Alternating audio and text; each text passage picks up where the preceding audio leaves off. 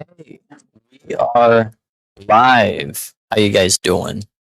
I don't know if there's any. Did you send out the link on Facebook? I am doing so right now. This is from last night.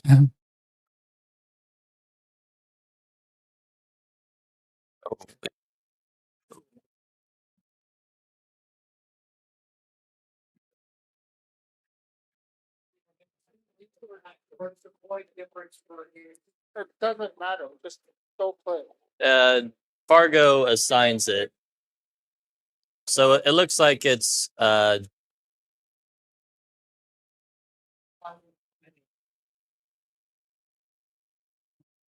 Fargo.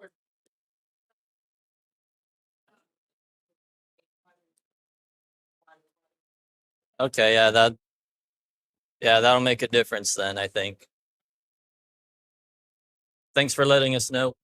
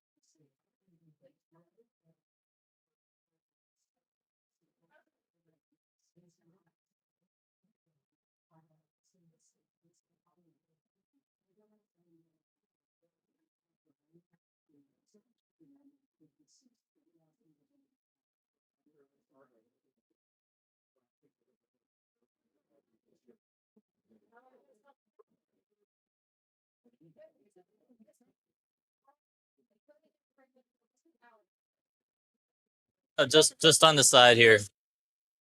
Come over here on the side.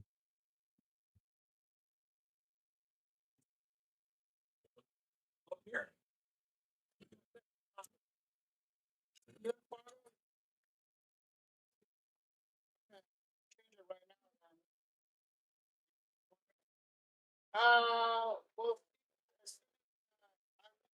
I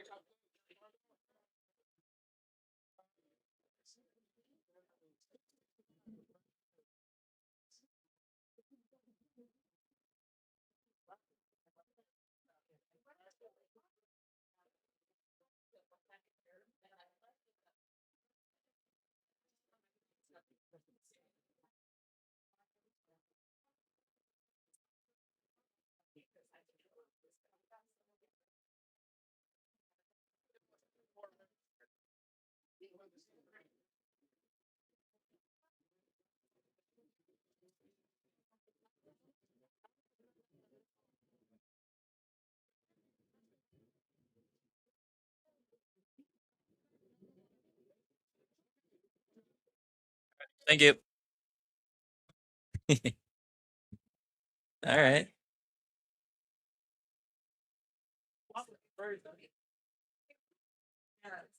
He should be. Yeah.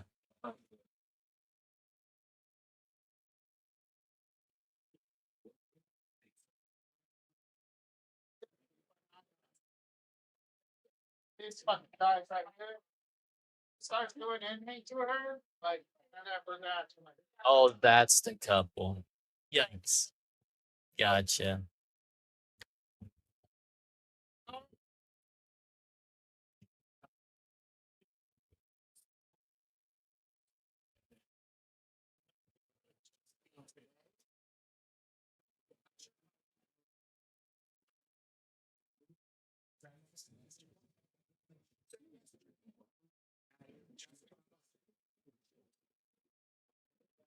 Sorry, Carl.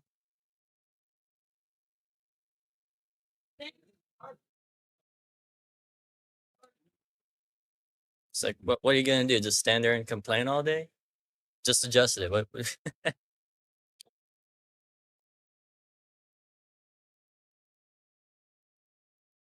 why just check your fucking Fargo. The Fargo's not right. Come to us now.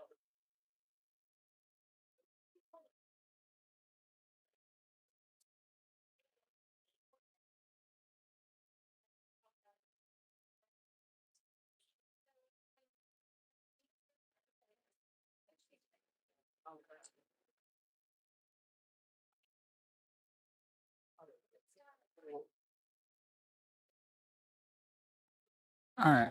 All right. I think we're getting. Oh,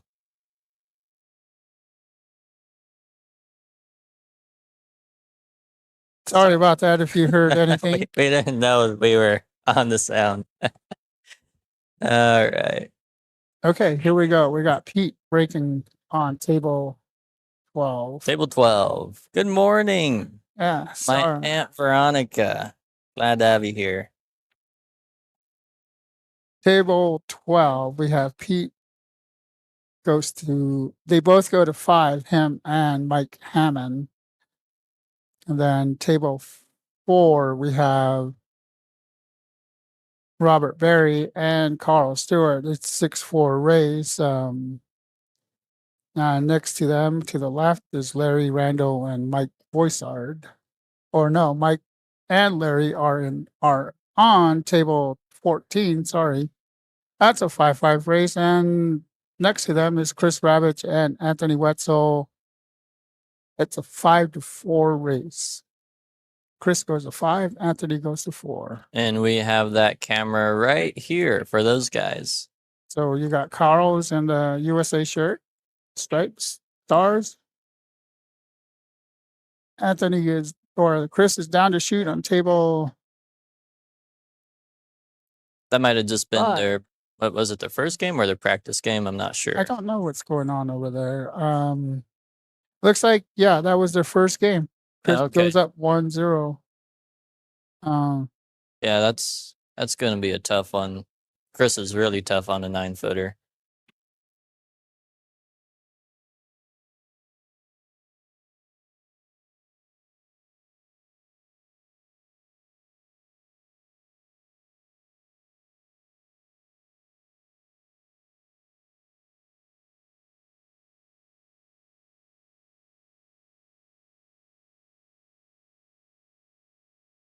I have a few disgruntled player, but pool players can overcome it. I hope. Hopefully that person will come back next year when we get everything all figured out.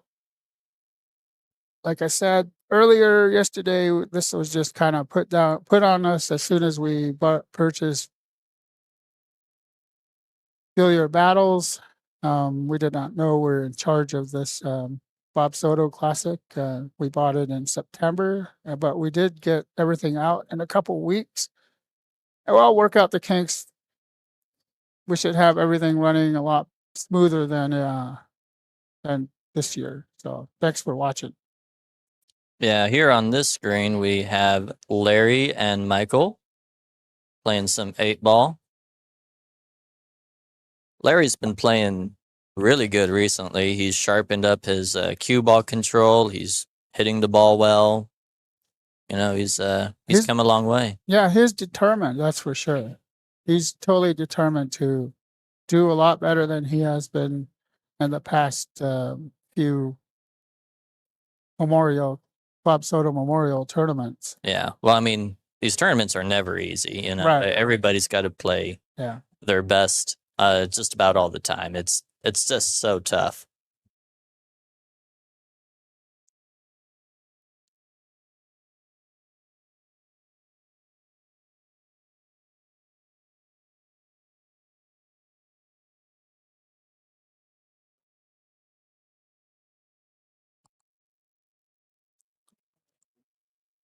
Yeah, I mean, right there, Larry got nice position on the 2.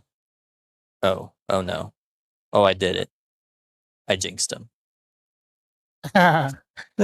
Commentator's curse. Yeah, I really I just it's almost just like a nice shot.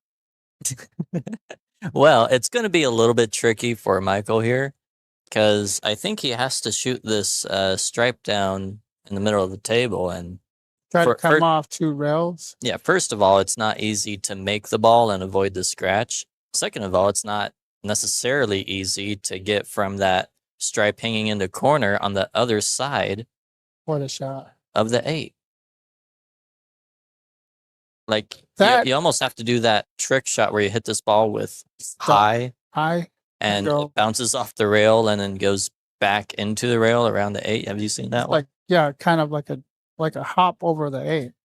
That or he could like squirt it over the cue ball and nudge the 8 ball into the 6 ball and leave That's- the 8 ball I guess that's asking for a lot. just like that. But That's he asking did. for a See? That just like that. I would have done the same thing too. That's what I saw and that's how I would have shot that shot because trying to do the trick shot with the cue ball bouncing off this the rail, top rail, and then going around it, that usually when I try that, it just goes and then it goes right in the pocket. Mhm. Well, he's in a really tough spot now, so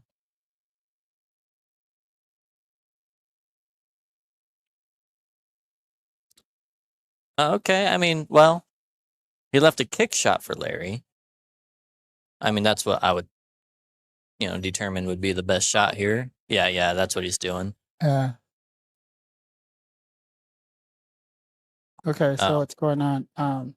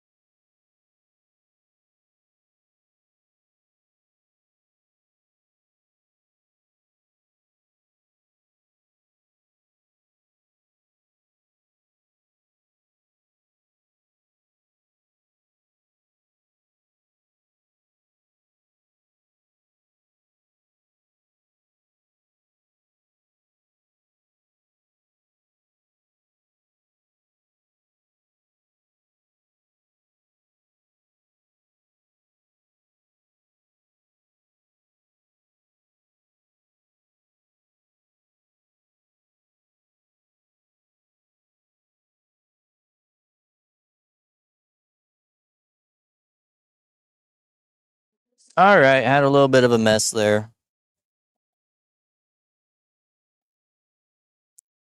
But anyway, let's let's switch over to table 12 here. We got Pete Lodka looking at the 5.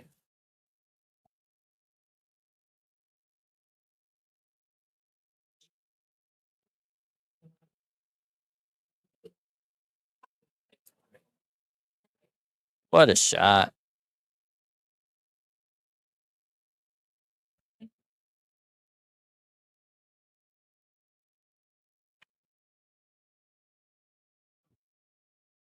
Pete Lodka with a really nice out there.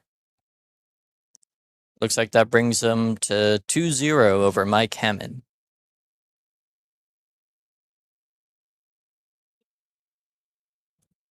Thank you, Miss Awesomeness. Are we still working it out over here? Robert Berry's waiting on Carl Stewart to return. There was a little mishap, but we got it worked out.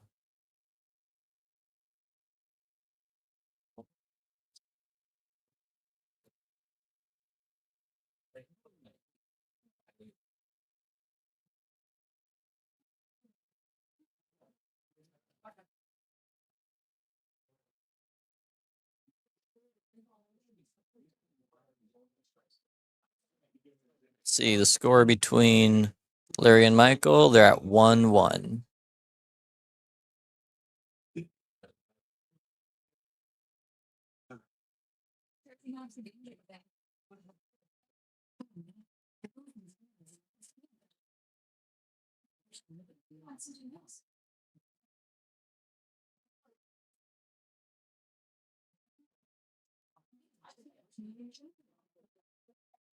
So you need to swerve this a little bit. Looks like he needs to swerve into the 13. That being Michael. And if he does that successfully, it looks like he'll have a shot for the 11 down in the corner.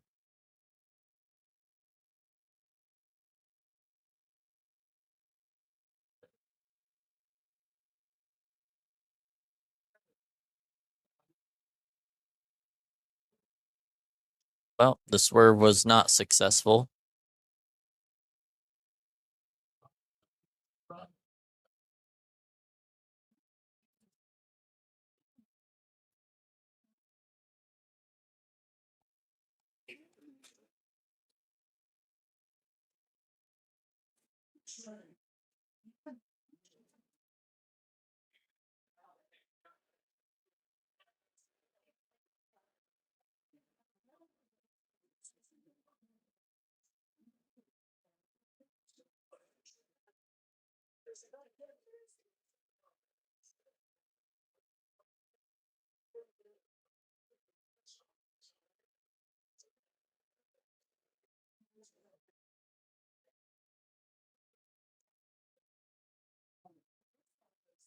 Nice speed control there. I think he's pretty straight on that 7. Stop shot for the 2.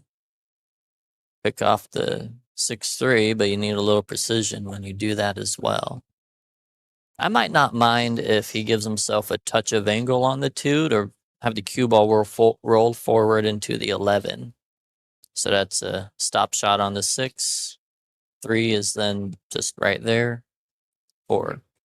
That's maybe what I would look at.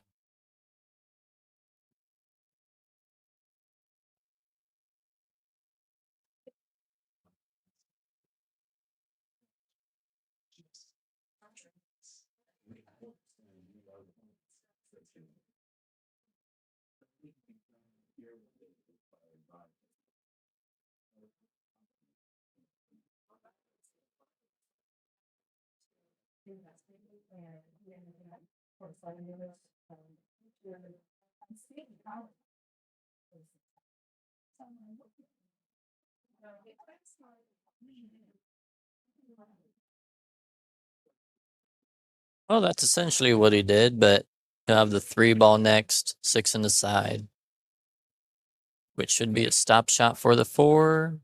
Well, cue ball on the rail, not the nicest thing in the world. He should still probably be able to get out. It's just a funny position. Just the wrong angle.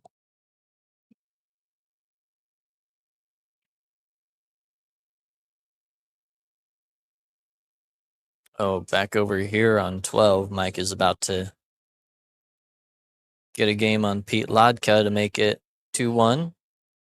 Favor of Pete.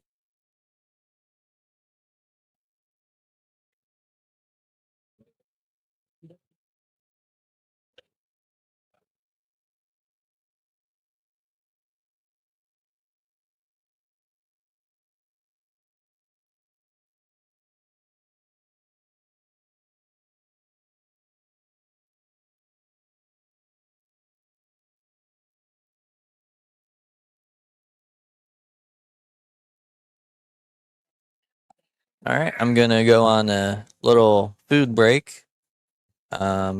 But we'll try to keep the cameras uh, on important moments.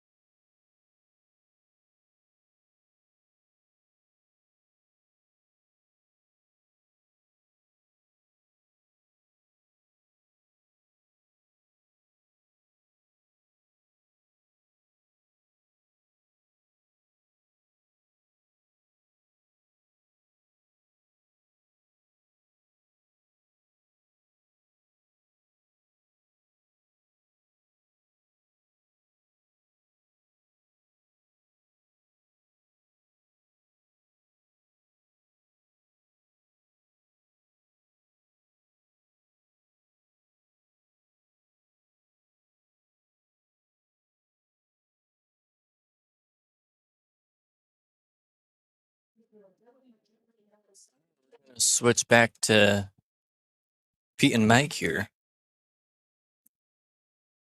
Pete's up 3-2. And it's most of the rack is fairly open. But that 11-14, I believe it is. 15-14. Yeah, that 15-14 is a little bit odd because you can't get the 15-14 in as a combination. Oh, he's solids. My bad. I should be paying better attention.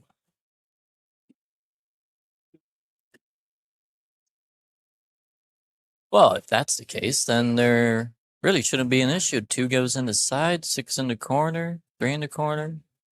Probably use the 2 as the cue ball for the 8. Yeah, never mind. No problems here. I'm just putting issues where there aren't any. Oh, just barely made that ball in. He hit it a little bit thick to cheat the pocket. Cheating the pocket means that you let the ball actually rub the rail so that you can get the hit you want on the cue ball. In this case, it's to slow the cue ball down so it doesn't go too far away from the 3.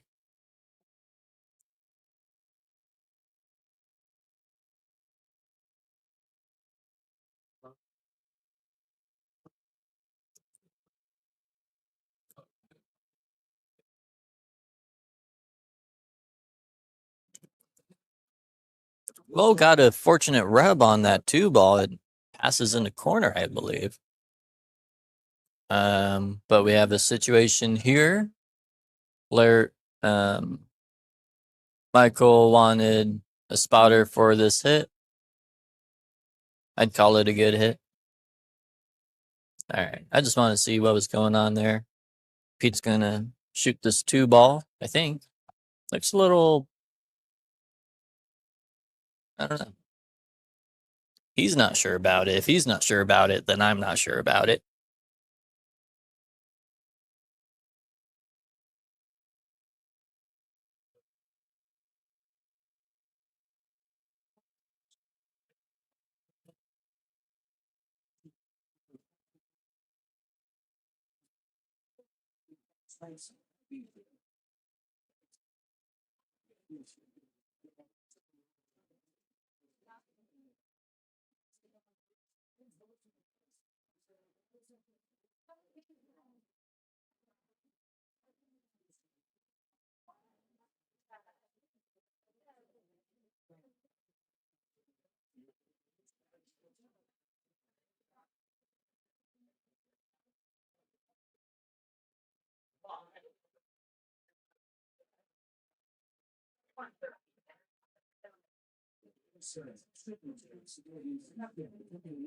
Oh, nicely done there from Pete.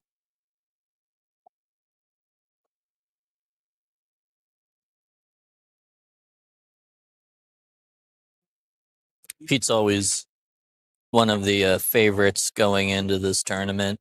He knows the tables well. He's been playing at Bob's for quite a while. And he's been a really good player. I'd say a great player for quite a long time, longer than I've been playing.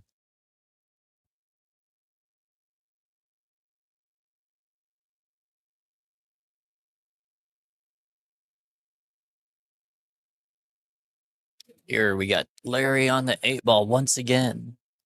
No question of a good hit here. Nice cut down the rail. And that brings Larry 4-1. So Larry's on the hill. He needs one more game.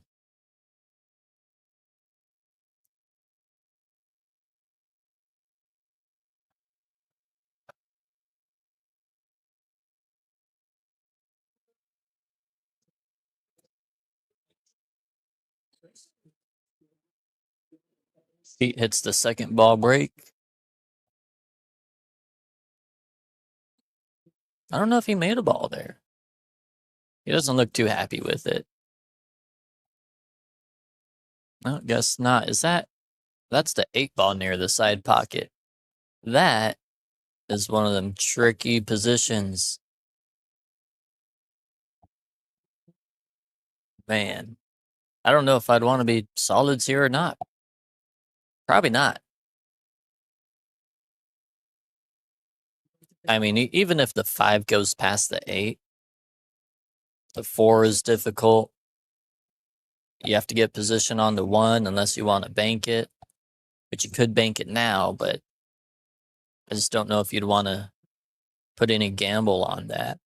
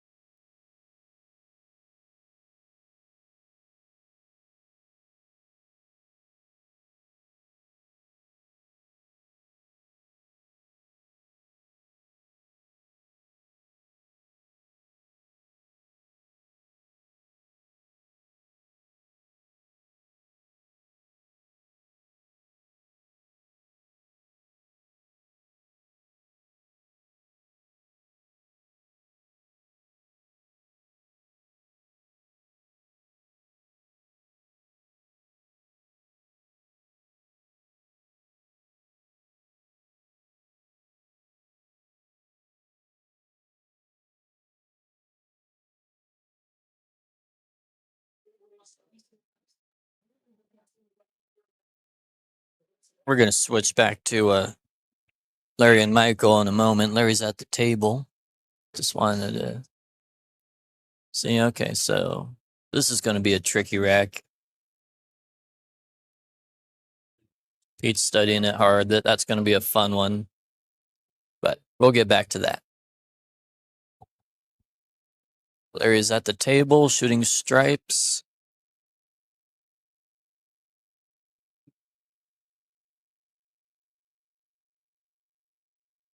I don't know if he's going to come off the 14 and draw into the 5 or try to go back and forth.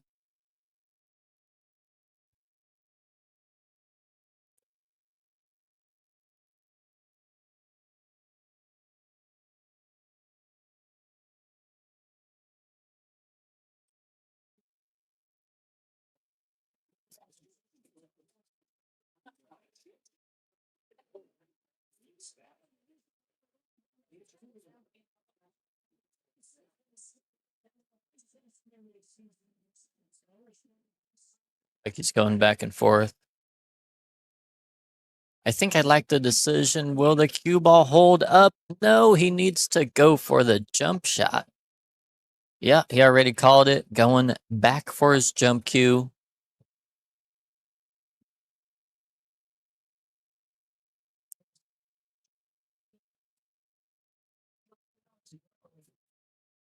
He should probably have a shot on the 8 if he makes this, either down in the corner or in the side, maybe.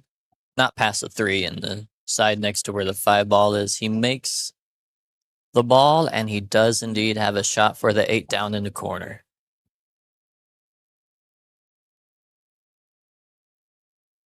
You need to stay true to your fundamentals, line up the shot, stay down on the ball.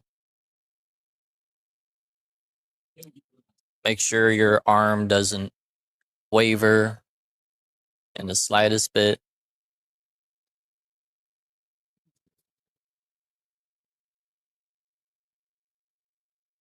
Nah, he missed. Oh, he made it. He did make it. Larry Randall.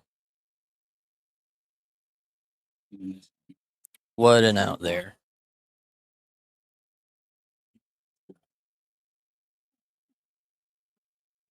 All right. Back to table 4. Or sorry, back to table 12. Give me a second, guys.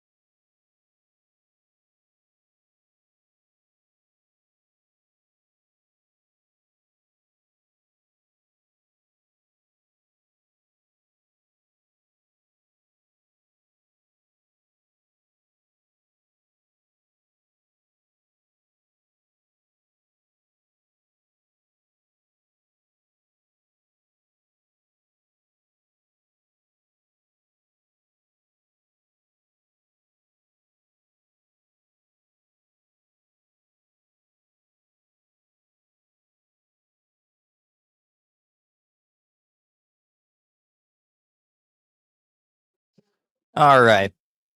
Back on the mic here, we got Pete Lodka. He is on the hill against Mike Hammond, 4-3. They both go to 5. Meanwhile, on table 14 here, we are starting a match with Anthony Wetzel and Rick Armbrust. Two very strong players. Anthony Wetzel's been working his way up, and he's just been playing real solid. Everything's been looking real good about him. Good guy, good player.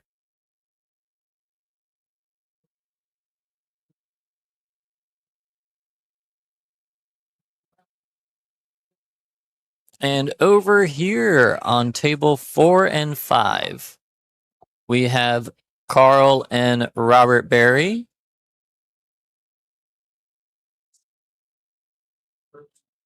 And on the table next to them, we have Mick Fennick and Michael Vorsard. I feel like I keep butchering his name, but hopefully not.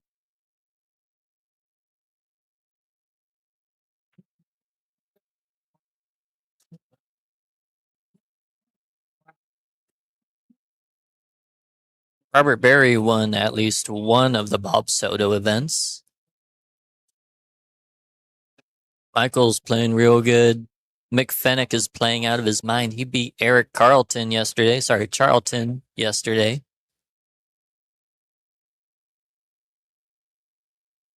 Rick's playing solid. Always plays solid. Real nice guy, too.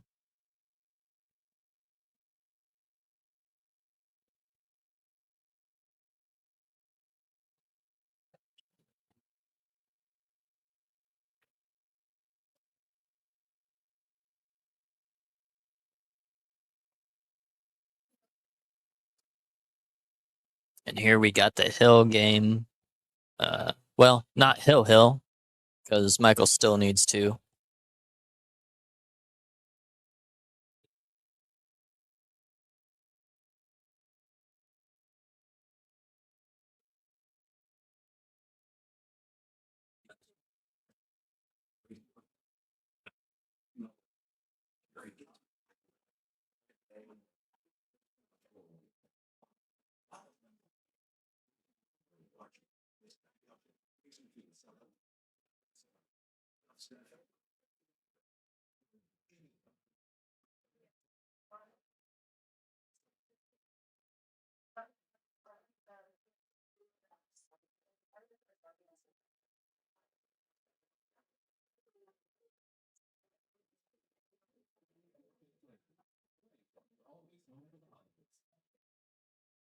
You can see the calculations going on in Mike's head.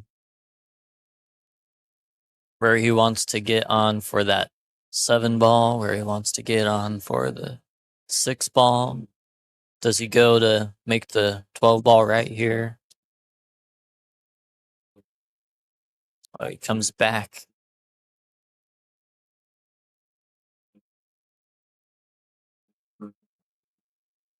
I don't know what happened there, that he double hit the ball. He might have. He should have just let the cue ball keep rolling, though.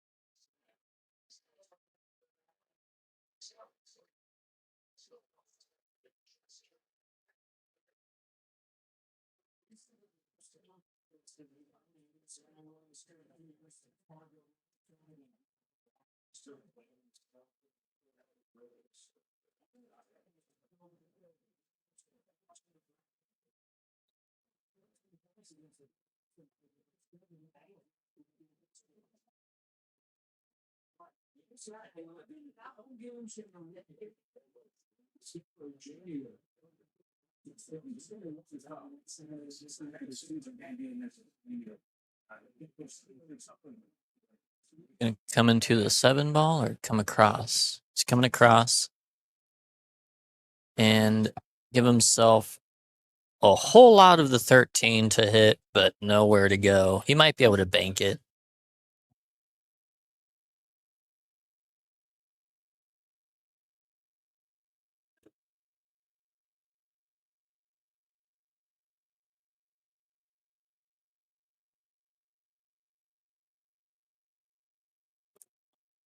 Back on this first game, Rick bumps out. I think he has a shot on the 8 ball here.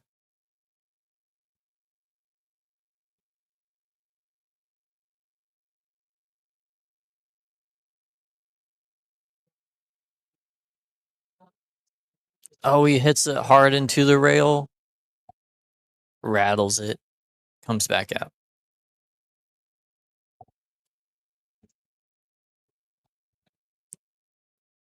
Over here on table 4 and 5. Well, first on table 4, we got Carl Stewart here. He's looking at the 8 and 9.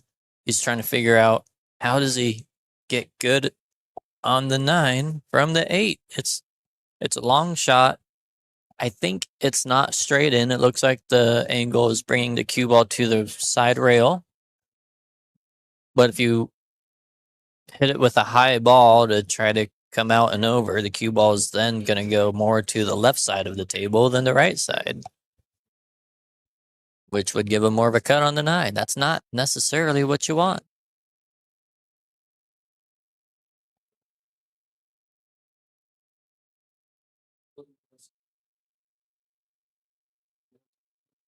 Yeah, he hit it hard, missed the ball. Easy to do. He played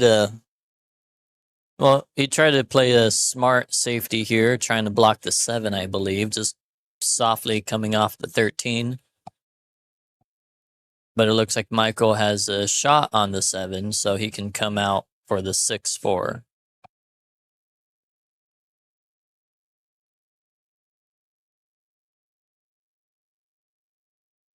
Robert Berry makes the 8-9 to win that game against Carl.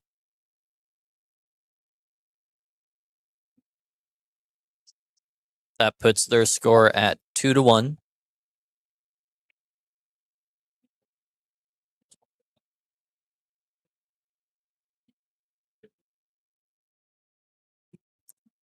Not ideal position here on the 4 ball.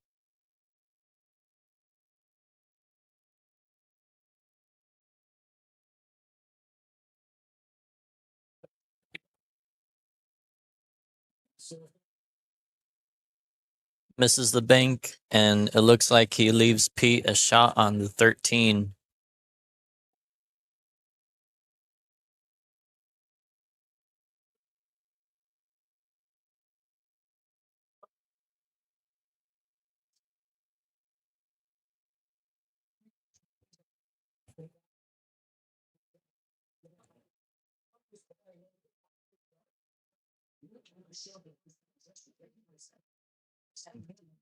Pete rattles the 13. Oh, man.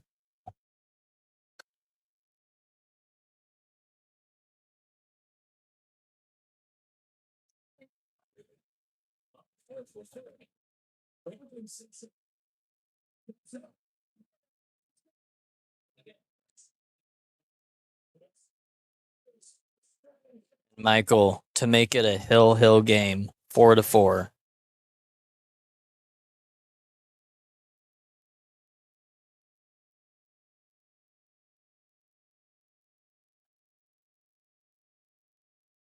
Checking back in with Rick and Anthony.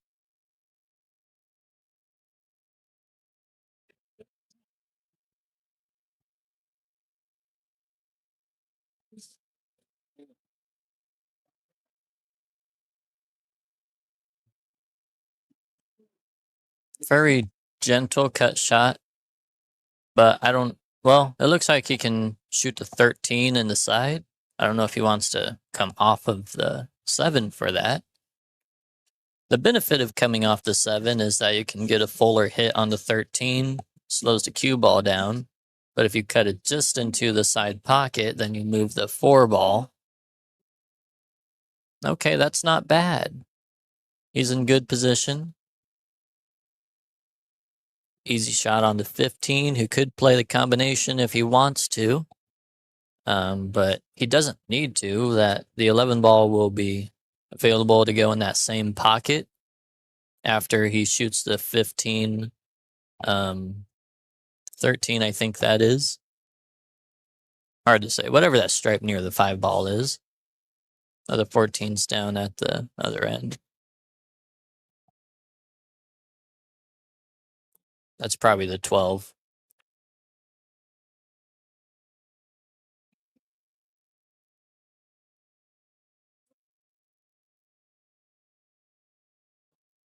He might be looking to see if the 11 actually sneaks by that 4. Not sure it does. He's looking. No, must not. He's electing to take this. I think it's a 12 ball. Come around.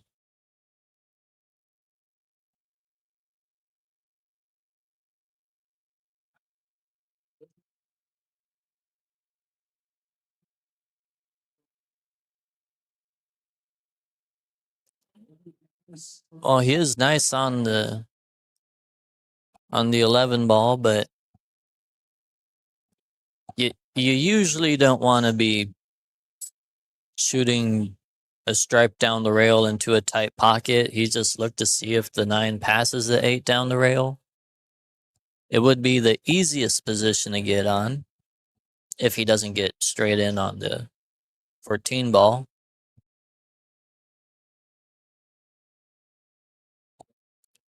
Could also potentially just drop it into the side pocket. Gave himself a lot of angle on this. Did not want the cue ball to go that far.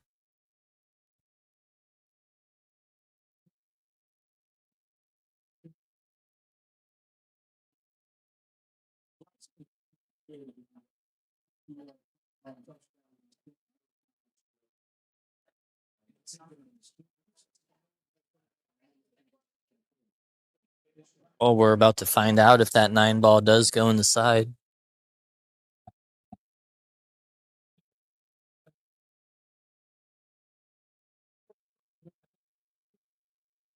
Just looks like a tough angle.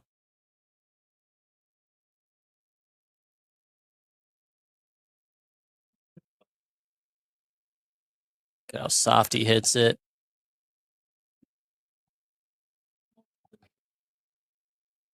Just looking at a jump shot to get over the 1 to make the 8. Maybe a little swerve shot.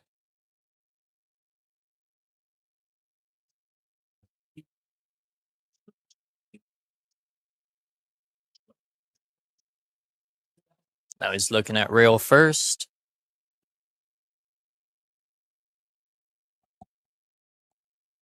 All of these options are difficult considering how far the 8 is from the pocket.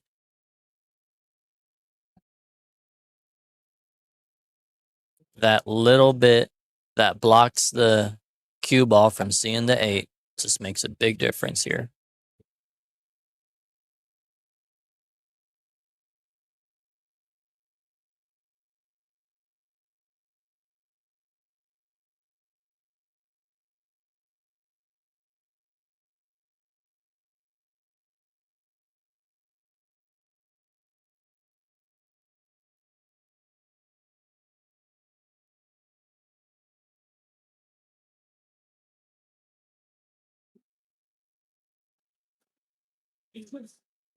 Anthony will likely run this rack out, get on the board, tie it up at 1-1.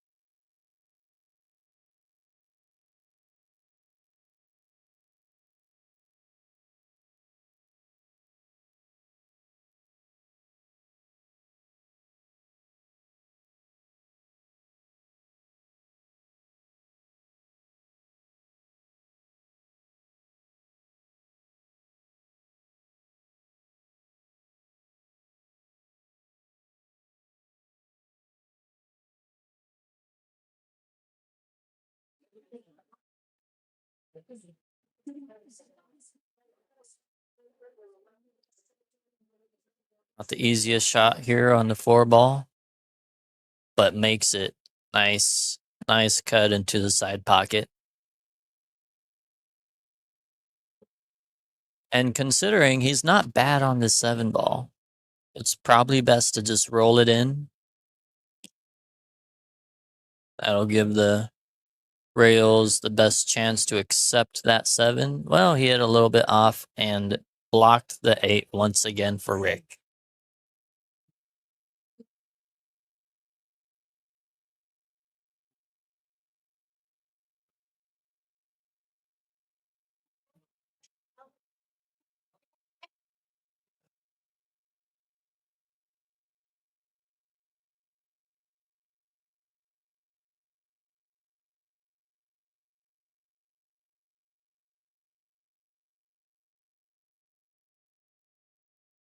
Stop taking the game.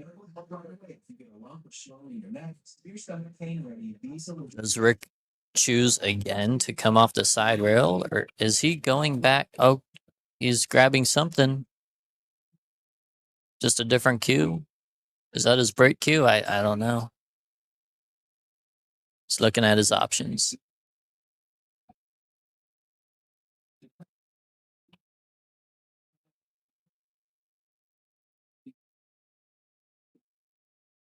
He's looking at where the cue ball will be going off of the 8 if he goes rail first again. Wants to make sure he doesn't scratch in that corner pocket. Big deal.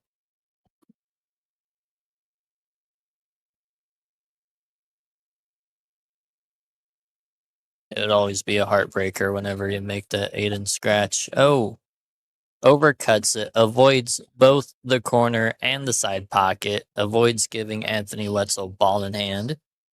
So that's one good thing, but you would typically expect Anthony to get out here, starting with the 1, 7, and then 6.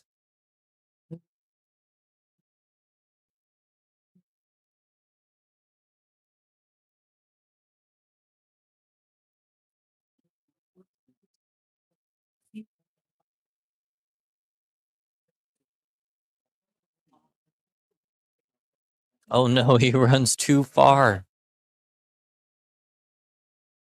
Gets a terrible straight angle on this 6 ball. This is tough.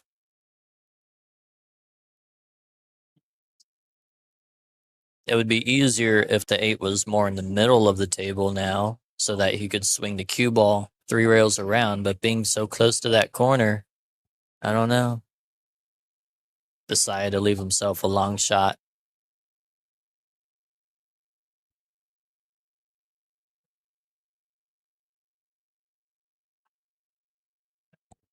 And it goes down. Nice out from Anthony, taking advantage of the missed position from Rick. Very nice.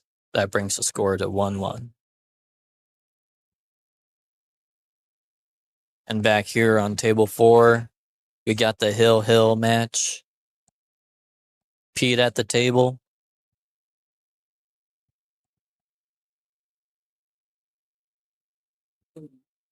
Is he going to draw back into the 111? He tried it. Well, he's got a cut on the 15. Can he get the cue ball to go back and forth into the 1 ball from there? I don't know. Kind of looks natural. I think if I'm Pete, though, I might try to just nudge that 10 ball away from the 8 and put the cue ball on the other side of the 15.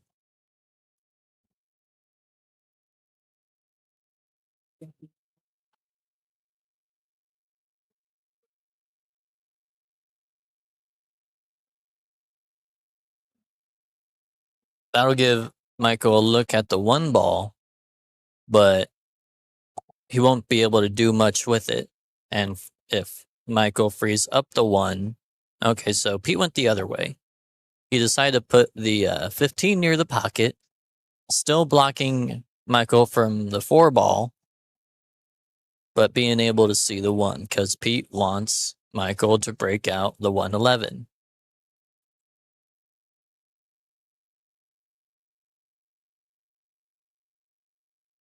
My guess is he'll just roll onto it real soft. That is what he does. Did break out the balls. I think he's left Pete a bank back to the other side.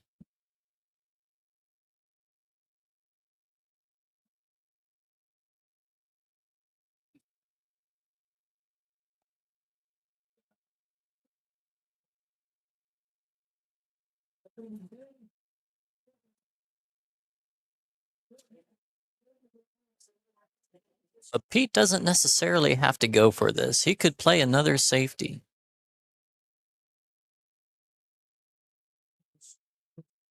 He could just tap the 11 ball. He's not doing that. He's going at the 10-8. I don't like this.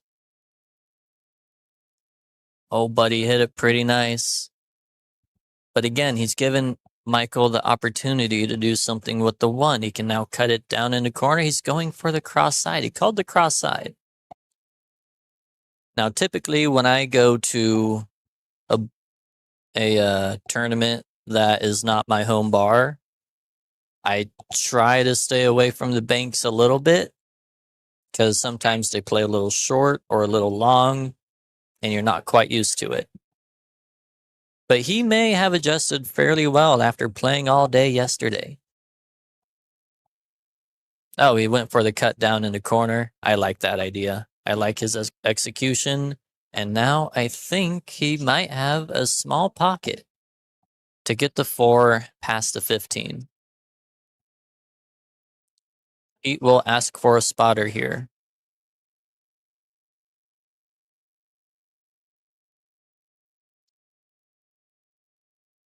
You can't see her. She's off camera. That was a nice hit. He didn't make it, but it was a nice hit. And he probably shouldn't be too upset. I mean, Pete can come away with some really good things, but it's definitely a tough run out for Pete, leaving since Michael left the 4 in the jaws of the corner. And it's in a position where Pete can't really have the 15 follow the 4 in. I mean, he potentially could, but that's just tough. His best option, in my opinion, is to make the 4 ball with his 15 and use those 2 stripes to lock up the cue ball, blocking the cue ball from the 8, try to get ball in hand for Mike.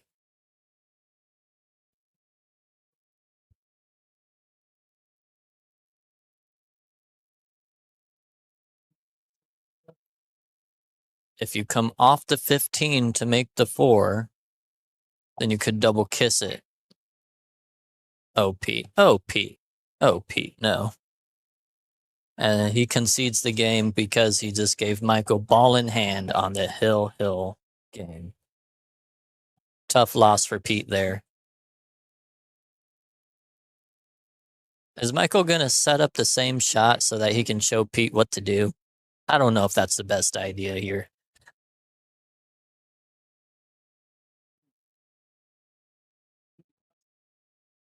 He's like, you go here and you do this.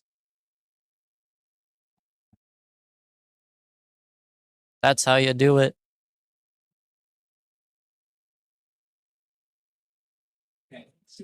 Pete just says, yeah, disappointedly. Understandable. But he did well. It was nice to see Pete out playing here.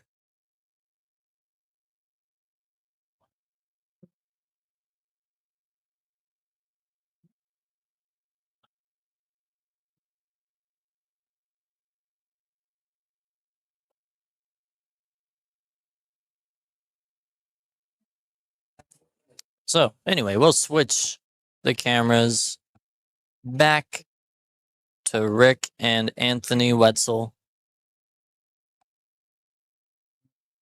Wetzel the Pretzel is what we call him. I'm just kidding. We don't call him that. But it is fun.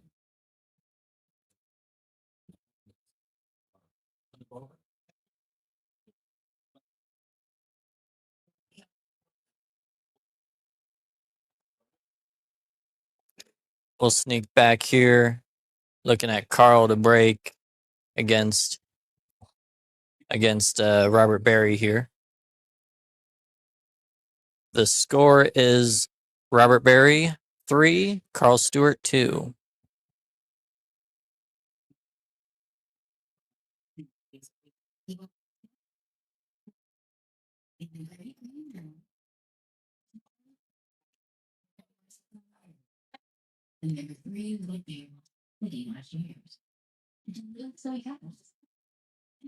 Oh, change of plans. We're having Robert Berry to break.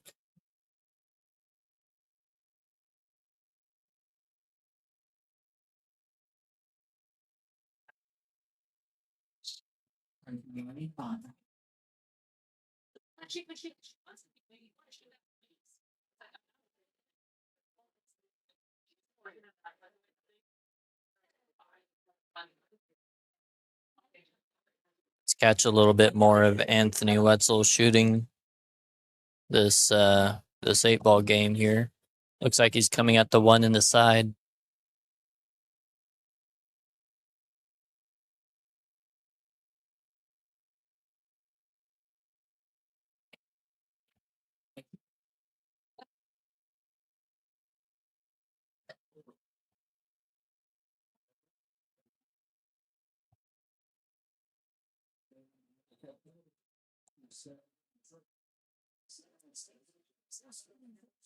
All of Rick's stripes are down at the other end. Well, he got what I would say is probably the proper position to get on the 4, or sorry, to get on the 3 from the 4. Just needs to hit it with a little bit of low. Oh, he's coming at the 5-ball here. Okay. Has a different idea in mind. Overcuts it. Overcuts it badly. Gets a lucky roll to hide the cue ball. But I think Rick can still hit the 13. So if Rick can hit our left, his right side of the 13 at all, then he'll just hide the cue ball under the 15. Try to block Anthony from the 4 and 5. Oh, expertly done there. I mean, it's one thing to call it. It's another thing to execute it. Nice speed, nice hit there from Rick.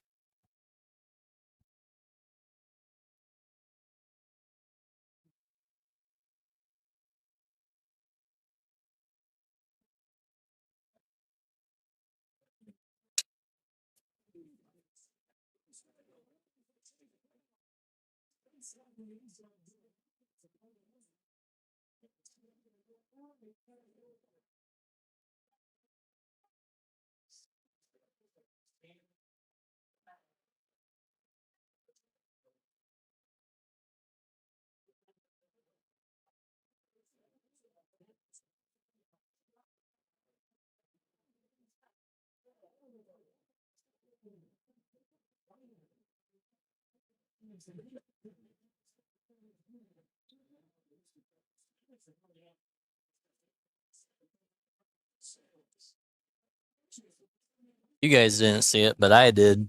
Robert Berry just made a nice 3-9 combination to bring the score closer. Well, closer in the sense that he needs 2 more games because he is now at 4. Carl Stewart is at 2 games. He still needs 1.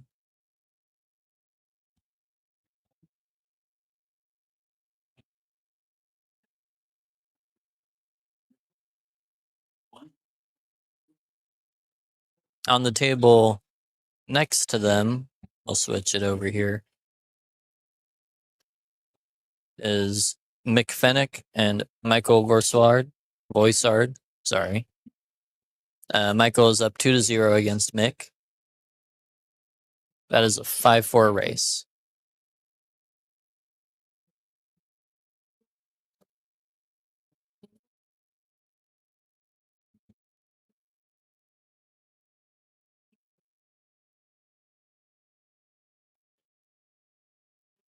We'll watch the break here, and then I think, oh, no, we'll watch the break over here first. Nice. And then we'll watch the break here. I like watching a break.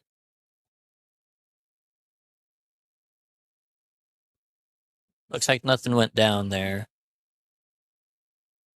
But also no shot on the one for Carl. Before the 8-ball match here.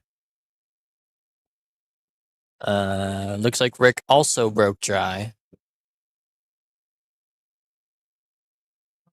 And Anthony comes to the table.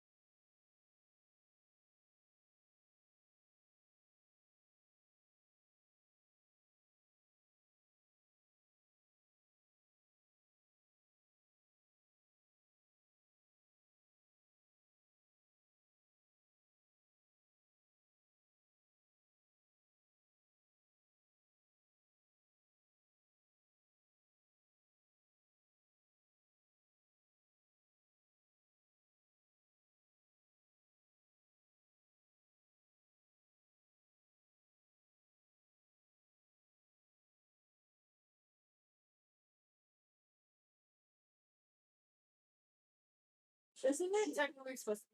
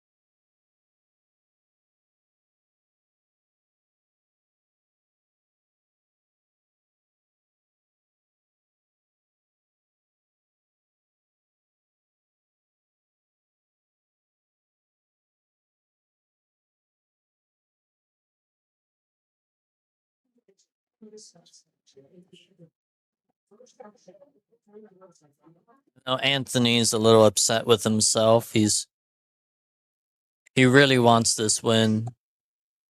Nothing against Rick. He's just a very competitive player. I think Rick rolled a little bit far. Oh, did I say Rick rolled? I don't have that button. Sorry, guys.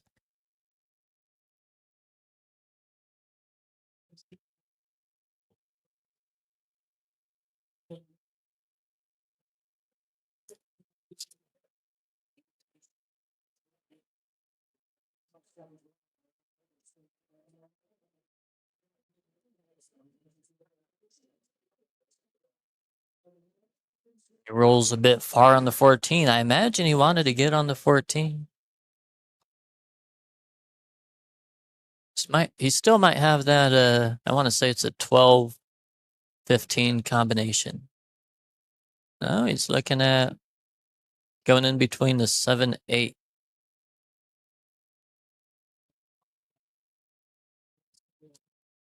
Nice shot on the 9.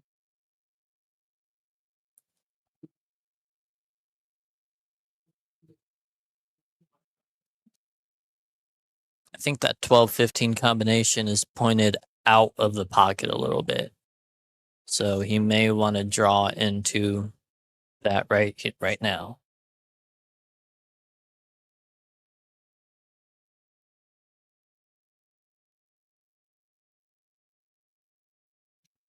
Just double checking his angles, being real careful.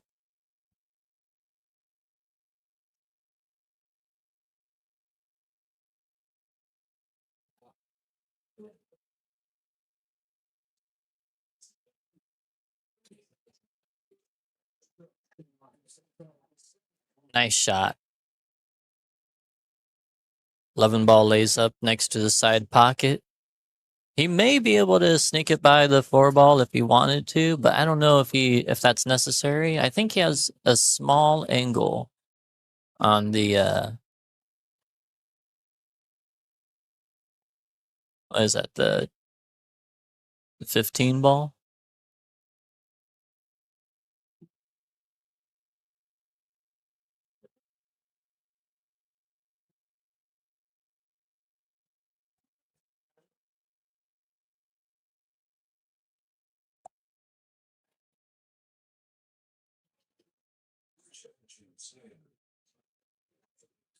Oh, he punched it over way too hard and with a little too much high, so it floated forward instead of back into the side, which just kind of shows you how difficult that angle was because he was very straight in, and he punched it and made the ball. So that's something, but now he's in a tough position to maybe bank this one back to the corner. Hangs it up.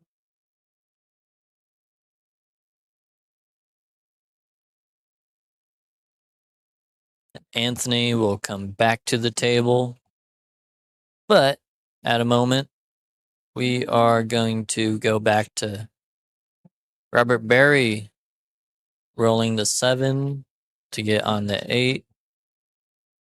A little bit straight on the 8.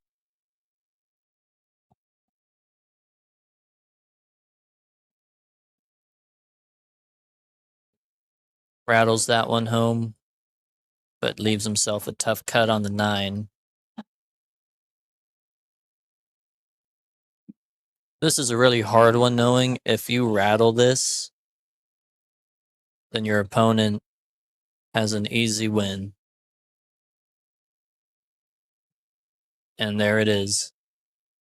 He cuts the 9 in and scratches.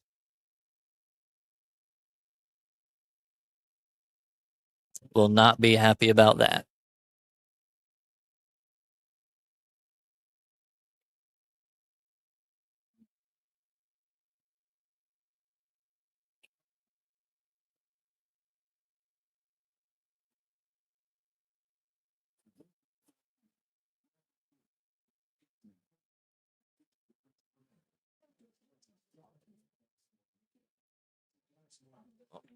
Carl Stewart defeats Robert Berry 3-4.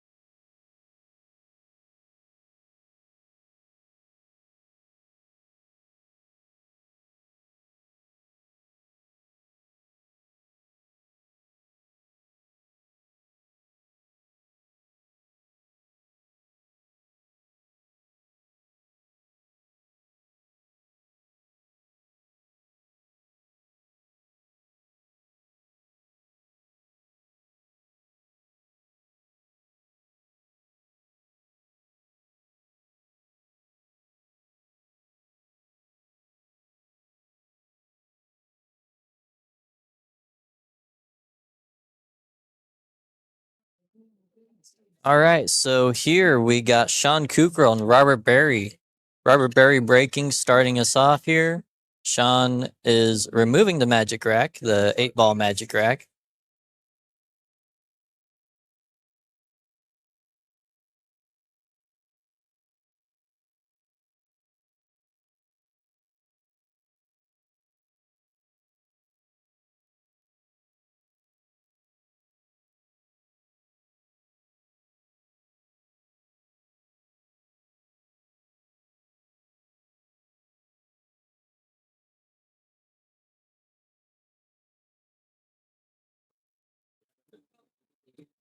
All right.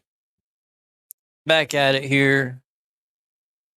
Looks like Sean's starting off with the solids.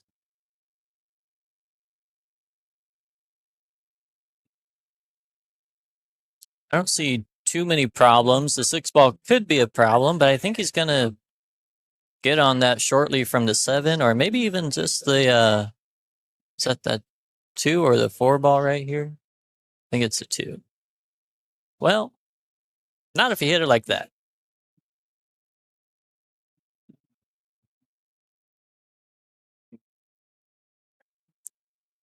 Robert has the 13 to shoot at, or it looks like the 9 passes the 3. No, 1 is blocking the 9. He cannot get to the 9. So I guess it's just a 13, which, not too bad to start. Well, unless you overcut the ball.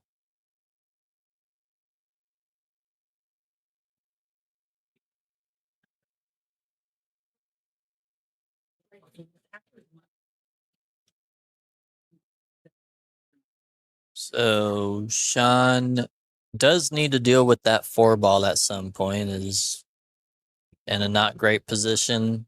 If he gets fairly straight on to 3 to get on the 4 later in the rack, that would be ideal. He's calling the 7-2 combination. Will likely try to get on the 6-ball here. Yeah, it looks like the 6 is next. 7, 1, 3, 4. I believe that is the plan.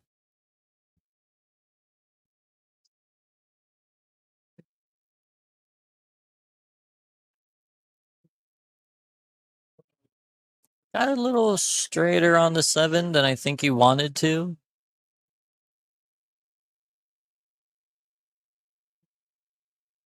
Might need to hit it with some speed here. Let's get the second angle. Well, he slid it up okay. Not quite straight on the 1. It looks like he might have a shot on the 3. Not sure if he'll want to go for it there, or maybe he wants a cue ball to cut the 1 in and run into the 9. Can't say I'm in love with that idea.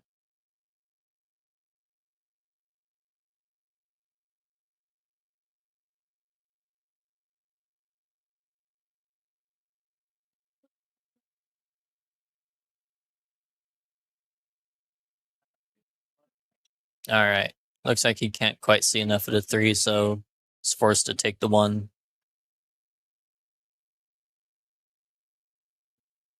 Well, look at that. It was a natural angle to just go ahead and make both of them. Now he's looking at just rolling up, taking position between the 15-13 to roll the 8 in the side. Looks pretty good from here.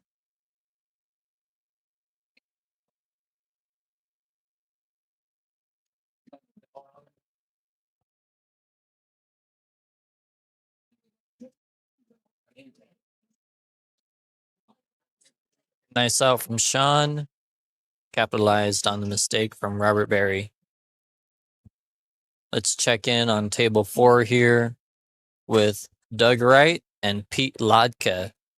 Pete has taken the first game down.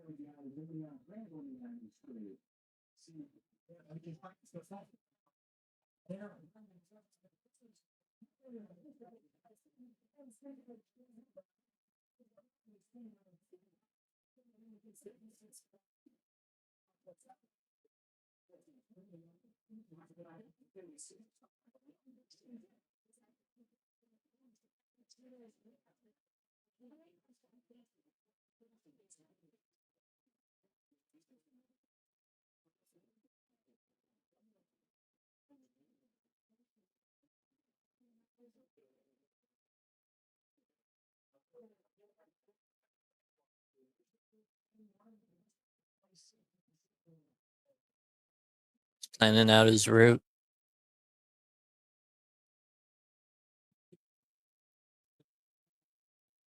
Sean broke and scratched, I believe. And he made, let's see.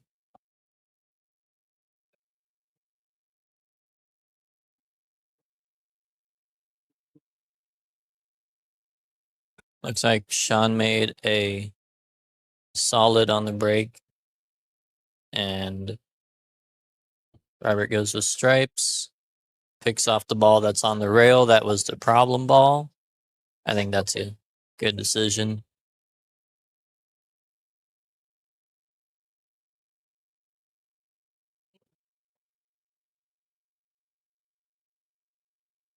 Doug over here on the 9-footer. Next to them is Mike at the table. Well, he's practicing.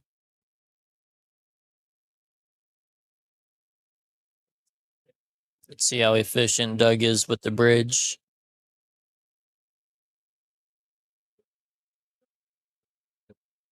Well, that was pretty efficient there. Nice cut.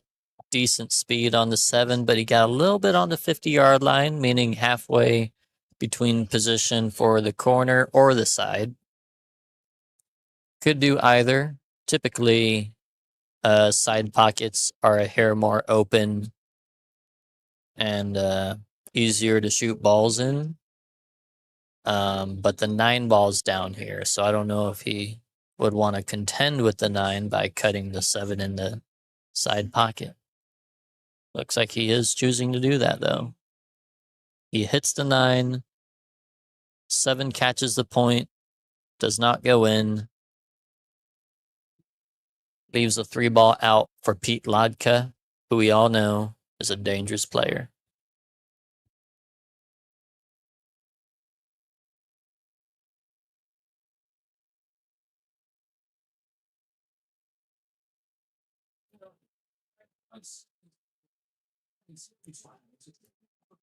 We're going to check this out here. Chris is watching the hit, acting as a spotter.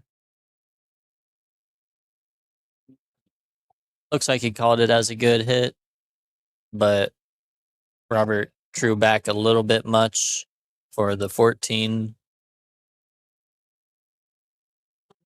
He may be forced to jack up over the ball and take the 15. I don't know. He has a bank shot.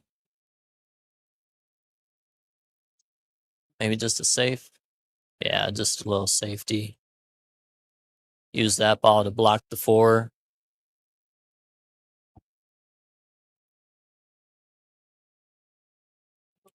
Pete Lodka ran out those last 3 balls with ball in hand to bring the score 2-0 over on that table.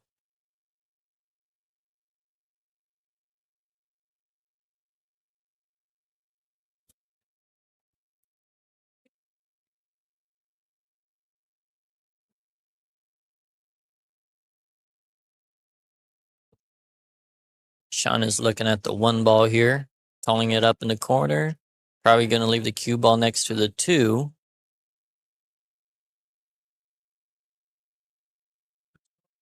Well, that he did, but let's see. The 1 blocks the side pocket for the 15. Robert Berry will now have a very difficult way to get out here. He might have to come up with some clever safety. He may have to make an amazing bank or cut. I don't know how he's going to win this game, even with the 7-3 tied up.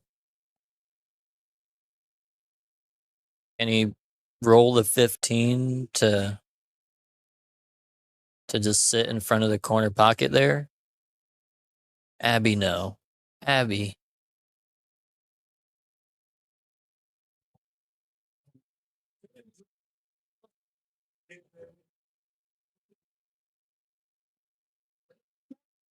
Well, not entirely sure. I think he was trying to move the 6 ball with his 15 and leave the 15 up there to block the 4, is my guess. Which was a difficult shot in the first place, but he had nothing easy. He had nothing easy going on there. Sean still has a little bit of work to do with the 7-3 being tied up, but he could probably work with that here.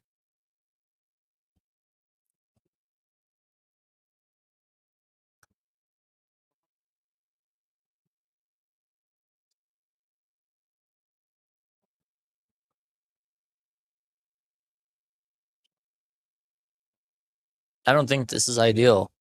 I don't know if he was trying to get on the 3 ball or the 4 ball there, but I think he either needs to take a tough cut on the 4 or just shoot the 1 in and draw back and hope he gets a better position than where he is now.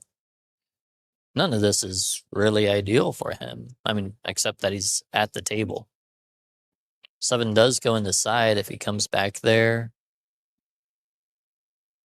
Has the 4 in the corner, but looks like he's kind of straight in.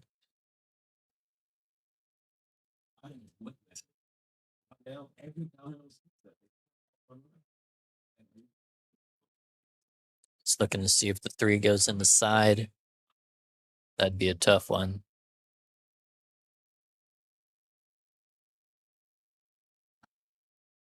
But that's what he's lining up.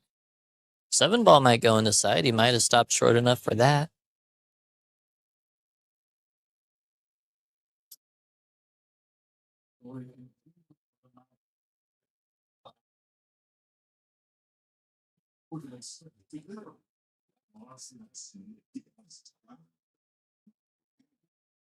Pete's running out on the 9-foot table here. Oh, and Sean puts himself on the rail. This is the last thing you want.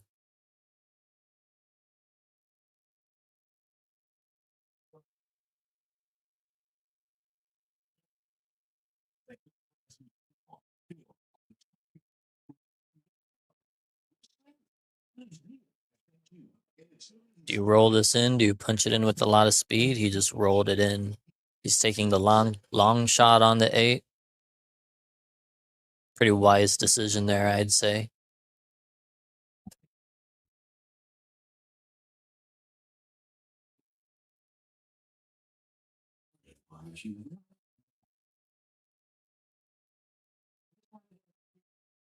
Well, sometimes you miss them. Pete Lodka right here. Another 3 ball out to go up 3-0.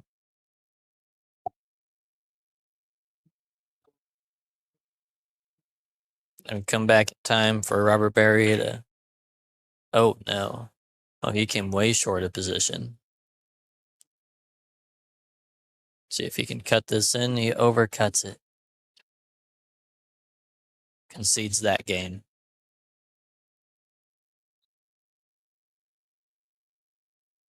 Sean Kukrow goes up 2-0.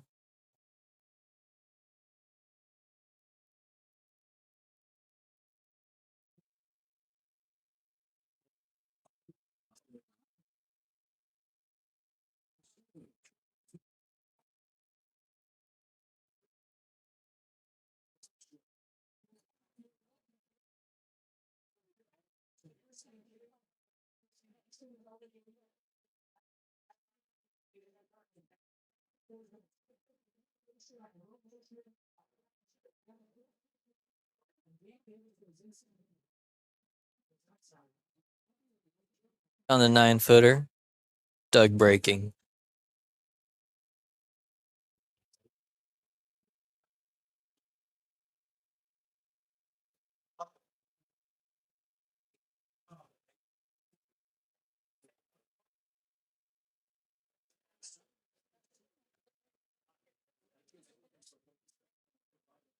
Robert Berry breaking on the 8-ball, 7-foot table.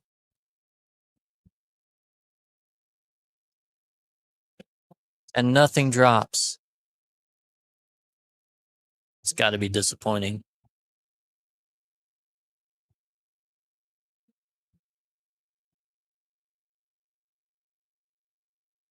The 5 is near the corner pocket, close to us. But the 11 is near the other corner pocket. 13 sitting in front of the side. 9, 10 are next to his side, but not necessarily the easiest balls to get to. He goes with the stripes. I think that is a wise decision. But he's a little bit straight in on this 13. He should be able to get to the 12 or 11 next. Or neither. Come down a bit far. He may have the 15 down in the corner. He's looking at the 12-9. Seems a little bit of a small pocket. Maybe the 9 can go off the 10 in the side.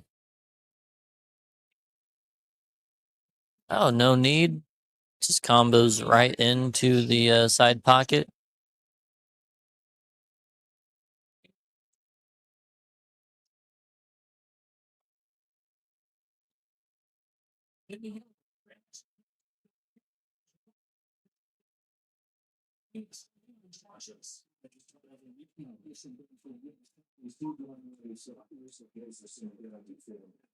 So Pete here just played a nice kick shot with draw to draw the cue ball back toward the 9-8. Doug has to kick 1 or 2 rails to get to the 2 ball. Or he's going for his jump cue. Looks like he's going for the jump cue here.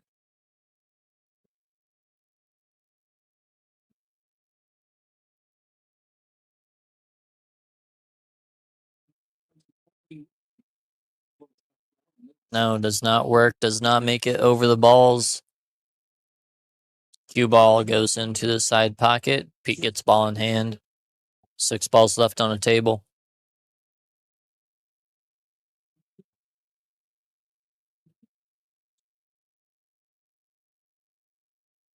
Sean's still at the table. 10 ball is opened up for the side pocket if he can get there. Looks like he called the 15 in the other side. I don't know if that's a great idea. He might have changed to the corner now. Let's see. Yeah, he went to the corner. And I'd say he's okay. I think he's got enough of the 10. Draw back into the 1. 12 goes in the same side pocket.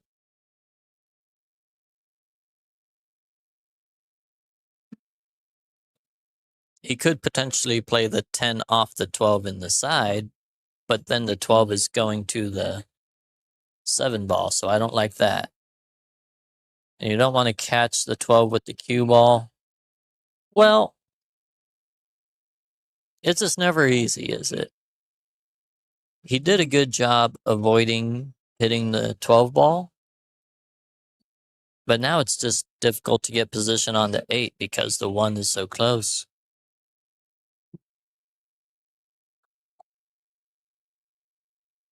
Oh, he fired it just a hair off of perfection. That would have been a great shot.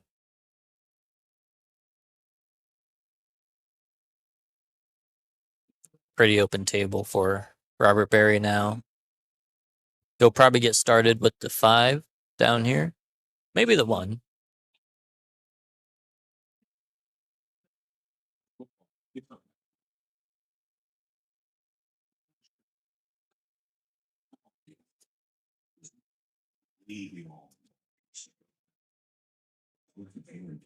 Yeah, starting off with the 5. Probably going to pick off the 7-3 here.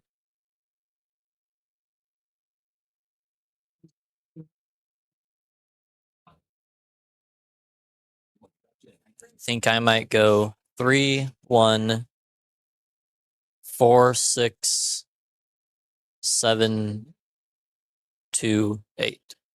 I think that's maybe what I would try for here.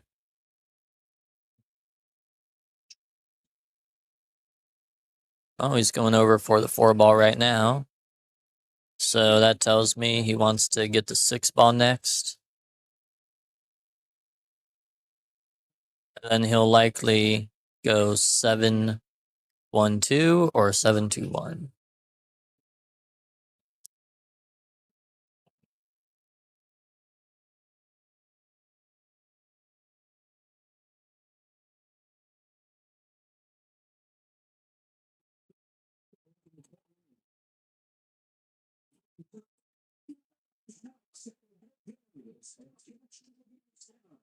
Rolls it real soft. Has his choice, but I think he should take the 1 ball. It avoids hitting the 8. He can choose to either draw the cue ball or go forward. Both are pretty simple.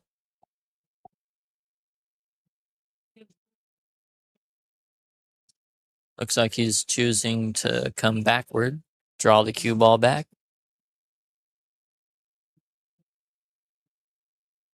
Leaves himself just a touch of angle on the 2 to come to the side pocket, play the 8 in the others, play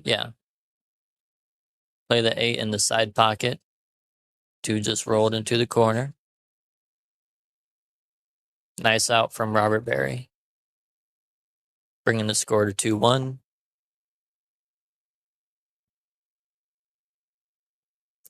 Here we got Pete Lodka to break. Doug came back and won that last game, so the score is 3-1 in favor of Pete.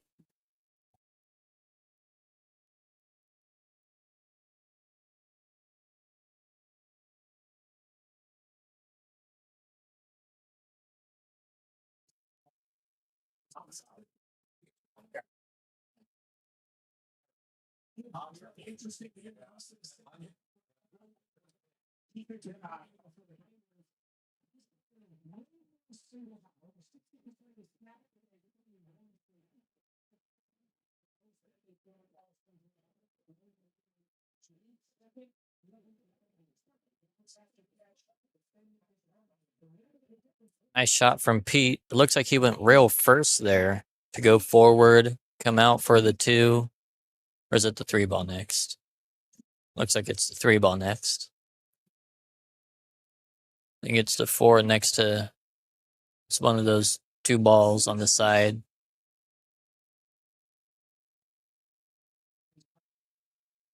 Five is backup table. So he'll be looking to bring the cue ball off the rail out toward the center. Did not run into the 6. Now he's hooked behind the 6 ball.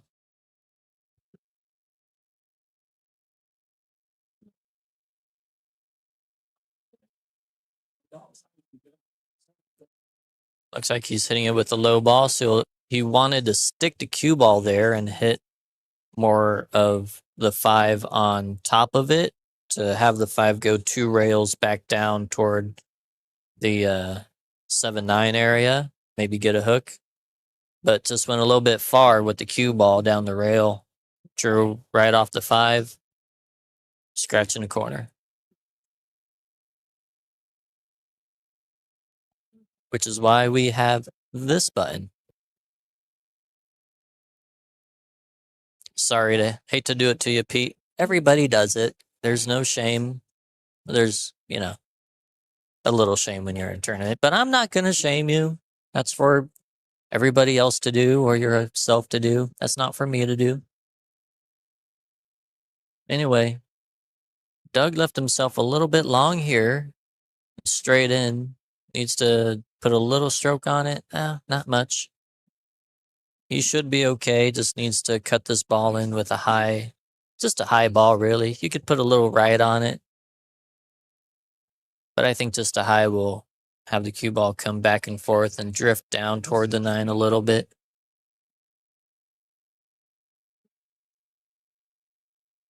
Just like that. Doug taking advantage.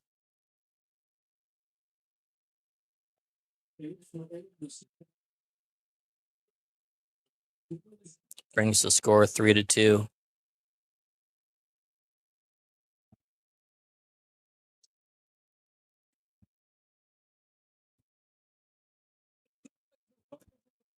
Robert Barry running out on the 2 ball with the solids.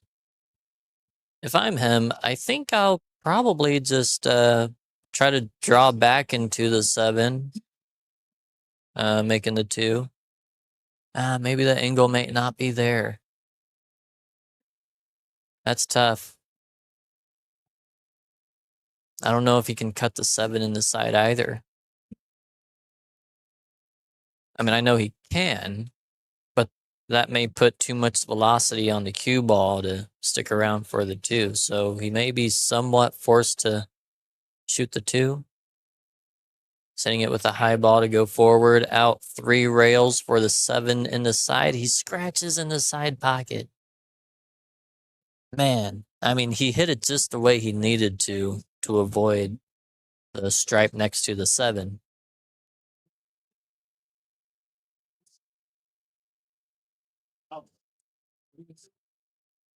That's just rough, you know? I mean, you have an idea in mind. This is what I need to do to come out for this shot. And then the cue ball tracks to the side pocket. You hit it just the way you planned. Came out on the path that you planned, but you didn't see it going too hard into the side. And if Sean's win this, then he's on the hill.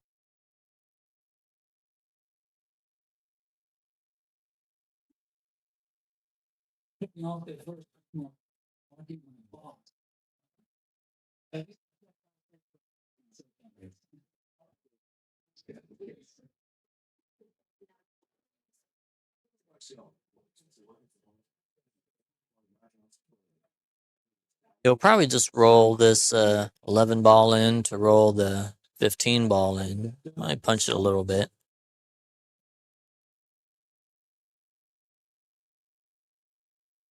He almost certainly used the 12 ball that's next to the side pocket to get on the 10 that's next to the 7.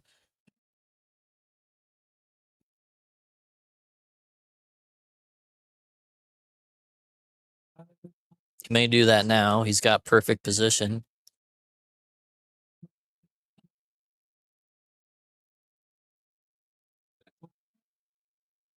He could shoot the 9 ball in, but all he would be doing is bringing the cue ball back off the rail to come back to the same angle where it is now.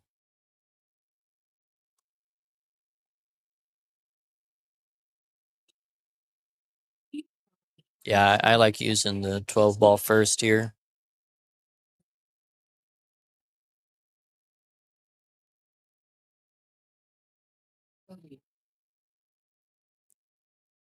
Yep, drew the cue ball just a 1/4 of an inch to keep it off the rail. Easy stop shot here. I think he's kind of rolling forward, but he'll probably just bunt it softly.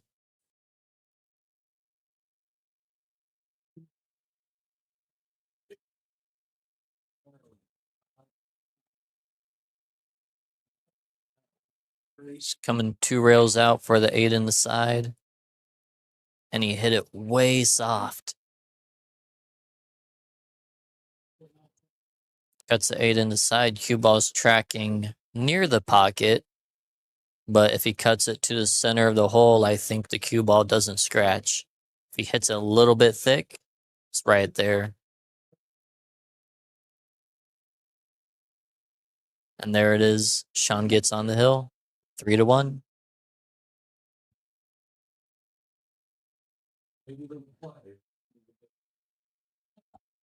Robert Berry has no give up in him though. He'll play it till the last ball is down. Great competitor. That's why he's always coming close in these tournaments.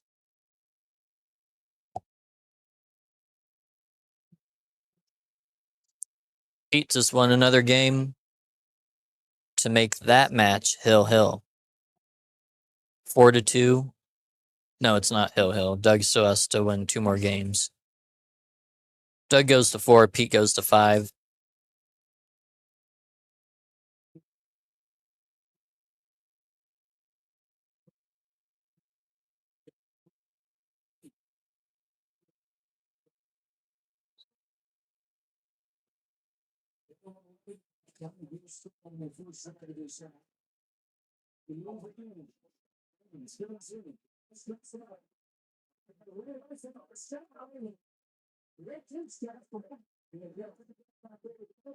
Robert Berry to break.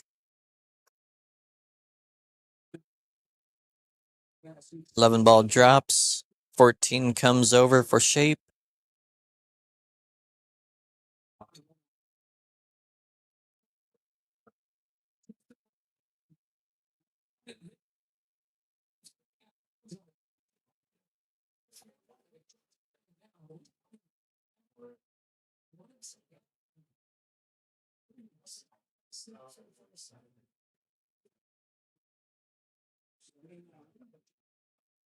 That 9 ball and that 12 ball will be tricky to deal with. Well, really just the 9.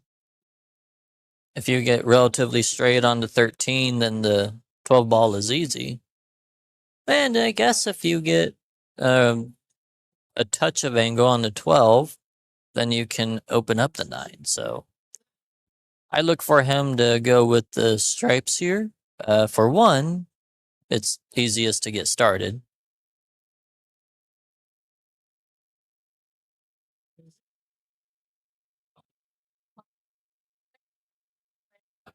For 2, I think it's just a better way to run out, especially with the 13 blocking the 3. 9 balls locking up the 2 and 5.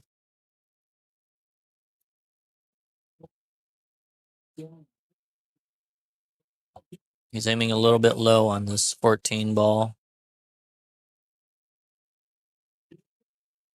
Looks like he has a shot on the 12.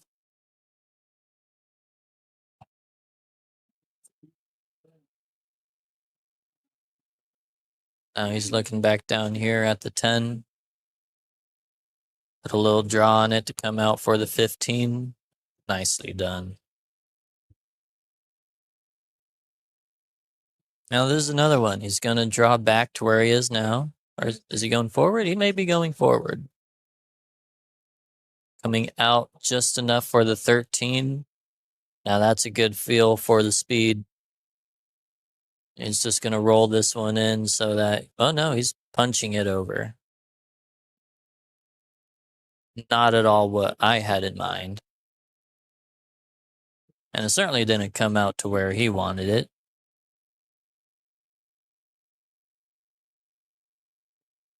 He was trying to break out that 9 ball with the cue ball and leave that 12 ball as an insurance ball.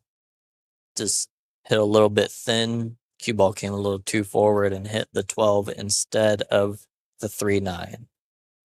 It happens, but it's frustrating when you're in a tournament and you're down 3-1. You need to win 5 more games.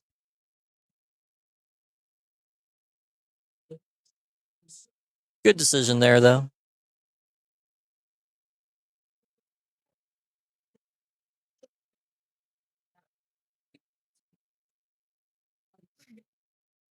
I'm sure he felt the pressure to run out, but he kept a calm head, made a good decision to just lock the cue ball up, make sure that he has another chance to come back at the table, maybe in a better position than where he was.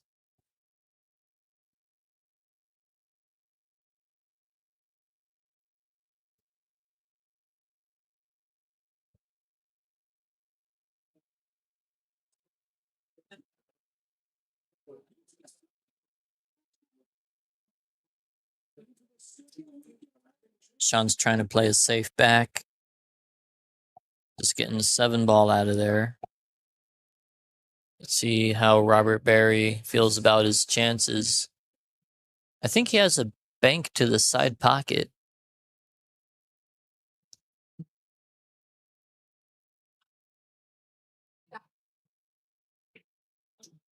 No, just played it safe. Sean may have a shot. Yeah, he has a shot for the 5 in the side.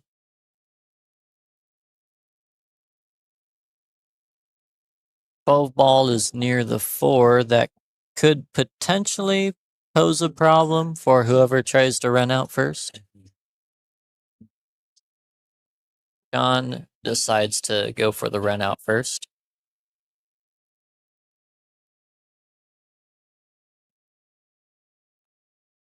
A little bit of angle on the 2, so he'll punch over, probably for the 1 or the 7.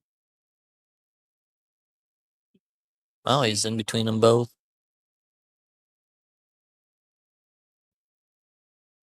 I think I would roll the 7 ball in and just touch that 12 lightly. You don't want to lock up the 6 ball with the 12, but that'll just lead for nice natural position for the 4.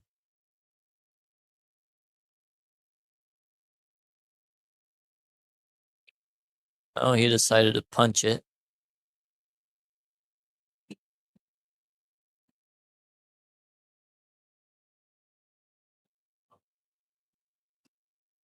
Going back across for the 1 in the side or the corner. That looks like the side.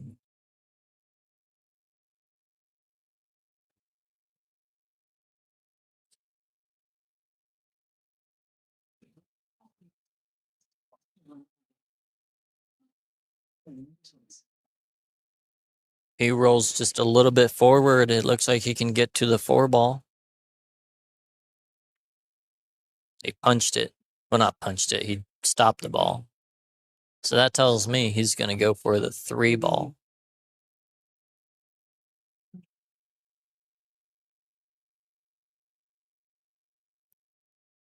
A little bit tricky here. You can put a little draw on this 3, but it's easy to hit it too hard and have the cue ball come back across toward the side.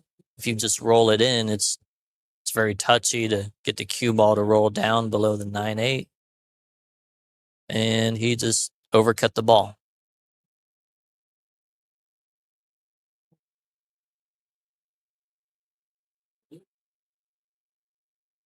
So Barry is definitely going to come at this 12. I don't know if he wants to cut it in or try to bank it. I don't see a good safe to play. Maybe if he comes across the top of it, cue ball goes to the side rail and out back toward the bottom left corner, leaves him a long tough angle on the 4 or a potential long shot on the 3. Could potentially do that.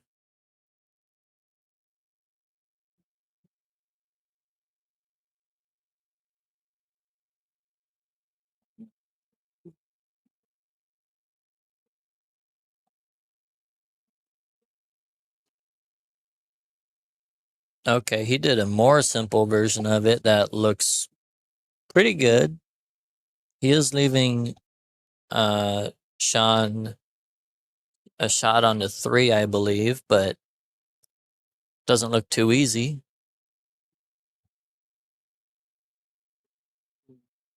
He may go for the cut in the side pocket.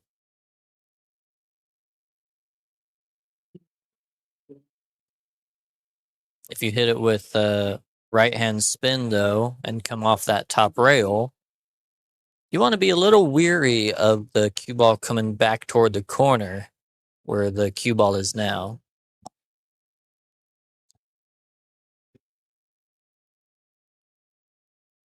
If you look at shooting the 3 into corner, the 9 is a big ball, and I doubt he has more than half a pocket for the 3.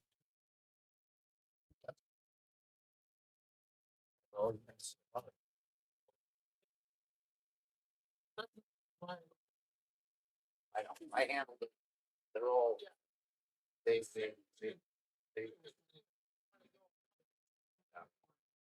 they were happy the way I talked to them. They understood and respect what I'm saying. Like, you can kick this out of here. Stone the devil. You know, they love how I. That's the problem.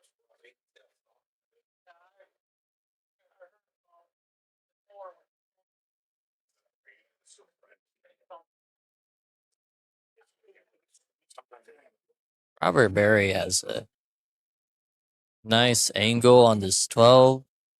I mean, it's just a little elevation, jack up and draw just a little bit. Make sure the cue ball doesn't go forward. And oh, he's got to cut a little bit more than I thought. Oh, he overcut it.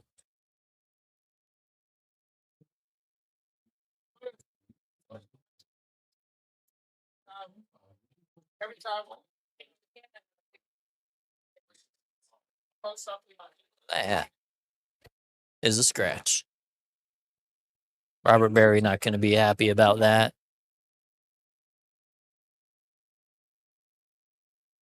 Sean looking at following the 3 ball up toward the corner to come out for the 4, I think. Yeah, that's what he's looking at here. I don't know if that's what I would take on here, but looks pretty good. Nice speed.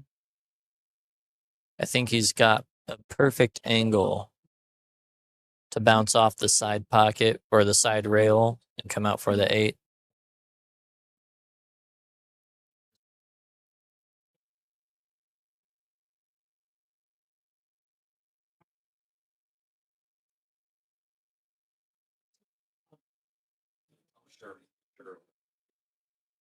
Sean Kukral for the win.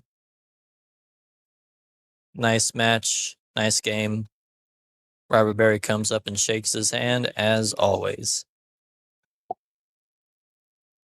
Meanwhile, back on table 4, we got Pete Lodka on the hill shooting the 9. Here he is.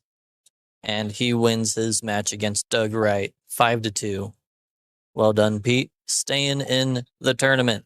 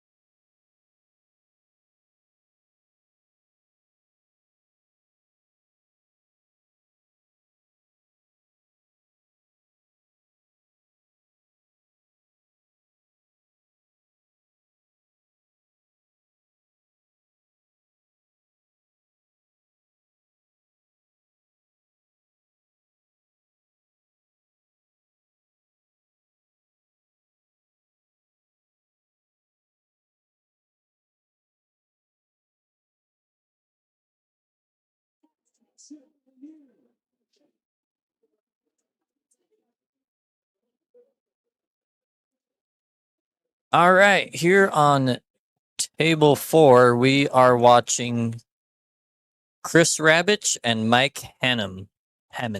Sorry. Watch the cue ball. I think it's okay. And Chris wins game 1. Unless that was a warm-up game. But I think that was just game 1. Over here on table 14, we have Larry Randall and Carl Stewart.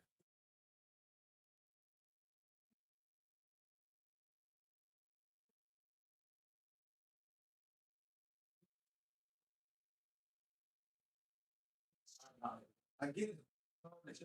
Hey, I'm pretty loyal. Been on the same team for 17 years. For 11. Switch my number once. I thought everyone I would pass the same guy. Comparison. I shoot the same stuff. We also have Pete Lotka playing Rick Armbrust over on table 14. We don't have the camera pointed over there for that at the moment.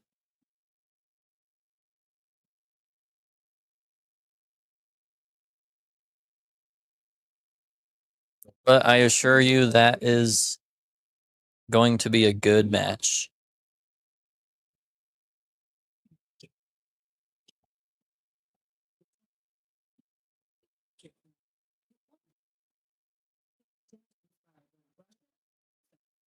And gets in between for 100% DXE. Your perfect clean to OB. All kinds out there. That's like the rest of the snack. Personalizes your insurance rate based on the work we're driving. So you're not stuck paying for someone else's mistakes. What? Is there something wrong with that there?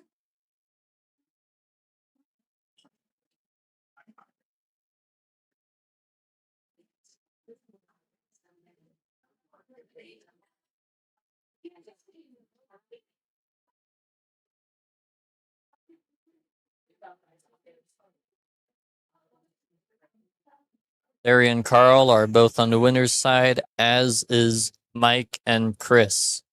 So the winner of these matches will be meeting up to play for the hot seat.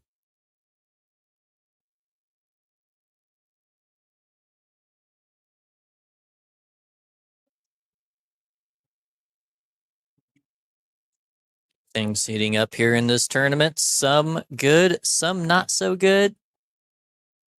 But that's just the way of life, isn't it? Well, ideally, you have a little bit of good in life, you know?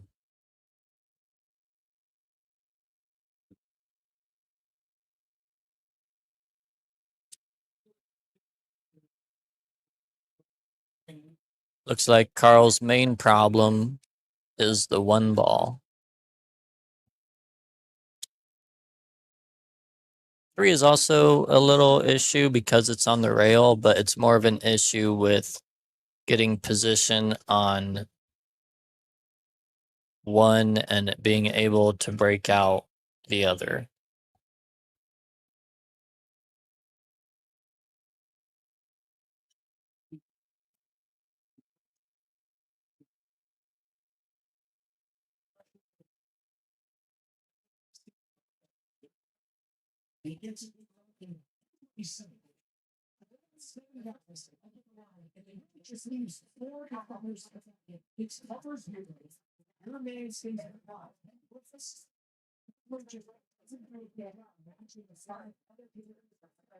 Makes a nice shot on the 4, but he's not ideal for the 2 to break out the 1. He has a good angle on the 3, but you really have to be in a near straight in position on the 2 to go forward into the 1-8. Otherwise, you want to play for a bank on the 1, probably.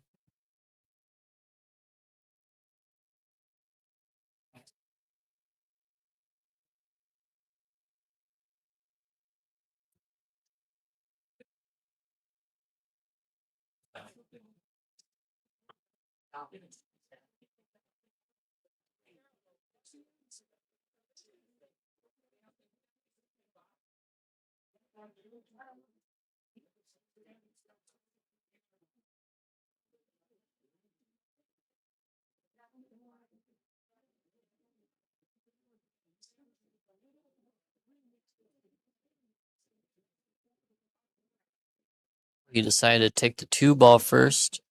Has essentially the same angle on the 3. I don't know exactly what his plan is. Maybe come between the 1 and 15. Maybe come. I think that's maybe what he was trying to do. Miss hit the ball. Larry comes to the table. Meanwhile, on table 4, the 9-foot table, Chris Rabich is here on the 7 ball, it looks like. Is he going to play a safe behind the 9?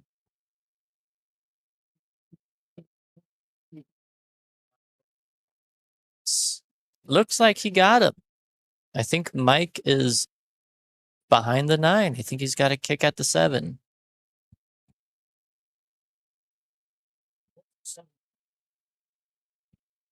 Excellent speed there.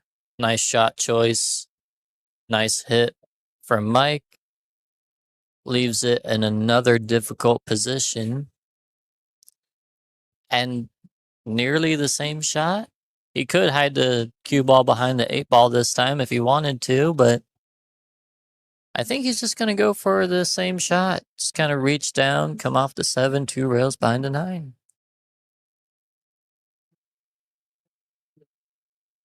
Yeah, he's going to look for the bridge.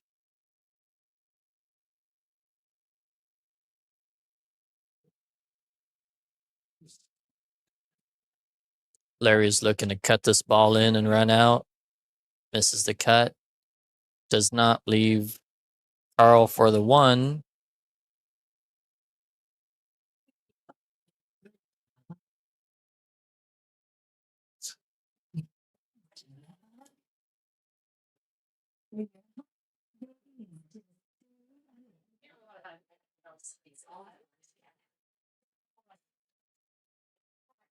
We're on table 4 here. Well, you can see that Mike just missed the 7 ball. But what you didn't see is that Chris went for the bank on the 7 and rattled it to leave Chris that opportunity.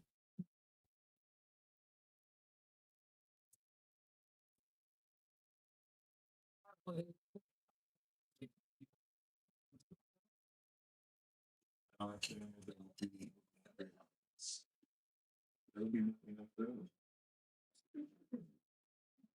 The younger generation brings a different energy. When I got drafted, I was playing. Chris rattles the 8.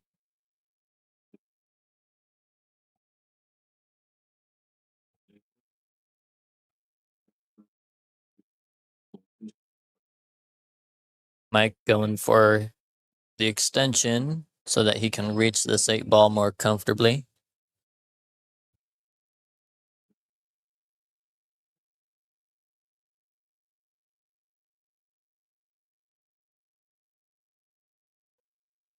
And he catches the 9.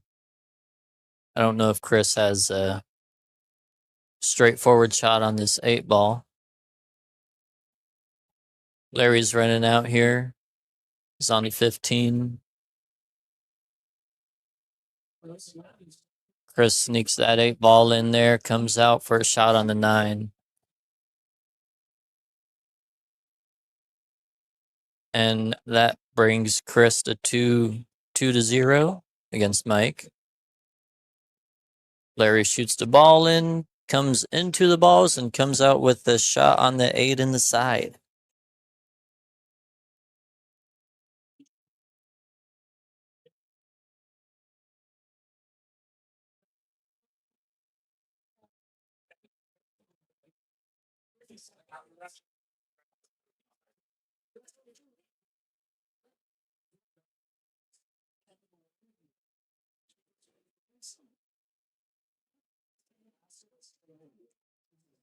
Milt putting up the camera for table 14 as we have Pete and Rick.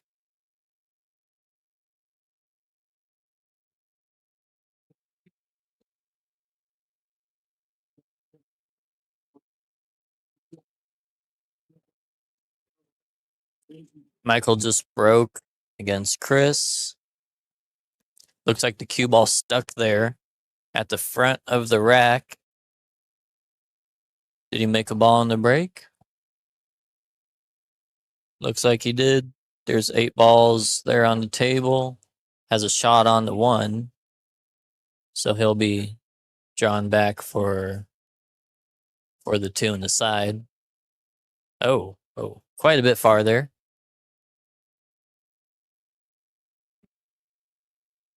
Just getting right down on it. Nice cut for the 2 in the corner. Looks like he's just moving forward and carrying on, not letting anything bother him. Straight in on the 5, draw back a little bit for the 6.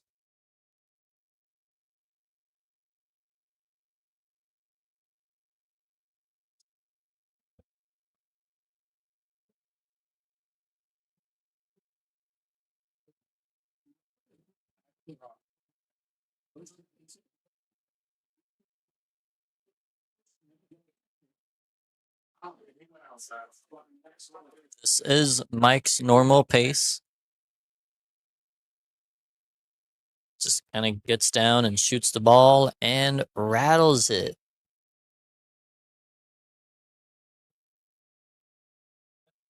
These are not the most forgiving pockets.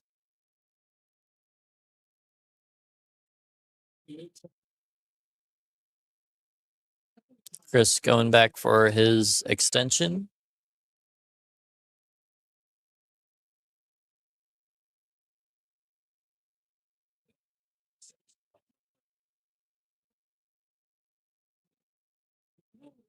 Chris is looking pretty good. He's been playing very solid for the last few months. And every time I talk to him, he swears he's not really practicing so much. He's just playing well and just kind of goes that way. And of course, I give him the commentator's jinx. Man, he probably should have grabbed the bridge there. Maybe I shouldn't take that. I'm going to say he should have grabbed the bridge there. Mike hits that ball a little bit hard. He knows it.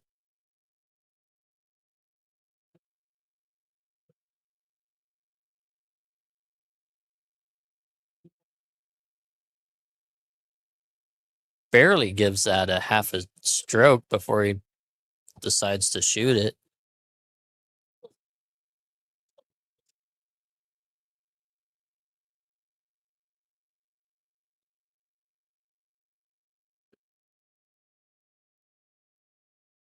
Man, they're both just missing each ball. Mike rolls the 9 in, gets on the board. 2-1.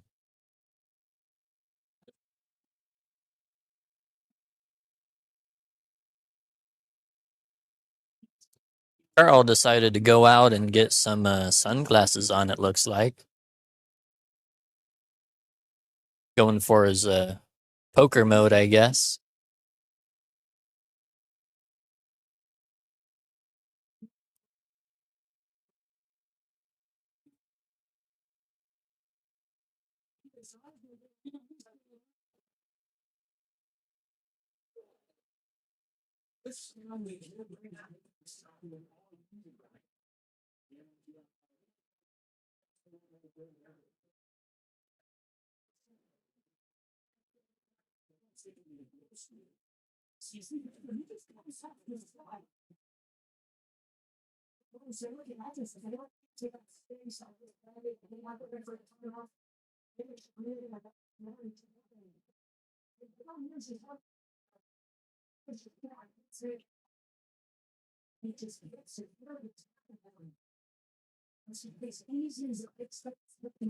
Opens up just about everything. I think he should take this stripe near the side pocket, though.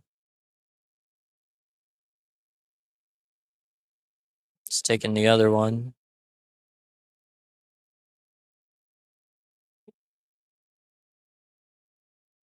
Oh no, he's taking this one. Just tap it in. Well, he punched it out. I think he loses position this way.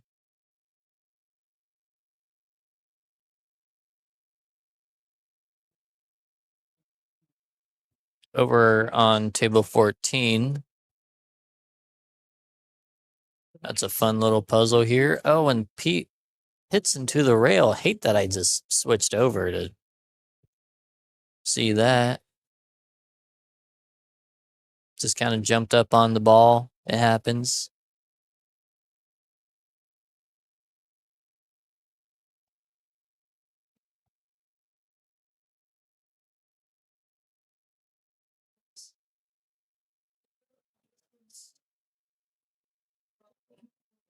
Over on table 4 here, Chris is lining up a 5-9 combination. I guess he's got to shoot the 4 ball first. Now he's lining up the 5-9 combination.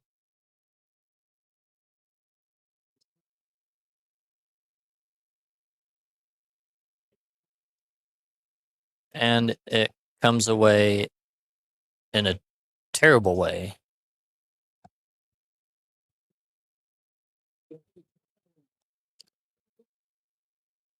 Mike comes up and says, "Thank you, I will take that."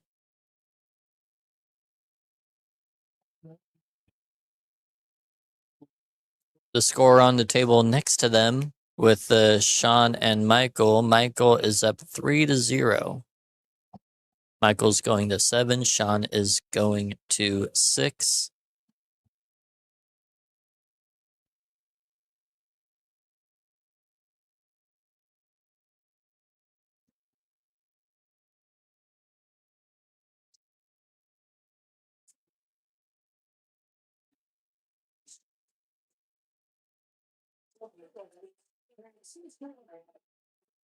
Nice use of inside spin there for Mike Hammond.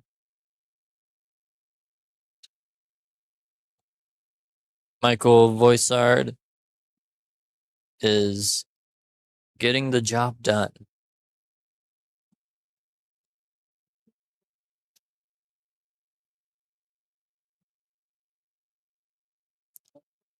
Nice cue ball movement to go between the 9 and the side pocket.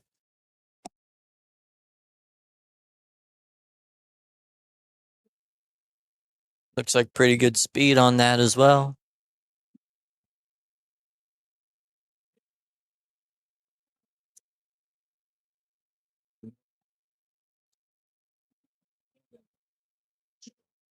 Over on table 14 here, we got Rick looking at a carom for the 3 off of the 11, it looks like. He's got a problem with the 4. Is bankable.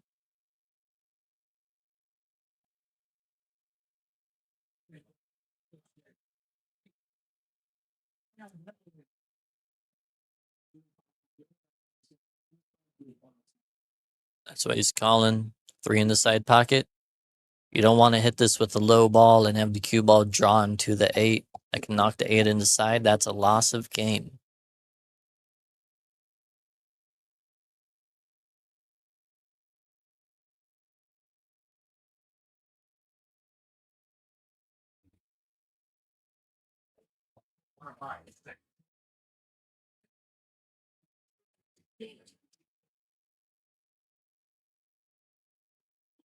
This is about these division games that just makes it different.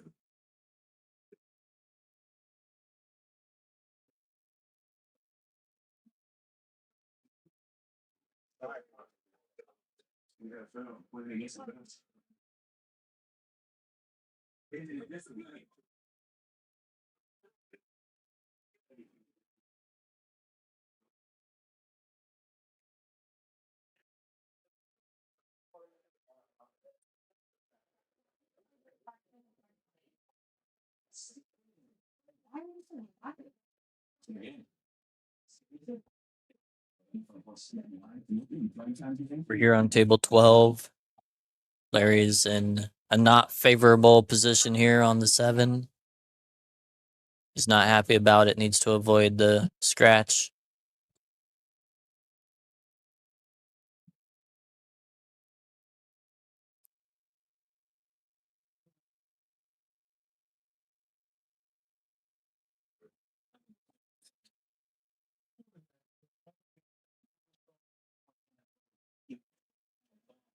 This is a tough one here to elevate and draw the cue ball away from that corner pocket.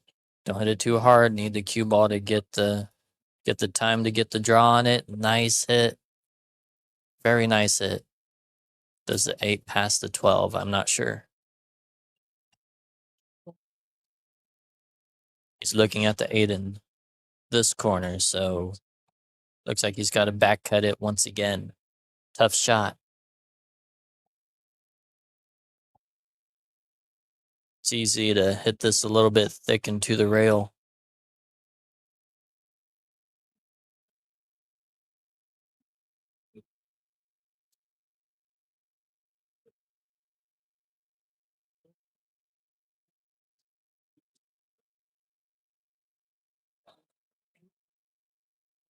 Cuts it very thin, but too slow, and actually overcuts it.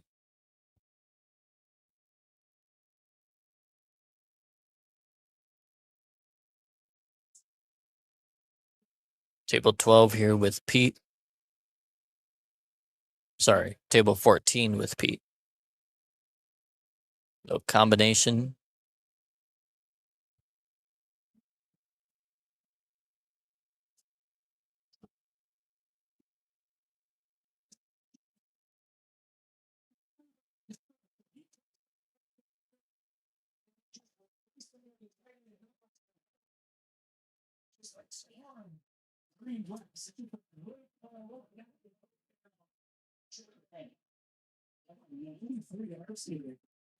Nice shot, nice speed control. Looks like that stripe still passes the 4 in the corner. I believe that's a 12. They'll come 2 rails around, I think, for the 9.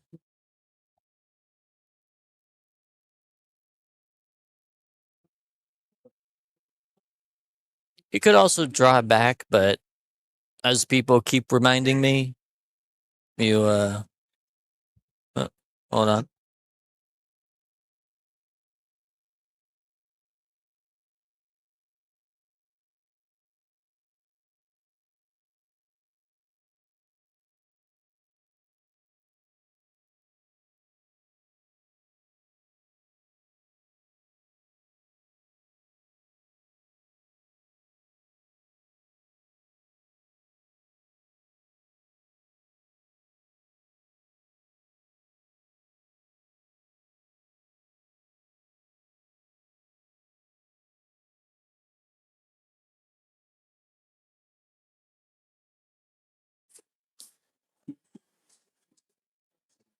This will be a nice out for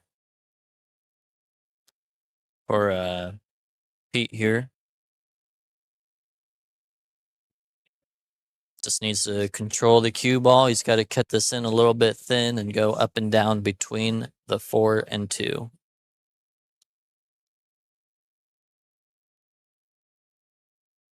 A little bit of high left will help you out here. Nicely done.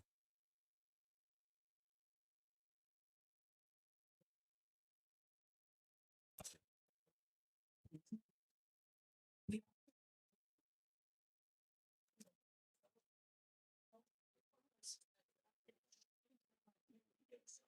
think Rick just gave him that game.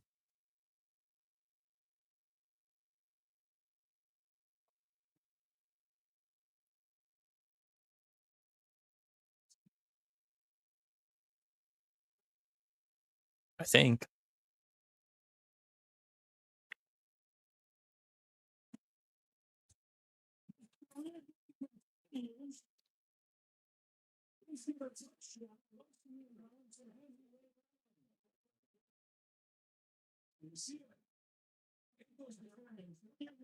Yeah, I'm pretty sure Rick gave him that game.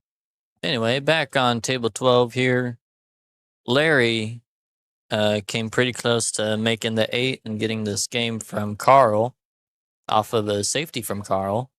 But looks like Carl's safety paid off, and he has this and then the 8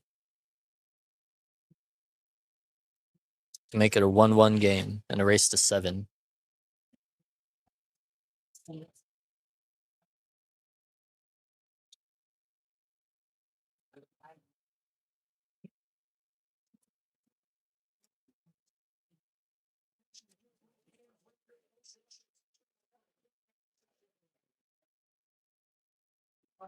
And over here on table 4,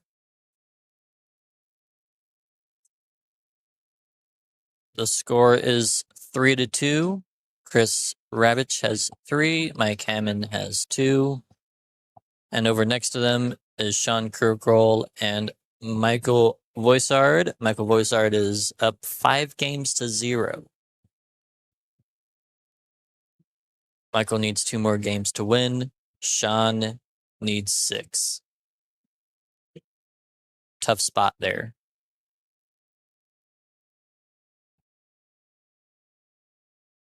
Looks like a pretty nice jump from Mike Hammond to make contact with the 1. And the 1 comes back and sits on the cue ball.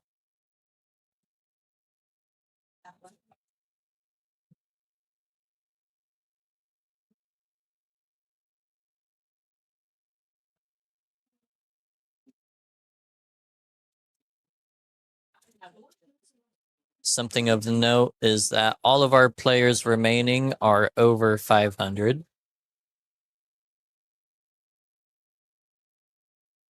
5 of those players remaining are over 600.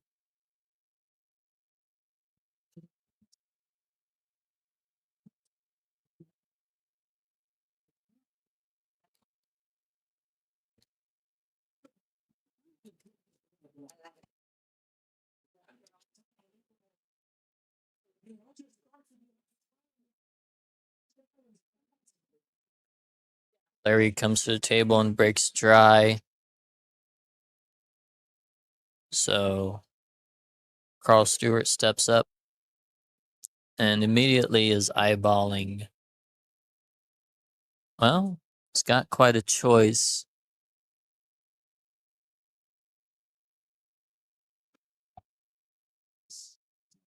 Looks like he's looking at the stripes.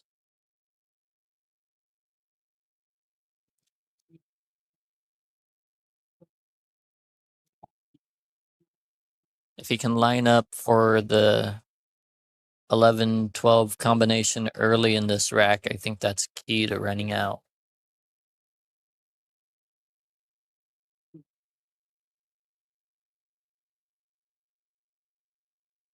Oh, he drew back into the 9. 11 does not go past the 2.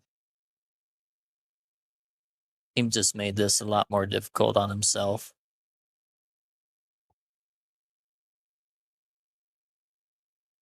He can cut this 13 in and go in between the 1-3. Maybe he can get for position on the 9. Draws back, misses the ball. Leaves Larry a look at the 6. Moving right along here on table 4, Chris fires in a 7-9 combination. That takes him to 4-2 over Mike Hammond. Pete on table 14 shoots in, I believe that was the 15, and gets in between the 12 and 14, where he either has to cut the 14 in the side or the 12 in the side. I think he'll choose the 12 in the side because it's easier to control the cue ball. He'll come around 3 rails for the 14 in the other side, I do believe. Maybe the same side. That looks like the same side. Nice angle, nice shot. There is the mastery and control from Pete Lodka. That's what I'm used to. Used to seeing from him.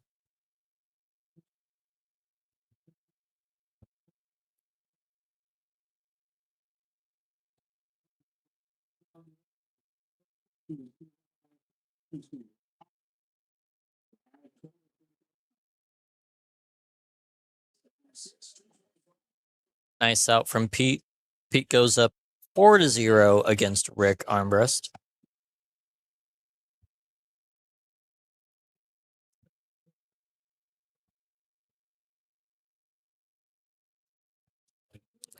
Carl comes back to the table.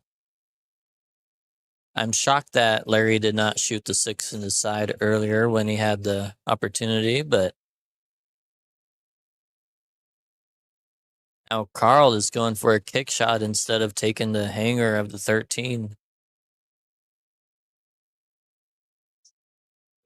Now, granted, this does look lined up, but when there's so many balls on the table, it's just easy for things to get tied up or to go wrong. If he hits it hard, the cue ball could potentially come off the 12 and scratch in the side. He does not hit it hard. He makes the ball. Looks like he'll have the 12 in the corner past the 14.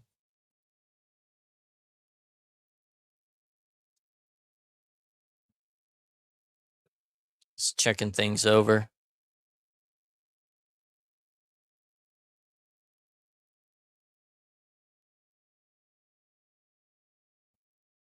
All he has to do here is make sure he does not come in behind the 2 ball somehow.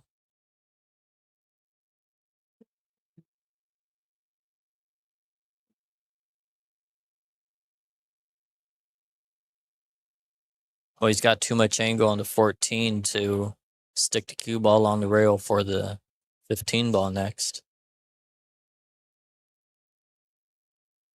So that's why he's coming up. And it looks like he's going to put the 3 in the corner, the ball that's hanging. Maybe not.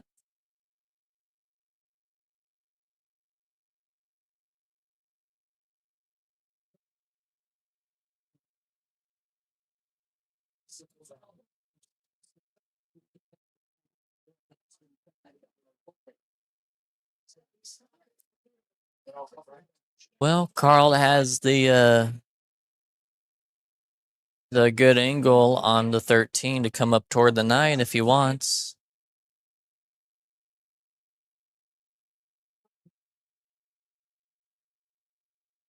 Looks like he's looking at shooting the 9 ball on the side. That brings the cue ball awfully close to the corner. He's looking at the 13 again.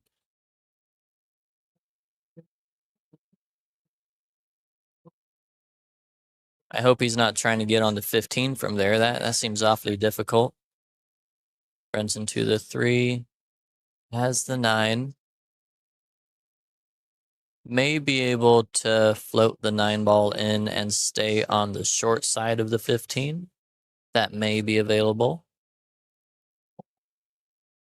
I don't think it's quite enough angle for him to punch the 9 ball in with a high ball and come over for the 15 in the same pocket. I don't think that's quite there.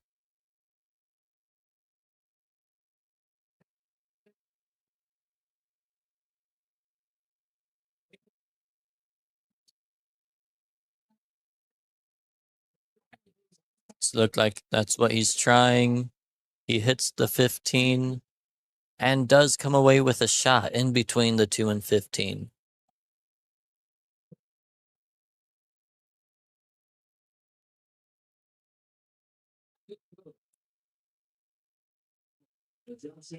Probably wants to get for the 8 in the side pocket. I mean, if the 6 wasn't there, then you would just come off the rail and shoot the 8 in the other corner pocket.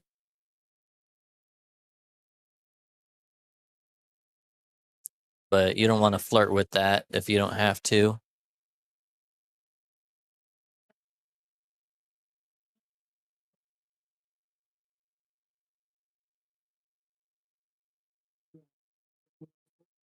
I mean, I might try to go one rail and just go straight into the 6 ball, but it's gambling a little bit.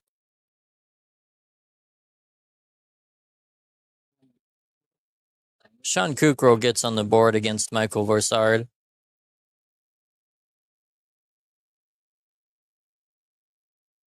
And Carl does put some inside spin on it, in this case, left-hand spin, to stay on the right side of the 8.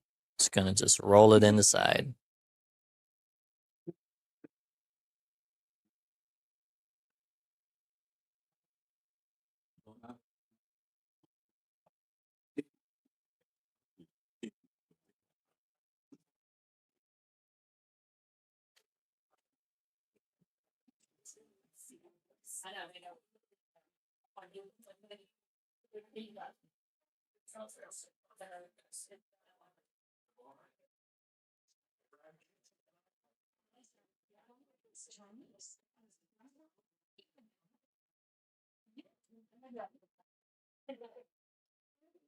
Rick is at the table, who is down 0-4 against Pete Lodka. Needs to make this opportunity count. Looks like the 6 does pass to 14. Looks like a half a pocket.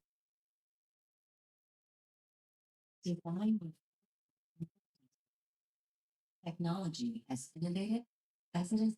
Oh, looks like the full pocket. Yeah, no problem there.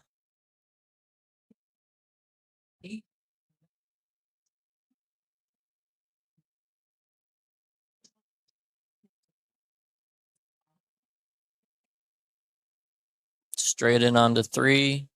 Should be a stop shot for the 7. Rick should get on the board on this game here.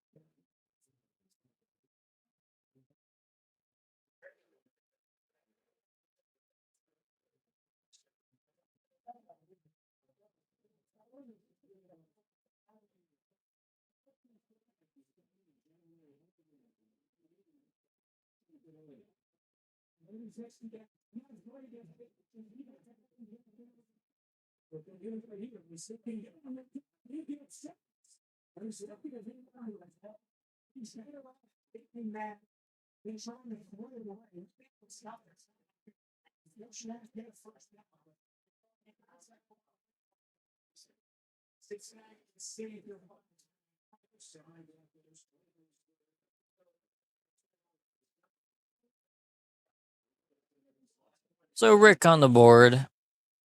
Down 1-4 to Pete Lodka. Race to 7.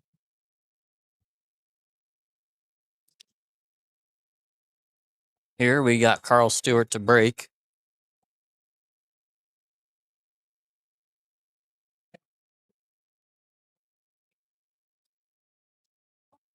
Who is up 2-1 against Larry Randall. Again, in a race to 7.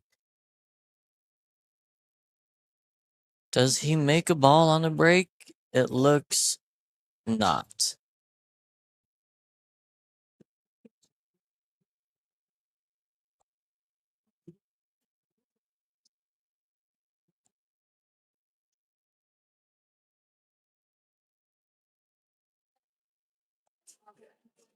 I believe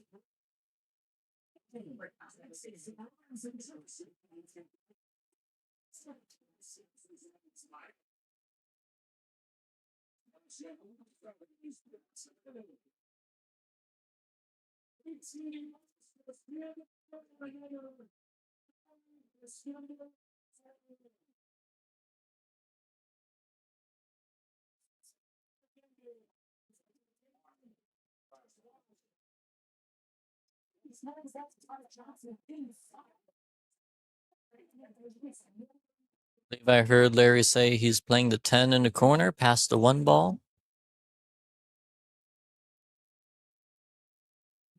And it does go.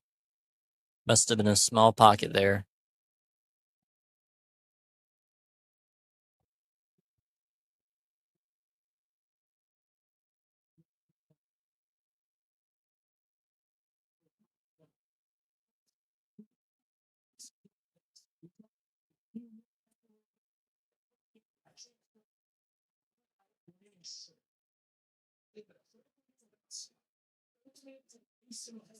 Over on table 4 here, Sean is making a comeback, or at least going to try his best to make a comeback against Michael Voisard. Chris Rabbit shooting in the 7. Does not want to come behind the 9. He's watching it. And it just comes out past, I think. That is close. But I think he's okay. No, he's going rail first. Makes a good hit. Plays the cue ball up table. Excellent hit there from Chris. Excellent speed.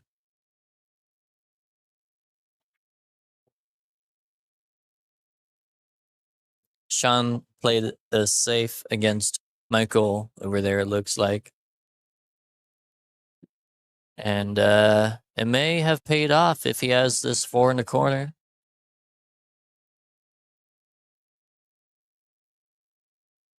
He fires it in. What a shot.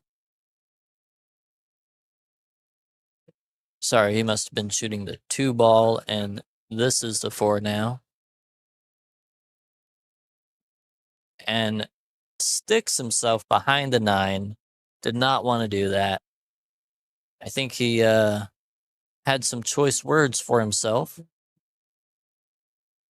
Chris overcuts the 8 ball. Leaves it tough for Mike Hammond. No, does not leave it tough. It sneaks by. Leaves Mike a cut on the 9, or a cut on the 8.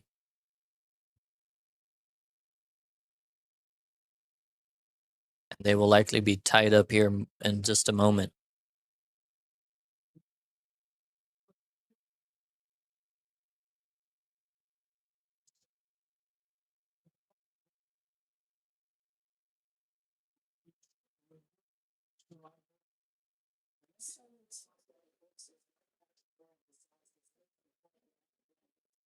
Michael, 4 balls from the win. A little bit close to the 7 ball here. Has a little think about it and just gets down. Misses the 7, hangs it up in the side. Sean Kukroll is still alive.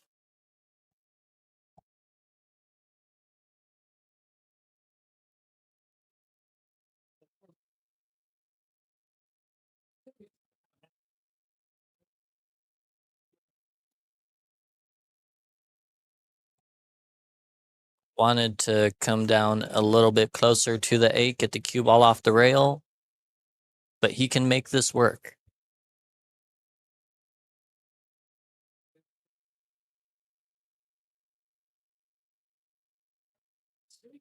Looks like pretty good speed there to get on the 9. A little bit of a cut.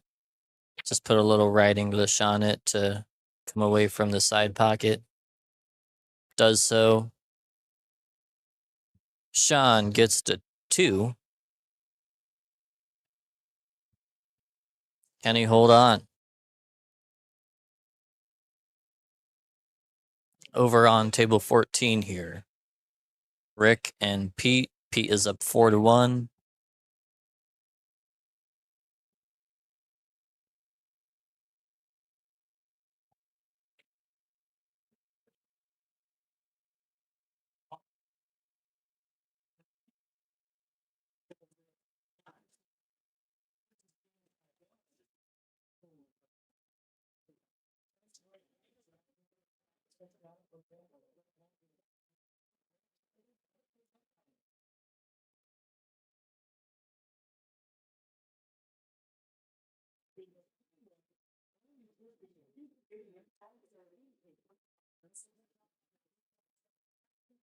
Is Rick looking at banking the 3, or is he looking at banking the 7?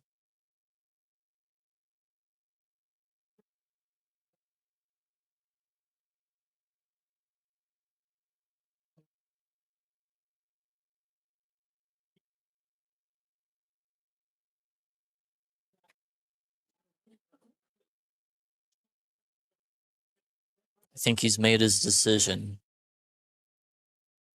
Maybe not.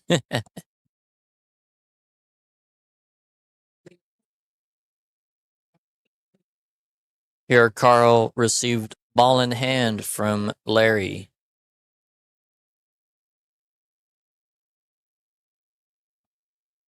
Oh, here we go.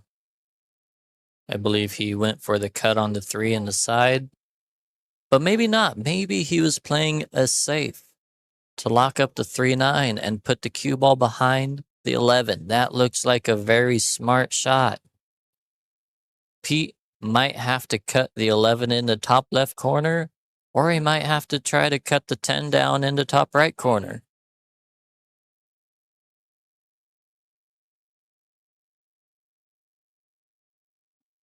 Carl trying to run out after receiving ball in hand. Does not, and leaves the 8 near the corner. Can Larry get enough of the 14? I don't think so. I think the 7 is blocking the right side of it. And the 5 is blocking the bank for the side pocket for the other side. Pete smartly rolls the 10 up on the 3.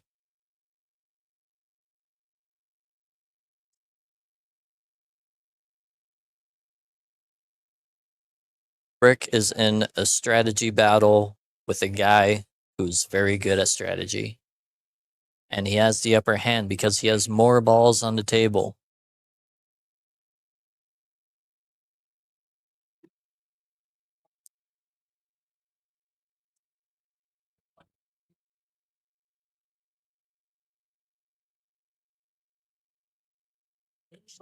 Rick just touches the 7.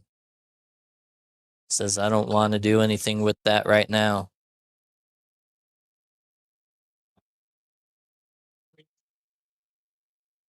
Carl receives ball in hand from Larry. Once again, can he take advantage this time? Can he run out this time?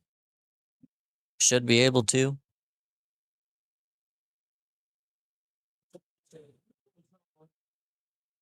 Carl is one of our sponsors.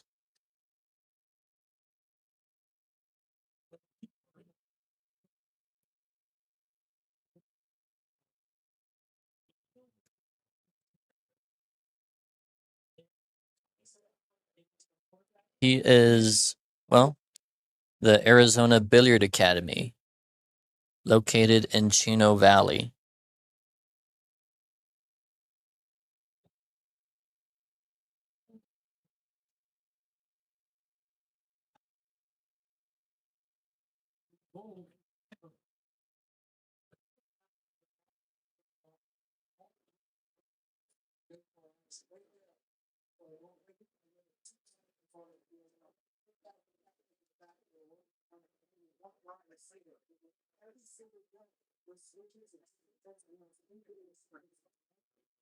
Most ideal position on the 4. Cue ball's near the rail. It's hard to draw back. 6 doesn't pass the 14. He may have made another mistake. Needs to put a lot of right-hand spin on this to come to the second diamond between the 6 and 8 to have a shot on the 7. Hits it thick. And this should be the end of this game.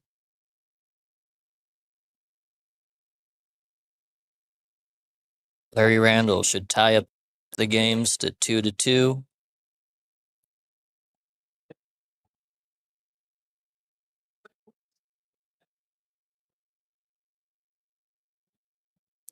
Pete played a nice safety on Rick and is now running out. He has a cut on the 11. Now he needs to decide if he's going to kick the 10 off the rail or not.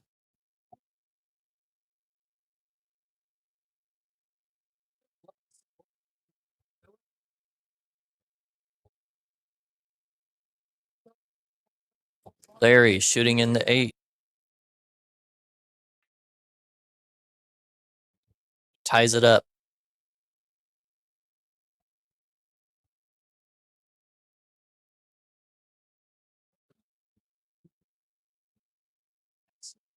I think I would try to come in softly behind the 10. Try to give myself a cut, or maybe not a cut, but leave the 10 away from the rail for the corner pocket. I think that's probably what I would try to do. He could bank it. The bank is not terrible. Let's see. He does just that. He kicks the 10 off the rail toward the corner, opens it up. Looks like he has a slight angle on the 10. He can drift the cue ball over for the 8, shoot it down here in the corner toward us. Oh, didn't have that much angle. Well, he better hope it passes the 7 in the corner. I think it does.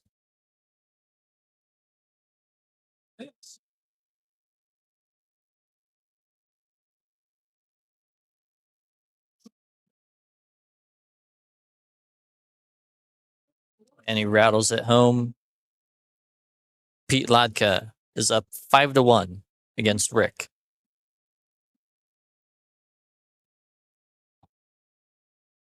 Tables 4 and 5.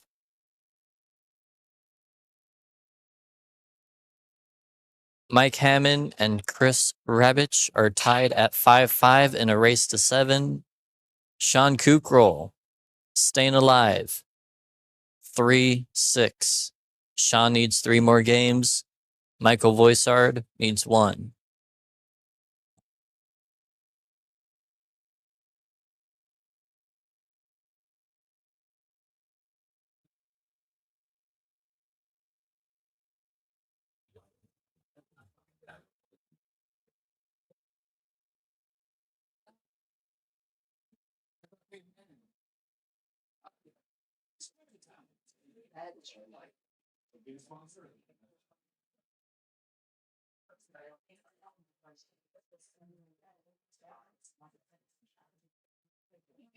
Safety battle going on here between Sean and Michael.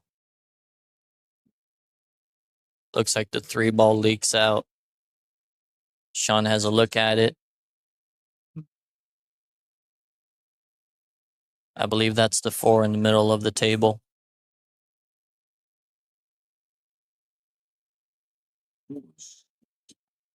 Rolls the 3 ball home. Good position on the 4. Looks like the 5 is on this bottom rail, so just a high ball. Should be able to bring the cue ball down. He actually stunned it over. Makes the shot a bit more difficult, but he did it well, kept the angle. I believe that's the 6 near the same pocket that he's going to roll the 5 ball in.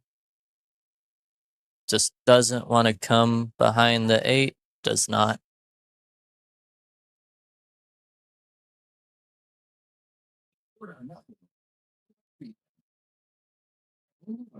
Draws the cue ball back. Does he have the 8 in the side? Does he have it in the corner? I can't tell from this angle.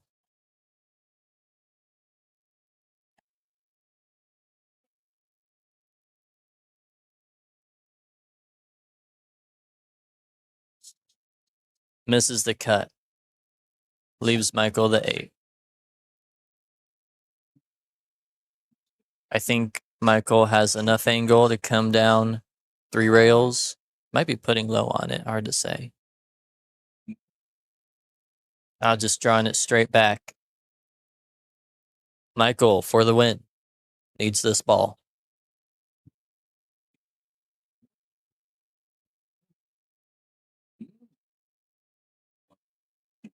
And Michael Voisard wins that game.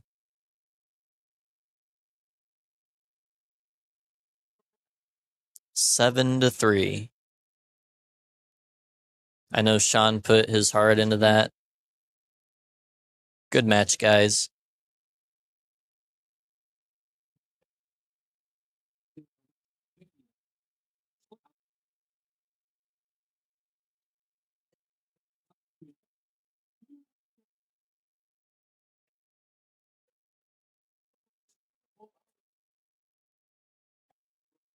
Yeah, we'll stick with table 4 here.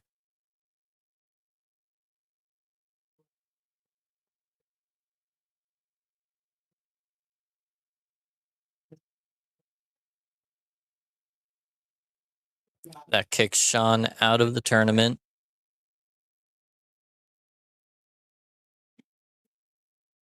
Good tournament for Sean.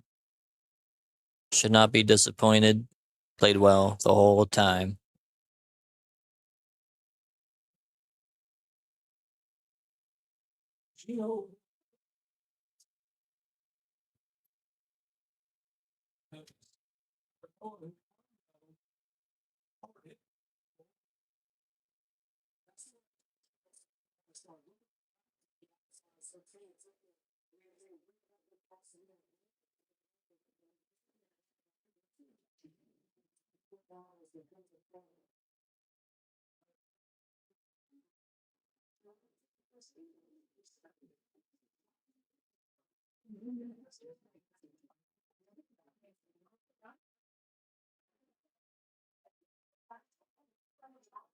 This makes the 9 ball.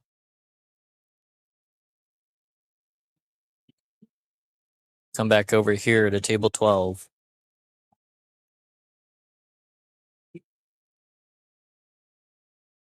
So that puts Chris Rabbich on the hill.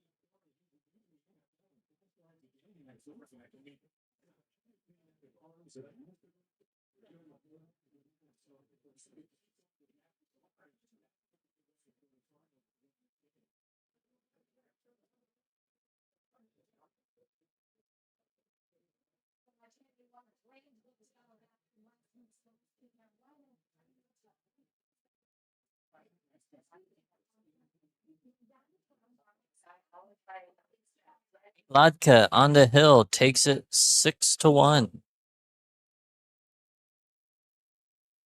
It's a tough one to come back from.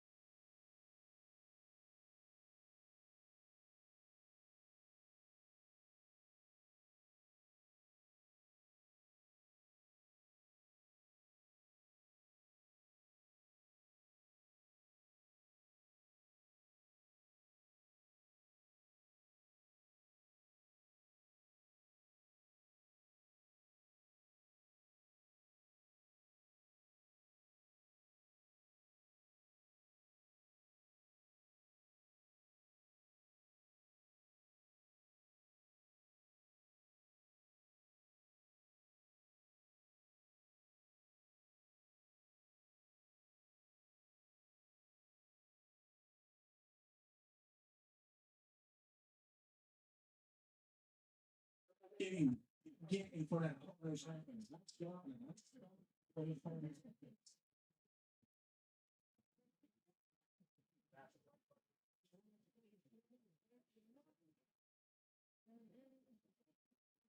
Harry's got a good opportunity. Just needs to roll these balls home. A little more angle on the 12 than he wanted. Should still be okay, I believe.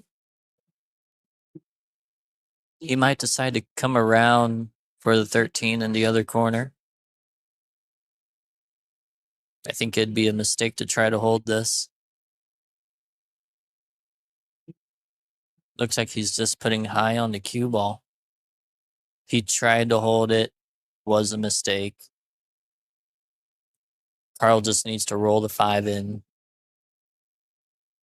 and not scratch in this corner pocket down here. Which I think the stripe prevents him from doing.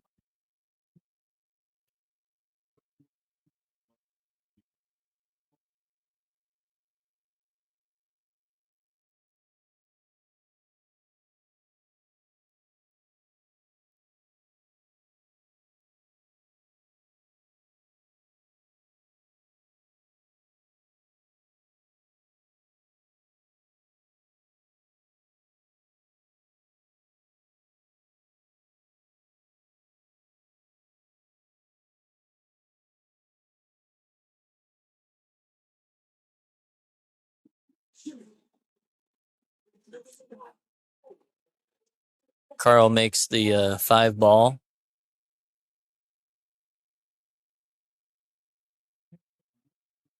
Needs to roll this 8 in.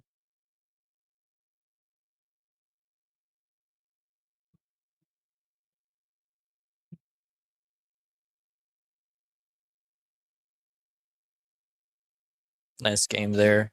That takes him 3-2 against Larry. Rick wins that game. So he stays alive. Brings the score 6-2 down against Pete Lodka. Needs to make a good comeback if he wants to stay in this. Chris Rabich makes a carom. I switched it over just a little too late. He wins the match 7-5 against Mike Hannum. Sorry, Hammond. I keep going backwards with that.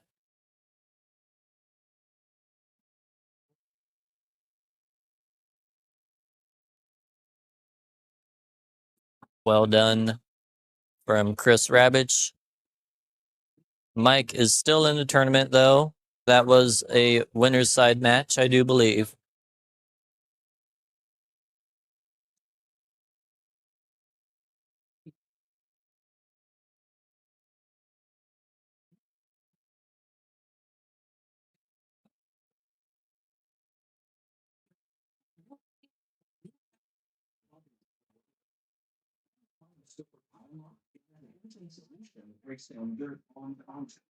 So it looks like Chris Rabich will play the winner of Carl Stewart and Larry Randall.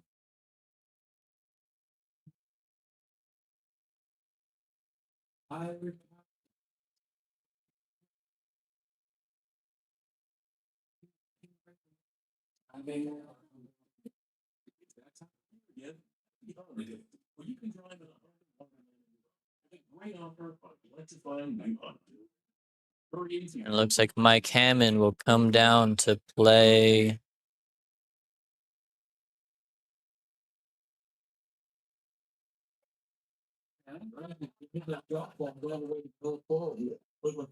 Michael Boisard.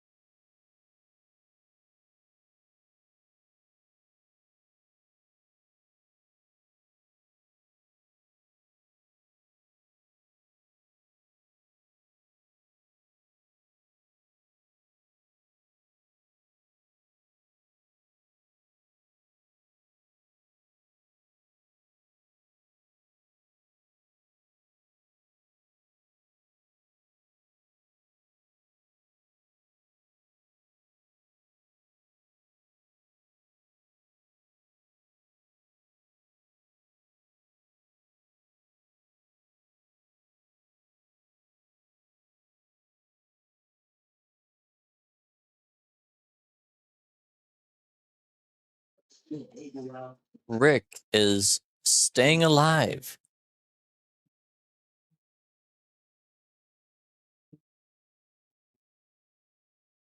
Punches out for position on the 11 ball, I believe that is. Could be the 13. Just a little draw shot for the 12 in the side.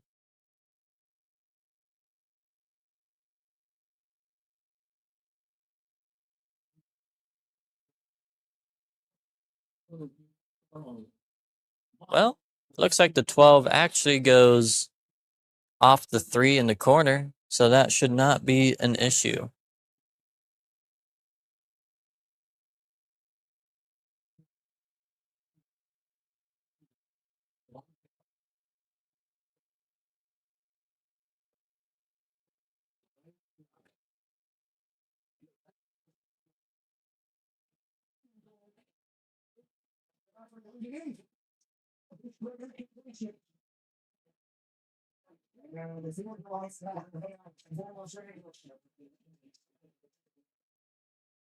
Now to roll the Aiden, just staying alive. Maybe Milt should play that song on here. Nice out. That brings Rick to 3, I believe, 6-3.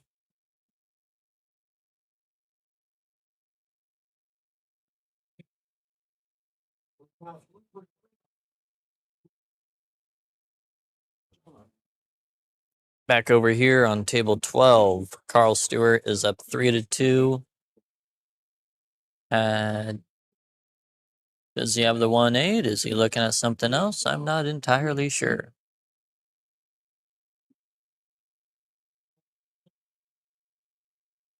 He must be the stripes here. Not easy. Nothing easy about this.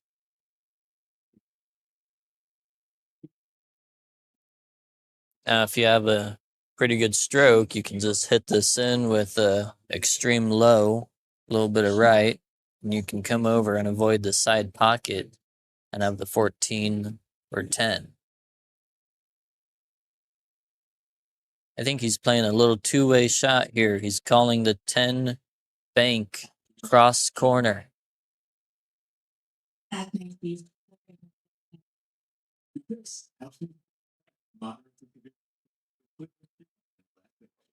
Comes up short.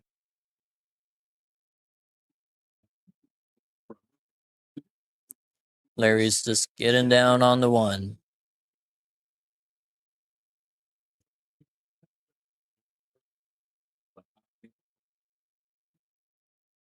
This should tie it up 2-2. Sorry, 3-3, not 2-2. You don't go backwards and count.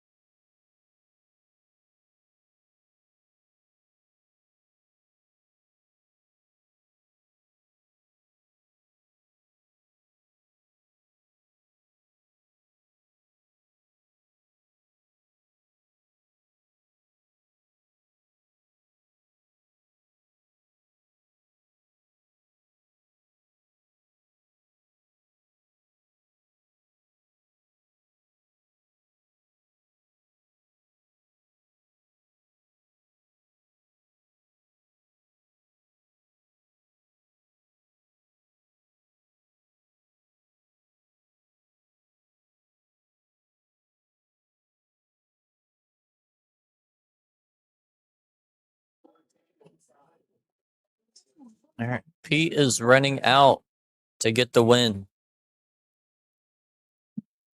Comes out nicely there.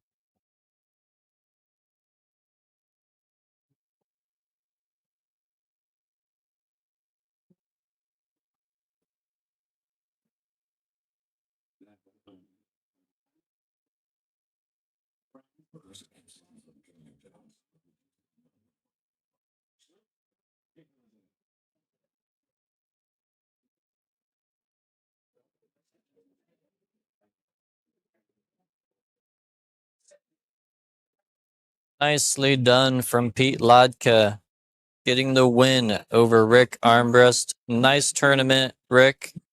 You done well. It's always nice to see you here. And Pete will move on.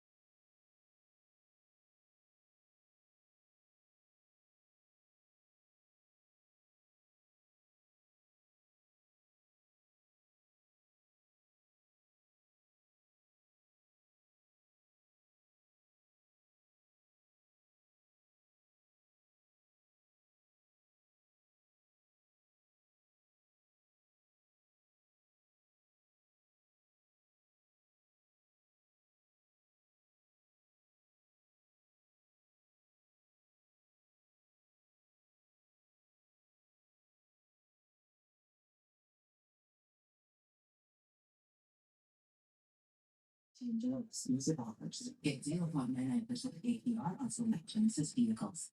Exclusively at your Valley Genesis retailer. Well, the cue ball ended up in a very bad spot, which is why he's electing to kick at this 8 instead of attempting to bank it.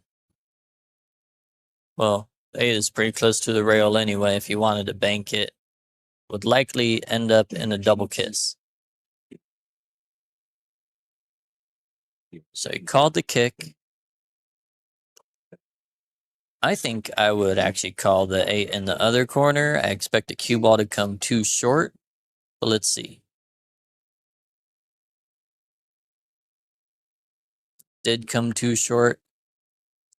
Left Larry and out.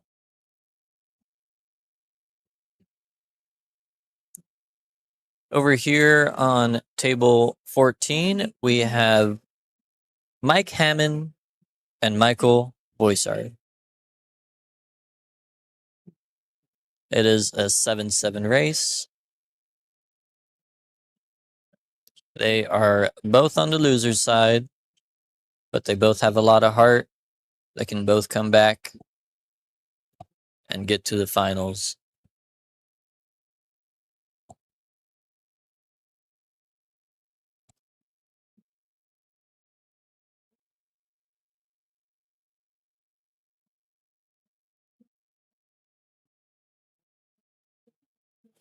Nice hit there from Mike Hammond.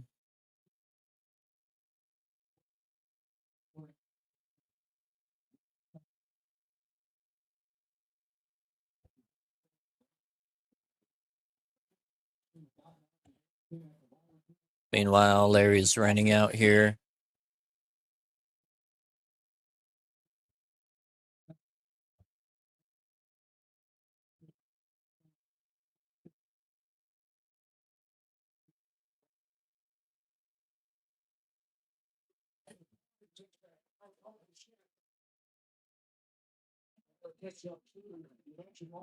Michael V was just lining up the one rail kick, I think just to hit it. Comes up a hair short, but locks up the 3 ball. I think that was a good choice. Wonder if Mike could potentially hit the 5-4-8-1 combination. That's right, a 4-ball combination. May not be on. He's going to get rid of the 7 ball, looks like.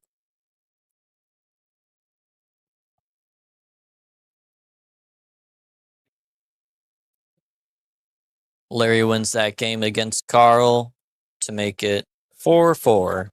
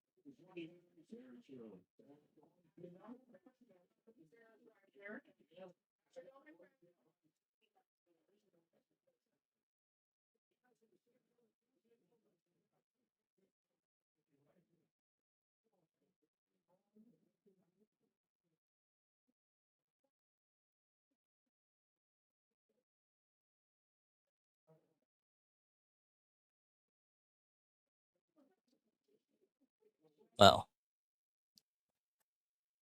Mike H will need to make a real nice out here.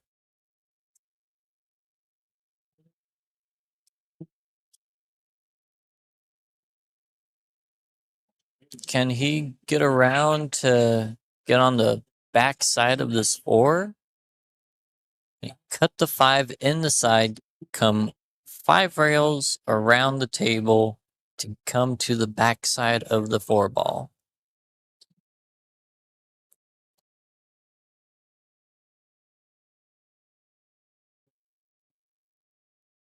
he could potentially just bank the 4-ball right now.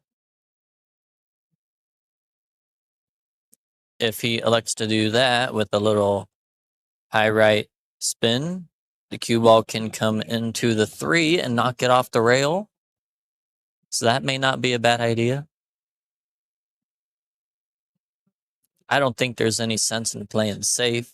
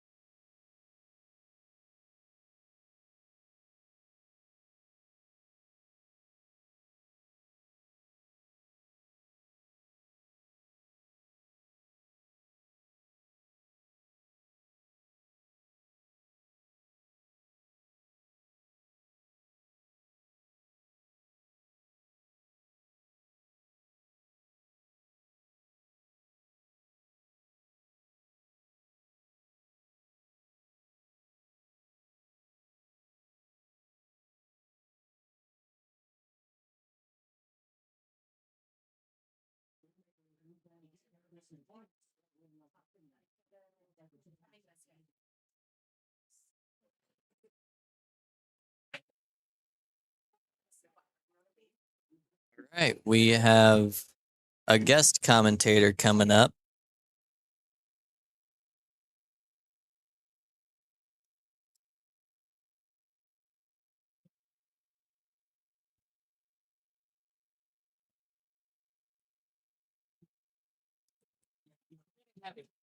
That's fine. And you are number 2 right there. I should not turn me on too loud, right? Yeah, well, it's all relative. Can you hear me okay? I can hear you great. Can you hear me? I can. Awesome. Who are we watching here? Well, we are on this match. It is Mike and Mike. Nice. You're probably too young, but do you remember all the Mike ads way back in the 90s? Be like Mike? Be like Mike. Oh, Michael Jordan. Yeah. Yeah, there you go. No, I vaguely remember those ads. They were great. Back when you were forced to watch commercials. And right here we have Larry and Carl. Yeah, I've been watching this one downstairs. It's a going back and forth, real tight match, it seems. Yeah, these guys are still on the winner's side. So whoever wins this will be playing against Chris Rabbich. But when they come up to play, that'll be for the hot seat. Okay. And what we're going to do with that is we're going to flip a coin. One of them will be heads, the other will be tails. Whoever wins the flip will decide to either choose the game or they can have the first break. Awesome. And that's how we're going to go from the semifinals to the finals. Okay. Which game would you choose? Which game would I choose? Well, normally I would probably choose 9-ball on the 9-footer. Primarily because I feel I have a more accurate hit most of the time. Not right now. Um,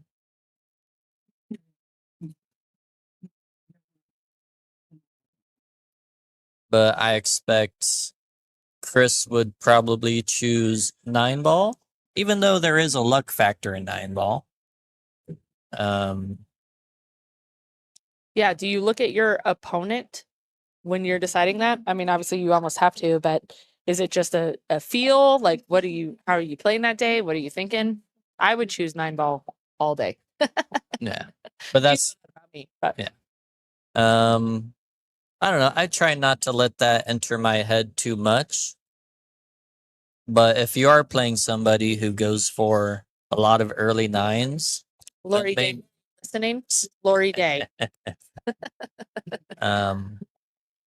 If you do play somebody like that, then it may be a better idea to choose 8-ball. And so, in my opinion, when you flip for this, whoever wins the flip should probably choose the game as opposed to the first break. Gotcha.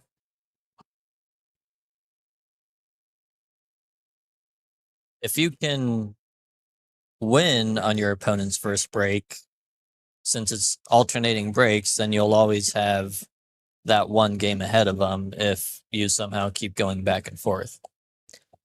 Yeah, ending on the right game is important, especially at this level. Anybody left in this tournament can very easily break and run.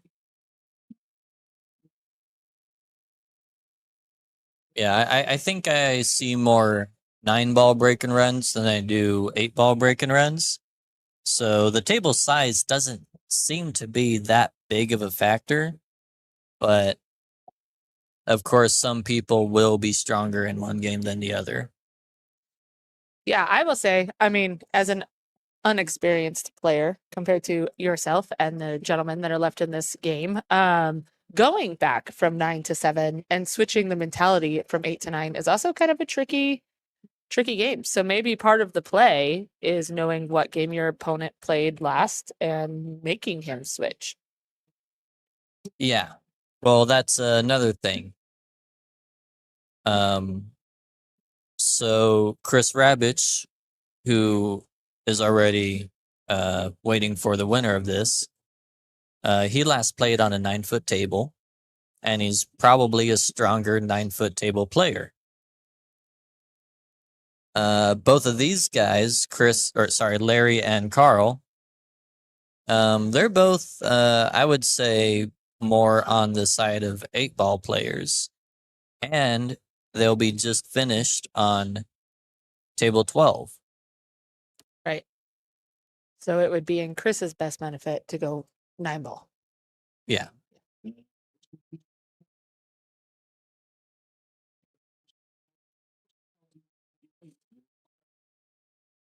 Oh, great breakout there by Larry. Yeah, he might have went a little bit far.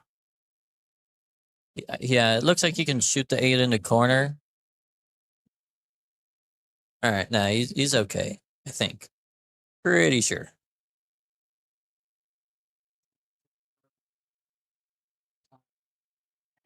Oh, and he misses.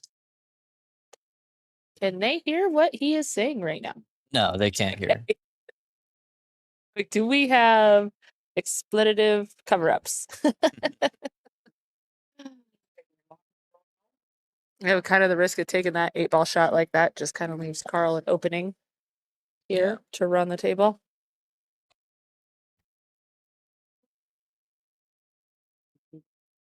Yeah, I mean it's a semi-difficult shot, but if you hit it just with a high right, almost any way you hit it, as long as you make the 14, you should leave yourself a decent shot on the 8. Yeah, you got a lot of pockets to choose from there. With that being said, if you hit it soft, trying to leave yourself good on the 8 and miss the ball, You're leaving your opponent real nice. I would tell you if I was not here watching this game right now, I would think that Carl was playing poker with his hat and his sunglasses. That is funny. I made that comment Did you? earlier. I did. Not surprised. We think the same. So this match is what? Tied 4-4. Yep, tied at 4-4. Big shot here for Larry. Missed it. Missed it. But Carl looks pretty good on the 14, although the cue ball path is going slightly toward the 8. So you either want to stop the ball or you want to go forward with the ball. You don't want to have the cue ball drift onto the 8 ball and then you have no shot. correct. Looks like he's going low. Instructor. Right. Looks like a pretty good lead there. Yeah, that does just fine. Yeah, we already went over that, but yeah. Just trying to tee it up.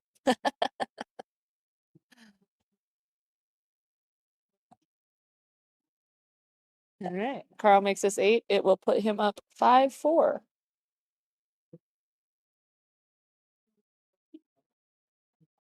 And he does.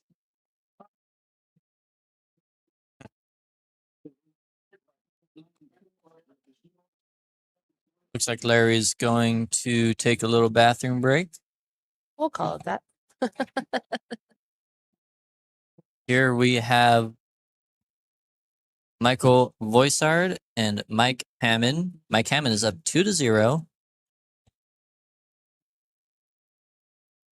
Yeah, both of these mics being from out of town, which was amazing how many players we had from all over Arizona come and join us this weekend. Yeah, I mean, we typically do with this tournament. So, not a surprise to me.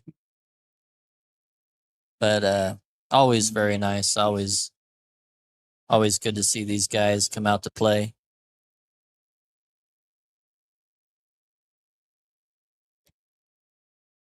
Looks like Mike Hammond got down to the 8 and must have not done what he had planned, giving Michael a chance to come in and clear the table. Yeah, it happens quite a bit playing 8 ball. You see the pros do it. You see everybody do it. I do it consistently.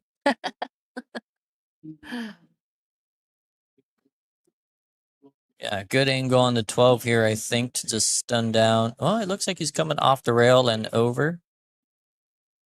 Yeah, that's fine. Just roll the ball in. Come pretty straight down the table. Oh, he's coming a little close to the corner there. Didn't want this shot. Decides to bank it. Yeah, I've been choosing the bank on these shots quite a bit recently. Thanks. You're open on Sunday. Today's Not- Sunday. Not typically open on Sunday, but Whatever bank he goes to. yeah, for Open today. Michael Voisard, they are open on Sunday. But just him, really. Yeah, no, that was a great shot.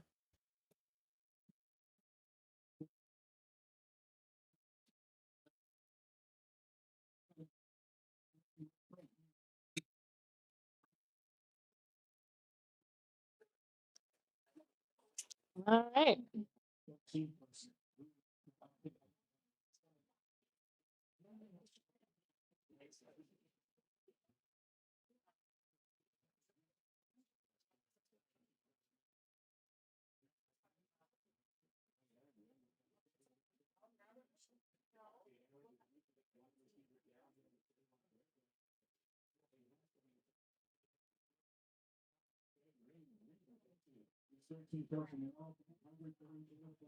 Yeah, don't want anybody stealing the players' chairs.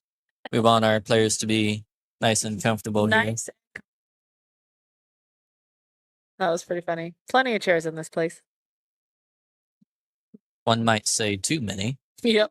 Depending what table you are playing, Yeah. most would say that.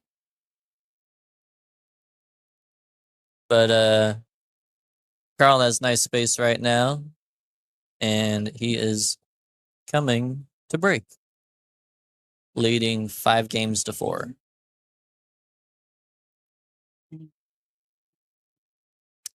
I don't know Carl's typical break. Is he a second ball guy or? I think he switches it up, to whatever's working for him.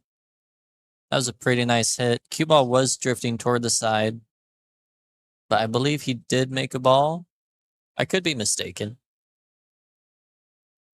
It looked like a solid hit. Maybe, yeah, maybe he didn't.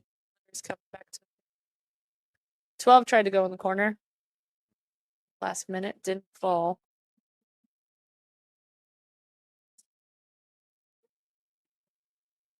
Eczema is unpredictable. But you can let it with ankles. Well, we got the 6 near a corner. The 10 is near the side. I don't know how easy of a shot it is to It's get the not the 10 10. inside. It Yeah. looks purple to me up here. The 12 balls next to the 5 in between the 5 and 9. Sorry about that, guys. It happens all the time. Ooh, barely gets that 3 ball to drop. Now the 10 sits right in front of side pocket. But he's taking care of the 2 ball that would otherwise go in that side right now. So shouldn't be a problem. I don't know if I like that he's elevating here. Yeah, I tend to find that doesn't work well. It's not bad. Looks like he's good on the 4. That leads to the 6 nicely. 1 ball is open. Looks like the 5 does pass in the corner, I think. Past the 12. 7 goes down in this corner. Past the whatever ball that is. That's my problem also. They all kind of look the same on the screen. Yeah.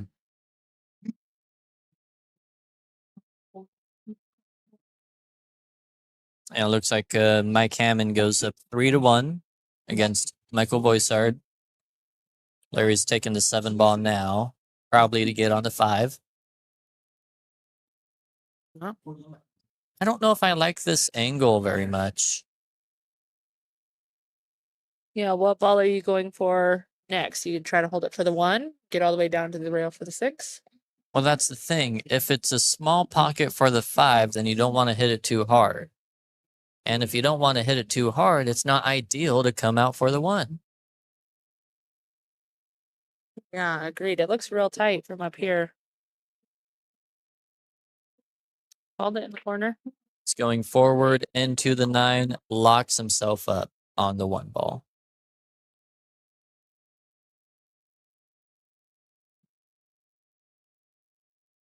Well, I'm slightly at a loss here. I don't know what he should do.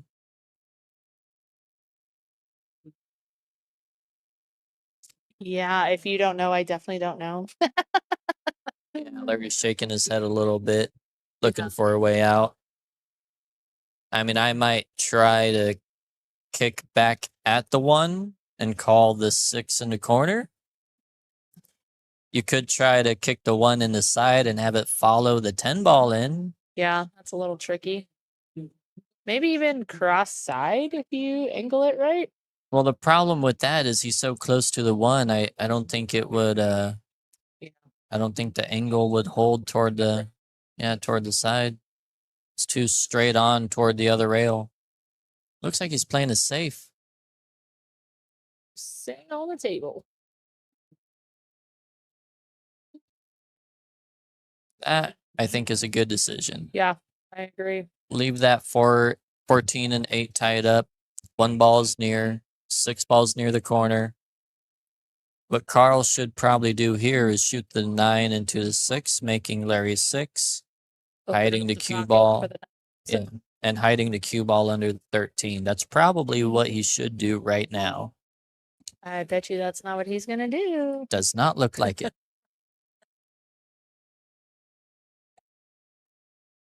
All right. Big pocket there. And looks like he has a combination into that 10 ball. Always nice to have a hanging ball.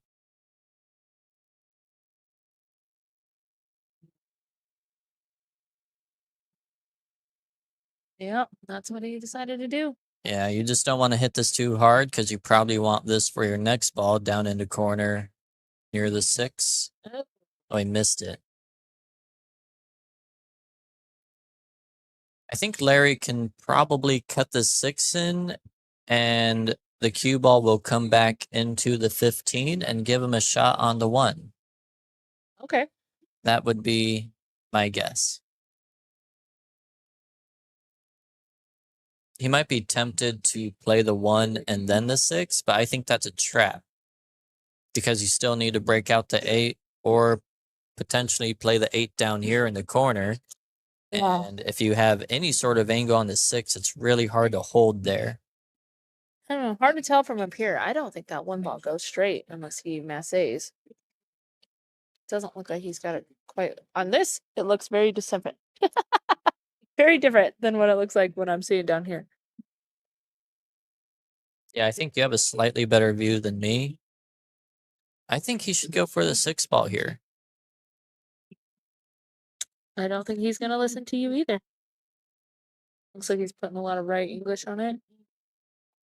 Oh. Then he must have the whole ball there. Yeah, that was a great shot. Well, except for one thing. The leave on the 6. Yeah, Oh, that matters. just a little bit. And you still do want to try to kind of hit that 8 out at this point, don't you? Well, I mean, if you Depending- cut the 6 in and go 2 rails up and down, then you can break it out. That's asking for a lot. Into the corner pocket. Yeah, it's tough to control the cue ball when you're hitting a ball that thin. Do we have a wah wah sound? Yeah, right there.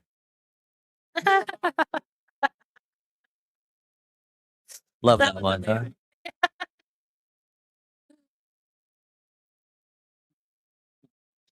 Oh, Tara came back. I'm not sure you guys have mentioned us on the stream or not yet, but Tara, a local pool player here, is donating a bunch of her pottery, cash donations. Beautiful, beautiful stuff down here at Barefoot Bob's. If anybody wants to swing by and grab some great Christmas presents. I probably grabbed 7 pieces myself already. Very nice. A good shot there by Carl getting that one out of the way. Yeah. Tara's a real nice personality in the pool world. You know, she's just extremely kind. And then her husband, Bernie, great player, great guy, very kind. Fabulous. Just, A great couple. yeah. Love that they live here now. Yeah, she left to go play some pickleball quick and came back. So has lots of hobbies and interests, and I love it.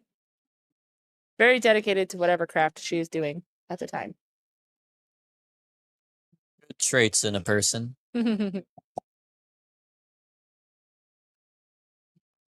Carl has a few decisions here. I think it would have been better off for him to take the 13 or 9 there while he was in line with those. Now he has to get back in line with them.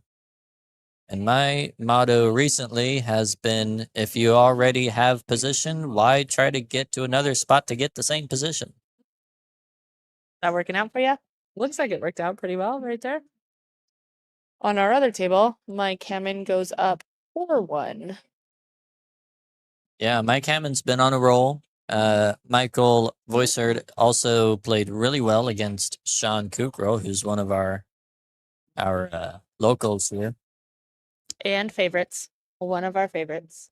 Yeah, that is true. So it certainly did not work out for Carl this time. He shot the 13, 9 ball bounced up past the 8. He is in some trouble here, needs to make a great shot. Oh, Almost does it. maybe he can leave him hard. Looks like something Larry can probably make. Well, If there's one thing I would trust Larry to do well, it is to bank a ball.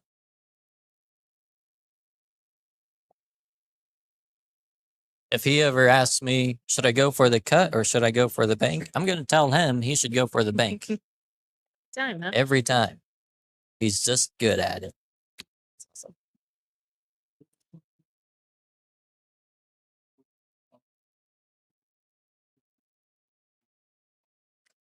Oh, but not Good. this time.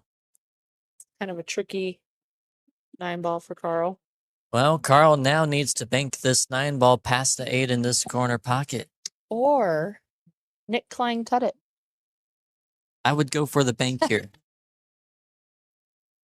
I would too. That's a difficult cut. And the cue ball would just go wild. Yeah, the only time I go for that cut is when I don't have the bank. A little bit wide, and it hangs up in the corner. Took the pocket from Larry. We'll see if the bank is still an option. That's not really a follow-through shot, do you think? No, the bank is definitely the shot here. Let's see if he learns from his last one where he banked it a little bit wide. He needs to shorten it up, tighten up the angle just a little bit. And he does not. Did He banks it a little bit wide again.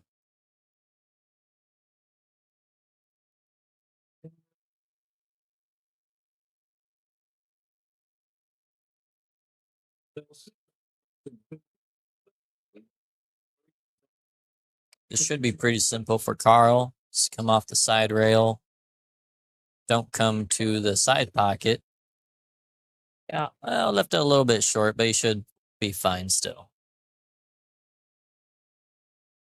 Just needs to make sure not to scratch in that top corner, which I think he can do just fine with a little bit of left on the cue ball. He makes this. It puts him on the hill. So 6-4 Carl, race to 7. Yep. And Michael wins a game over here on table 14. Brings his score to 2 to Mike Hammond's 4.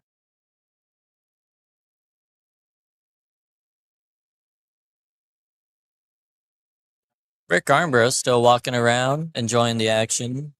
He lost to Pete Lodka, but there's no shame in that. Pete's a great player. Great player. Legendary. Yeah, one of the well-respected ones around here, and really wherever he goes.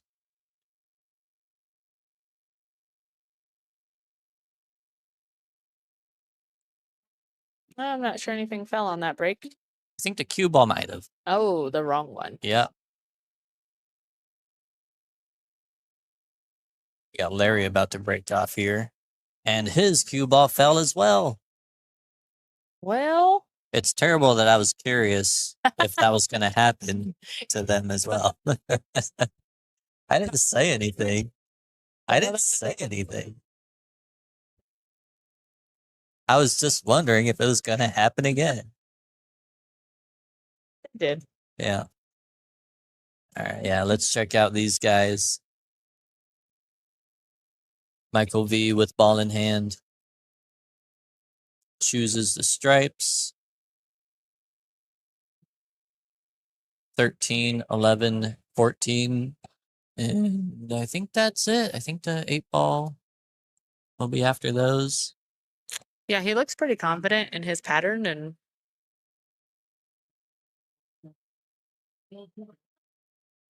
seems to be executing it well. Playing a little quicker on that table than Carl and Larry are. Oh no. Kind of rushed his shot. Would have been a good lead, though. So I console myself when I miss those. Mm.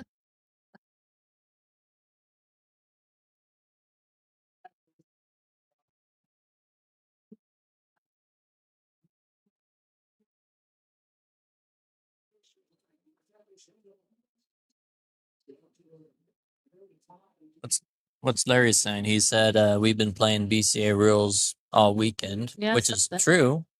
That's the rules we are playing by. Pretty sure Carl knew that. I don't know if they had a disagreement about something, or sometimes Larry just likes to say things. Sometimes we have to bleep them out. I have a button for that. Which one's that? It's censor button. Is that on this one or is it? What is that? Right there. So I could say it is Larry Mother Randall. Yeah. You could say that. I could say, yeah. He would actually enjoy that, I think. He answers to that if I do tend to call him that in person. All in good fun, obviously. That's the button we need if Lacey Kukrow ever comes and does commentary. Does commentary. Well, I'll just keep my finger on it. yeah. Yeah, that might be a little bit of a chore. I'm sure my finger has enough muscle in it for that. Well,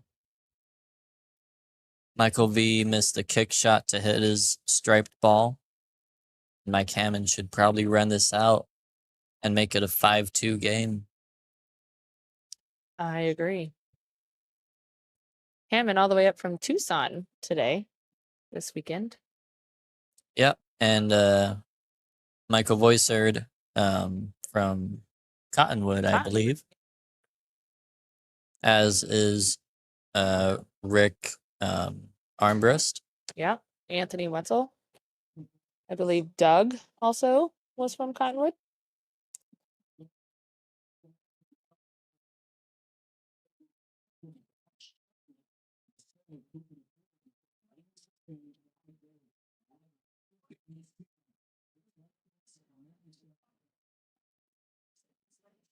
Mike Hammond not wasting any time, just getting on with it. That's just his style. He plays quick and tends to do them fairly well most of the time. I will tell you that's one of my favorite styles. Yeah. I do know that the further the tournament goes and the more money is involved, the slower people tend to shoot sometimes. It's a little bit more serious, so. Yeah. Mike is a little straight in on this 5 ball.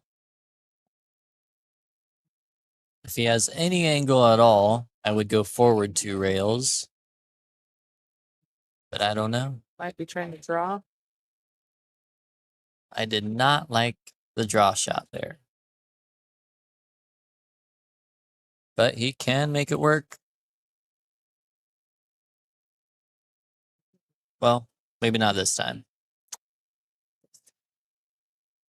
Not sure how good of a sight Michael has. Are we going Michael and Mike? Is that Yeah, I say Michael V and Mike H. Michael V?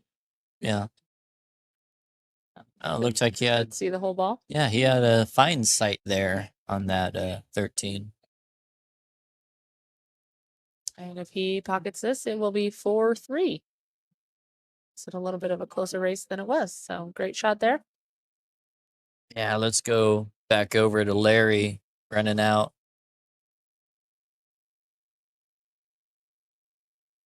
I think he'll choose the 3 ball and then the 7 here. You'll probably want to roll this in with a little bit of left-hand spin, what we may call right hand, or sorry, not outside English. Looks like he's trying to draw it from up here. Yeah, that's fine. You may need to come off this bottom rail now. Just make sure if you do, you hit more of a center ball as opposed to low because you don't want to draw into the 14. Back up. Yeah, that should do just fine here. Larry should make it 6-5.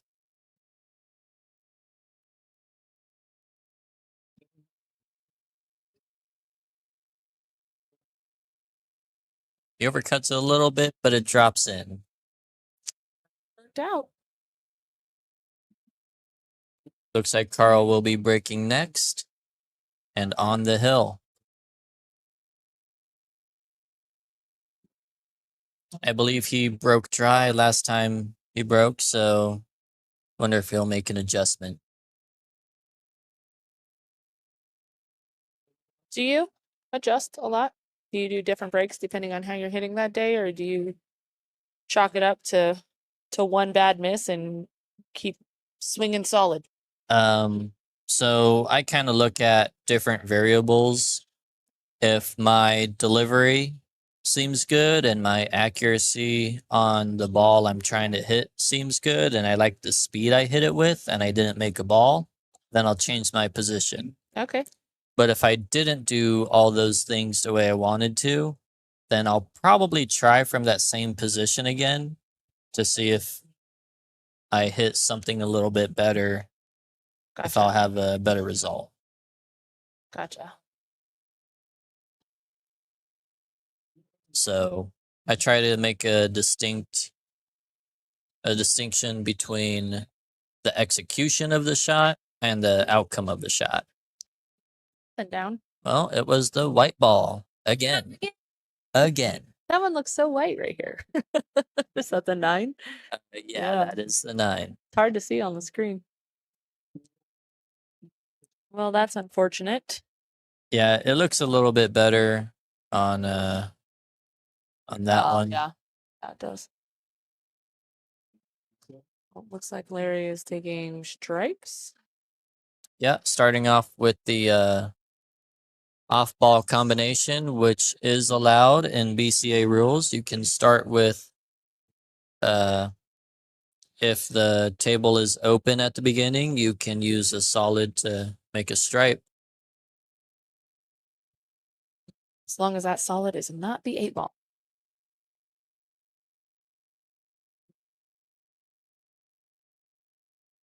Guilty.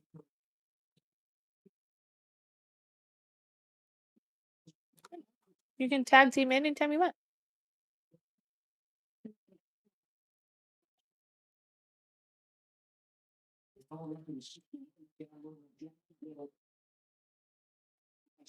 All right. On our other table, how do you do that? This one? Yep. Figuring it out, guys.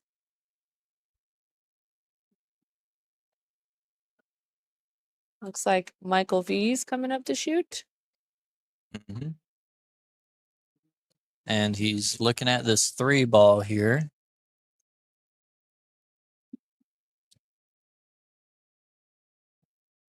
Looking at it, saw it, dropped it in the hole.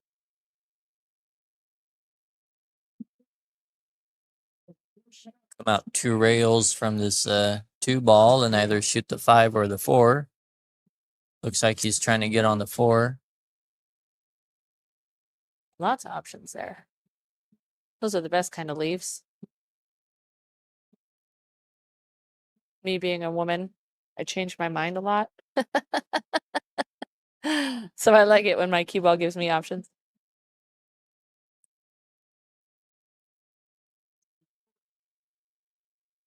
See, is he looking at the 1 or the 6?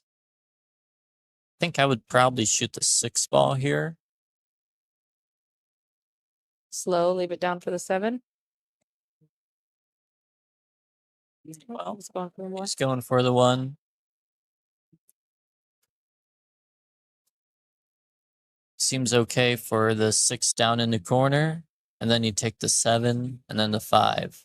Because it looks like the 8 passes the 13 in the top left corner. Yep, I do believe you are correct. So you want to roll this 7 ball in very softly. Leave yourself a little bit of angle on the 5 to go just past the side pocket.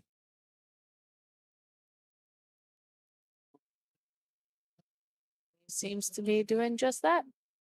Oh, he's pretty straight on this 5. I mean, it still shouldn't really be a problem. Stop shot it or roll Oh, still was able to roll it just past the side pocket. slightly on the rail. Mhm. Shouldn't be a problem. And this is to tie it up at 4-4. Nice. Larry shooting the. Is he shooting the 8? 3 to me. Oh, He is shooting the 8 and narrowly misses. well, we missed all those stripes on that table, didn't we? Oh, this is Carl's chance here. He runs it down. He'll get the match. Yes.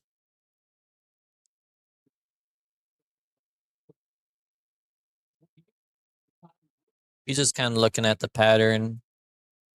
He's definitely looking at the 5 ball first.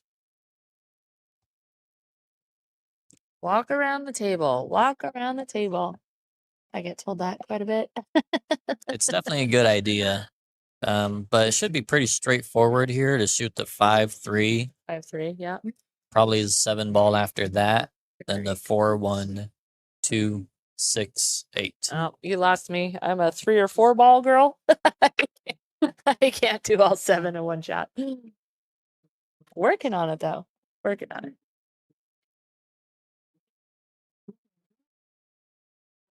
Yeah, he just wants to bounce off the rail a little bit here. Just like that. Yep. Little On follow 7. down for the 6. Nope. Nope. Draw it back a little bit for the 4. Okay. Might as well keep your cue ball on one side of the table for the rest of the match, huh? Well, it's just a small movement on the cue ball. He's looking at having the 2 ball next, which I don't know if that's the way I would go. I would draw it back like 2 inches for the 4 ball, and then draw that back like 3 inches for the 1. I'm a fan of very little cue ball movement. Yes. The more it moves, the more trouble it gets into. Kind of like Larry Randall.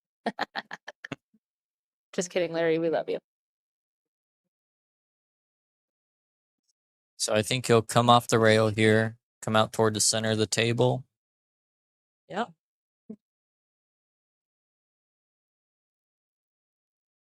He'll shoot either the 4 or the 1.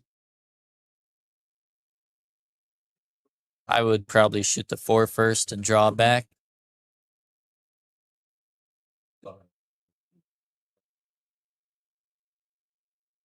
He did not get the draw that he wanted to. Yeah, but he may feel forced to shoot the 6 ball now instead of the 1, coming off of his original plan. And if you're going to do that, you want to make sure you get at least to the center of the table. The last thing you want is a bad angle that does not go toward the 8. Right. That 8 ball's in a tricky spot for that. Pivot. Pivot. You Friends fan? The TV show? Not really. I know the reference. I do that a lot in my pool game. Pivot. I probably learned the reference because of you. It's very possible. Not the first time I've said that in this building, so very possible. He's going for the 6. I didn't hit it hard enough.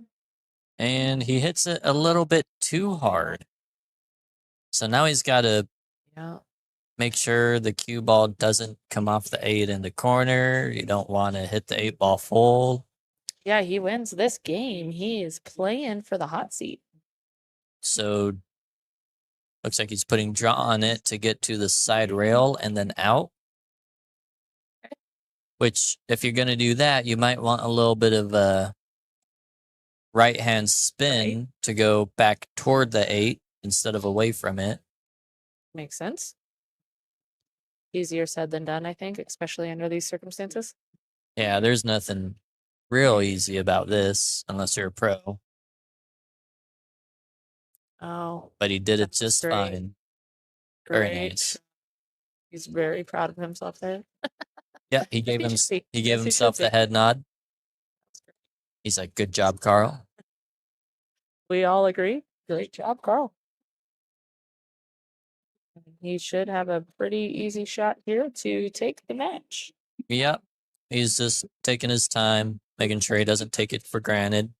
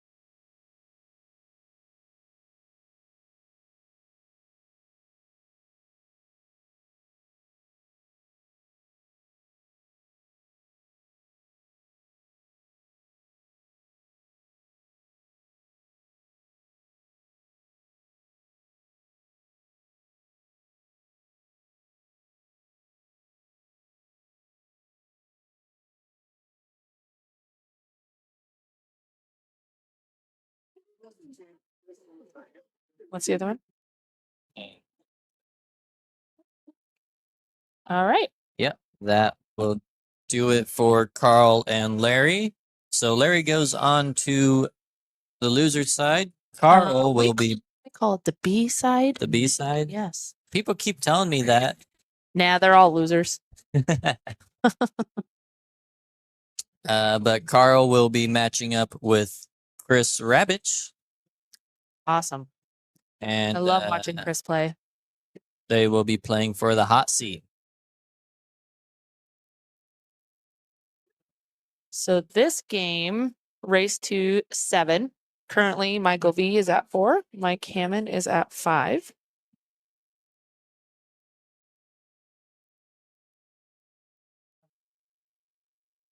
Yeah, Mike Hammond started off 4-1, I believe. Yeah, Michael V's caught a wave here. That's how it goes. Momentum sometimes is more important than your stroke. Maybe not more important, but it helps.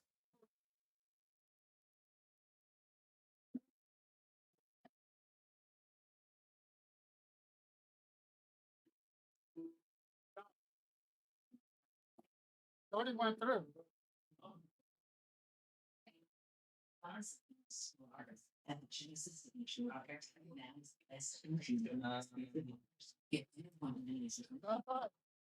All right. Also coming up on the 9-ball table, we have Larry Randall playing Pete Laka. Michael V took that one down. 5-5 on his table.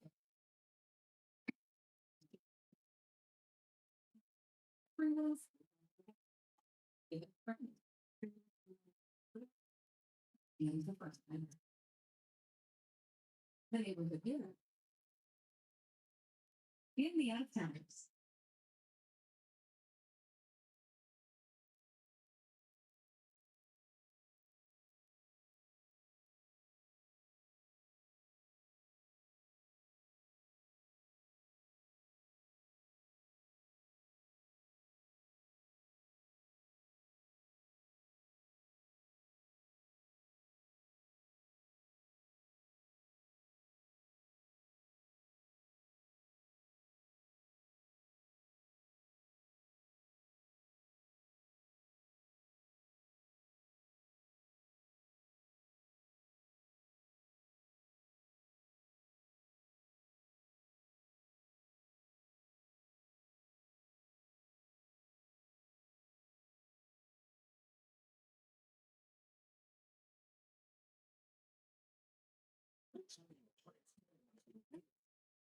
All right. Mike Hammond with the break here.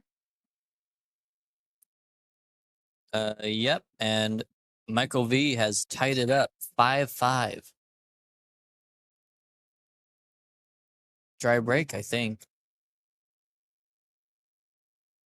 I believe you are correct.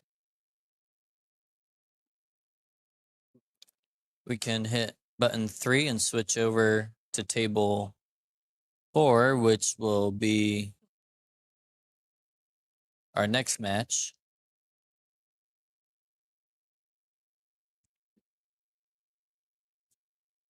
Misses Chris. opening shot. Chris is warming up on table 12. Need to stay warm. Generally, if you want to win a tournament, can be tough. Yeah, stamina comes in many forms in these sorts of tournaments. Yeah, I need the physical stamina and the mental stamina. Yeah, mental is almost more important, I think. Yeah, I'd say so.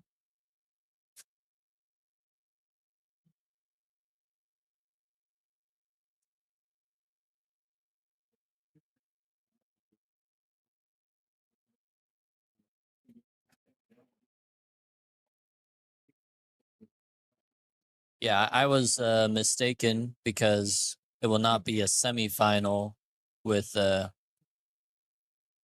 Chris and Carl because they're just playing for the hot seat. So that's not a semifinal.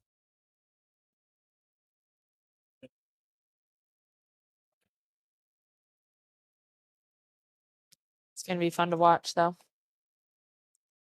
Chris on a 9-foot table is. Are they playing 9-foot? He's warming up on 8. We don't know yet. This is a 7-foot table that he's warming up on. And right now, Pete and Larry are playing on table 4. Gotcha. We will not start the Hot seat match. actually we will start the hot seat match quite soon, I believe. The only problem with starting the hot seat match right away is it makes your winner wait Sit longer. Correct. Yeah. That's where the mental part comes in. Yeah. But we started Pete and Larry being on the B side, as you say, because the loser of that goes home, and the winner of that plays the winner of the Michaels. Gotcha. And the winner of the Michaels. The Michaels are so far ahead right now, so we really need to wait until Pete and Larry are done. Gotcha. So before we get sticks into the race. Pete and semifinals. Larry. Pete has to give Larry a game. Yeah, that can be a tall ask with how well Larry is playing right now. I think he's won all of his 9-foot table games. Yeah, this last match was his first loss against Carl. Yeah. And he's not a bad 8-ball player, so Carl played a nice game. Agreed.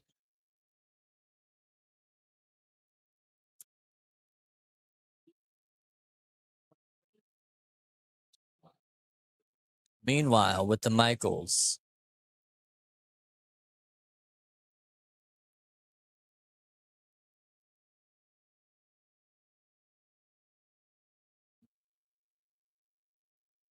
Hammond is on the stripes. He'll be bouncing off the rail for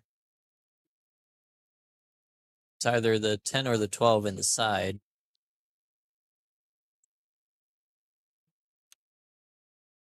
Oh, 10 maybe. Doesn't matter. Whatever color stripe that was, it went into the hole.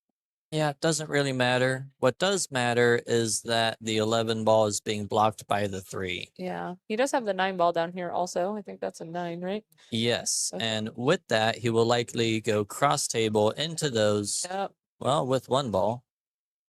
But the 11 ball is open now, and he has a shot on the 15 to draw back for the 11. Agreed. He needs to hit this with a clean stroke. He's going forward, actually. No, he's not. I was wrong on both accounts. He somehow decided to go center ball and not get. Would you like another cup of coffee, Nick? It's been a long Well, day. I don't think this was a good choice. I think I'm it's just going to be teasing. very difficult to get to the 8. I think Mike needs another cup of coffee. Yeah.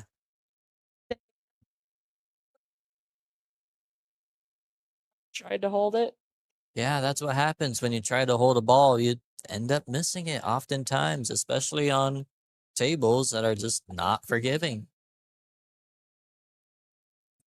Let's see what Michael V can do with these last. Now 4 balls. Yeah, it looks like he's coming over for the 5 in the side. And he's stunned a cue ball over for the 6 in the other corner. Not even Does the going to 6 worry about go? that. Setting up for it. I think he's going to have it. Yeah, go in that corner past the stripe. Yep. Now here is always the question: do you take the hanging ball or do you play the combination? I'm a hanging ball girl. That does not sound politically correct, but hello, Jamie Haggerty. Oh. How are we today? I called you Kilgore when we all went to the bowling alley.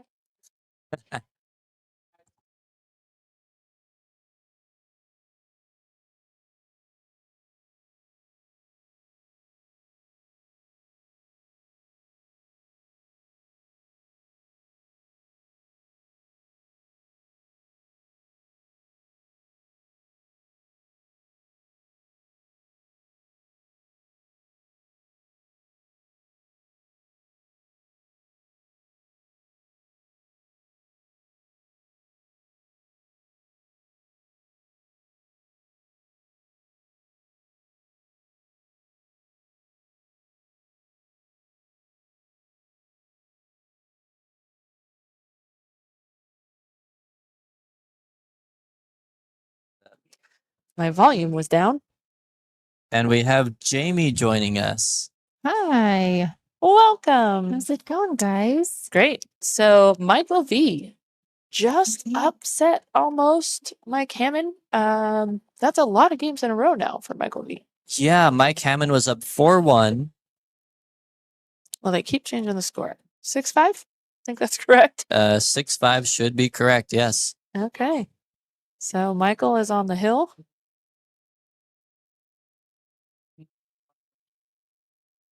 I will watch this break and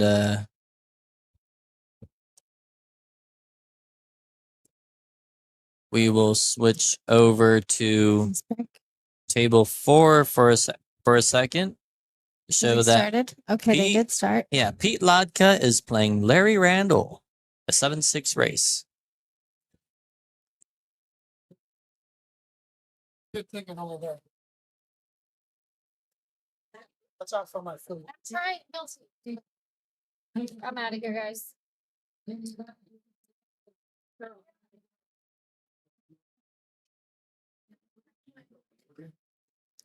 All right.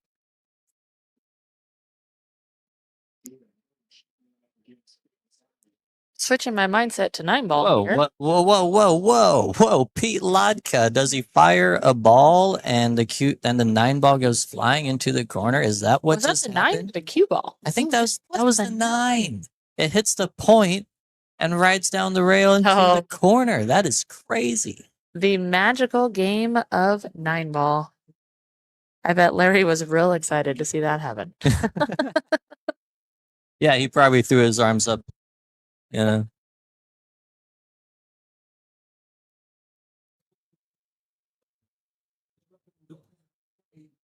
So we'll switch back over to The mics. the mics.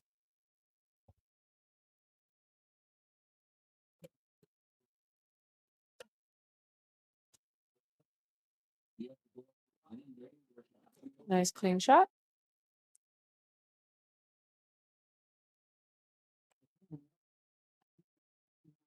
If I was solids on this table, the 5 would be a little tricky for me. Yeah, well, the good thing about it is I believe that's the is that the 6 or the 4 down there next to it? I think it's 2. 2? Over here. It's either the 2, 4, or 6. Either way. The ball in the bottom left corner. Yeah, that'll lead to the 5 ball. True. Very gent. Very gent.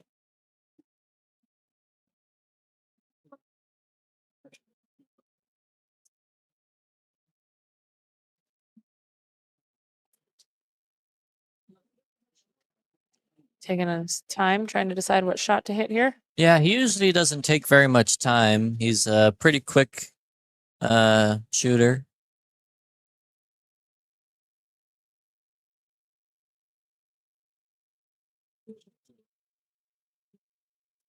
I keep looking down to see what Chris is doing. He's not playing his match yet. He's just practicing over there. He's just practicing. Practicing with intent. Very important. I think you told me that a year ago. And I think about it. Oh, good. It's funny, I can never really remember the advice I gave people. All right, so he is taking this corner ball. Has, I think, a decent angle on the 5 to come back up for the 3. The 8 ball is still funny, though, because it's near that stripe on the rail.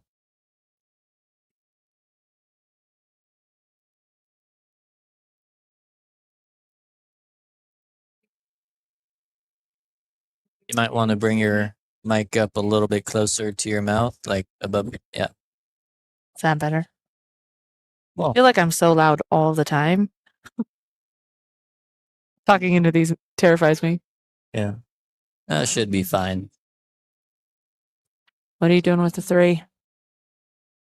That is a great question. Going down the rail? Yeah, Mike is cutting it down the rail. Are you leaving yourself for a bank on the 8 here? I don't really think it banks.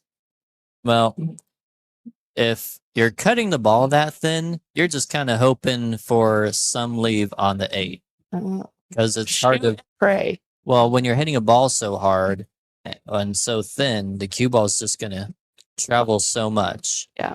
And it's hard to exactly predict where it's gonna go. Oh, safety shot there.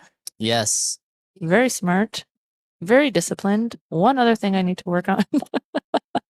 I have 7 balls on the table. I'm going to hit them all in until I'm in trouble.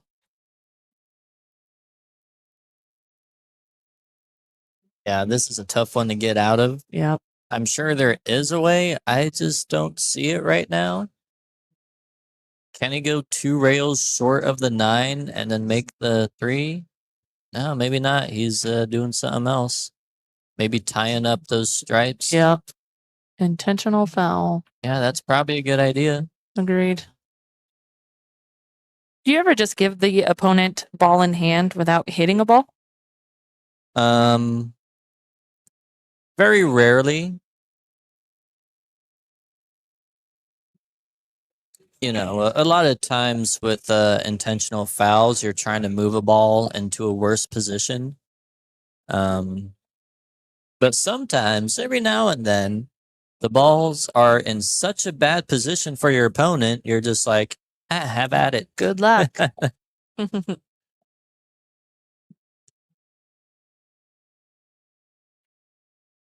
But this is not that case for Mike and Mike.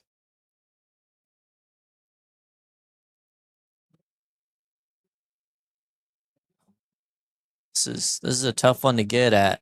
Yep. I don't know if I would try to elevate and bounce the cue ball off the rail over the stripe that he's next to. Is that a 12 ball? I believe so. Some people would jump over that ball just with the jump cue. Chase is one of them. You know, he does that very well. He does. There's a lot of guys in town who are pretty good at it. I'm not sure if either of the mics jump. Have you seen them do that? I haven't really seen them jump so much. I saw, I think Mike Hammond pull out a jump cue when he was playing against Chris Rabich. Okay. And I think he made a nice hit. But he's sending the stripe near those other stripes to tie him up. Another good decision. Eee. Yeah. Whose fault would that have been? Um, Hammond's? yeah. Yeah. But what are you gonna do? Call another foul on him? Right. You're on 2 fouls. All right. Let's see what Michael V does. I don't necessarily like this if he's trying to break him out because no, that came out great. He Yeah. probably saw that the 14 was going to come under the 3 instead of instead of into the 3. That's probably the best thing that could have happened there. Yeah, that was great. Now he can run out. He runs out. That will be the game. Yeah. Match. Yeah. Set. Game, set, match. Yep. Michael V is on the hill.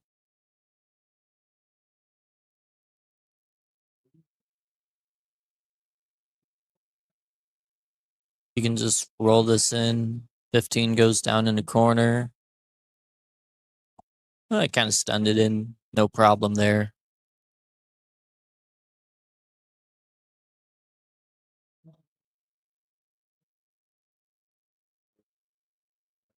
Nice.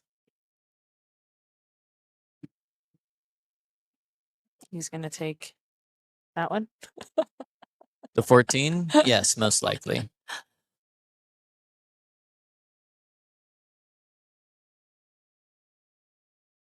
Oh. Oh my. And here we go. It looks like we're going to go hill for the mics.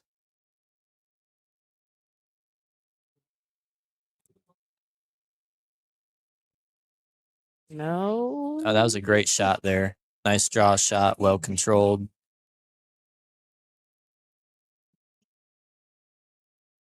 Yep. 6-6. Well, if you're going to make it a game. Yeah. Make it a game. Make it a game. Good tune all the way around by these guys. Yeah. Michael V is walking around, feeling it. He was looking down. He was looking at going outside. Then he was like, I should just sit down. Sometimes some fresh air, man. I tell you. It goes a long way. Yeah. And every time I play Bernie, a 1 pocket match, we take a little break in between. And every time that I go outside, I feel quite a bit better. And Agreed. I start playing better in the next half of the session. Agreed. When I played in that billiard battle a couple weeks ago, I had to take a break. I went and ran around outside. Oh, wow. Look at you. I just needed to get my blood pumping and get some fresh air and shake things off a little bit, and Yeah. it worked. We came back and won, so it was great. But it's hard to stare at a pool table under these crazy lights for 4 hours straight. Although Yeah. pace of play today has been pretty good. Yeah. Well, the long one with Carl and Larry, I mean, that happens, particularly with 8-ball. Particularly on the A side, the big money tournament. I don't know. Depends on the player, I guess. True. Yeah, these two have been playing very well, very quick, very thought out. Been delightful to watch.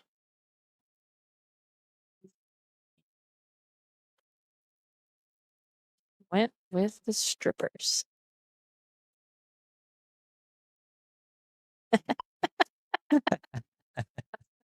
Ah. 5 seconds too late on that. Yeah. I can't predict you, Julie. I know.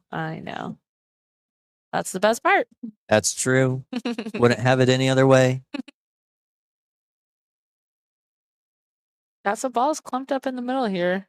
Yeah, but most of them are solids. Yeah. Looks like the 912 is oh. Well,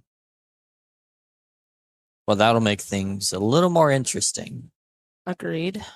But that clump is still there, and it is still solids. So let's see what Hammond can do with it. Well, he'll probably start off with the 1 ball here.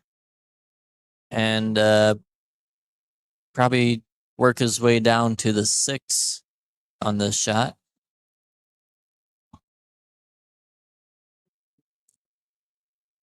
Or he might start off with the 6 ball first, one or the other.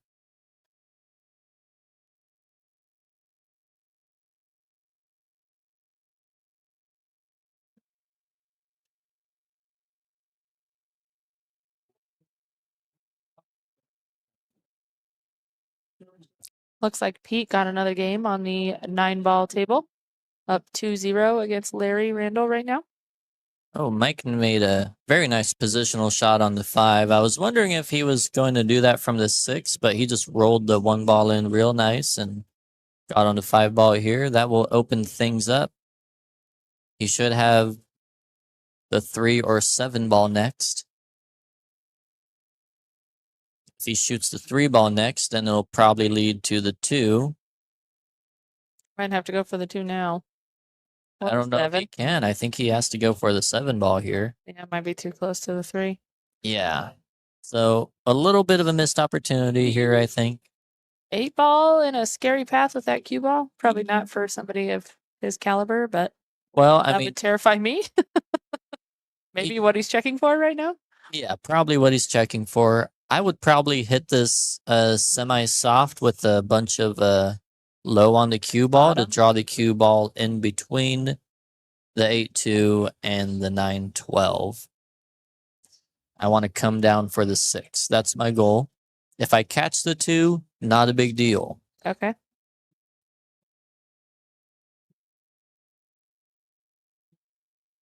So he's Yeah, the issue that a lot of amateurs have here is if you hit this ball hard, thinking that you'll get more draw that way, correct. You're just which gonna you hit might it. eventually, but not at first.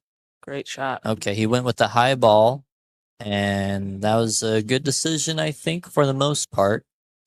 Going for the 4, maybe. Yeah, probably. The problem is the 3 ball is still a little issue.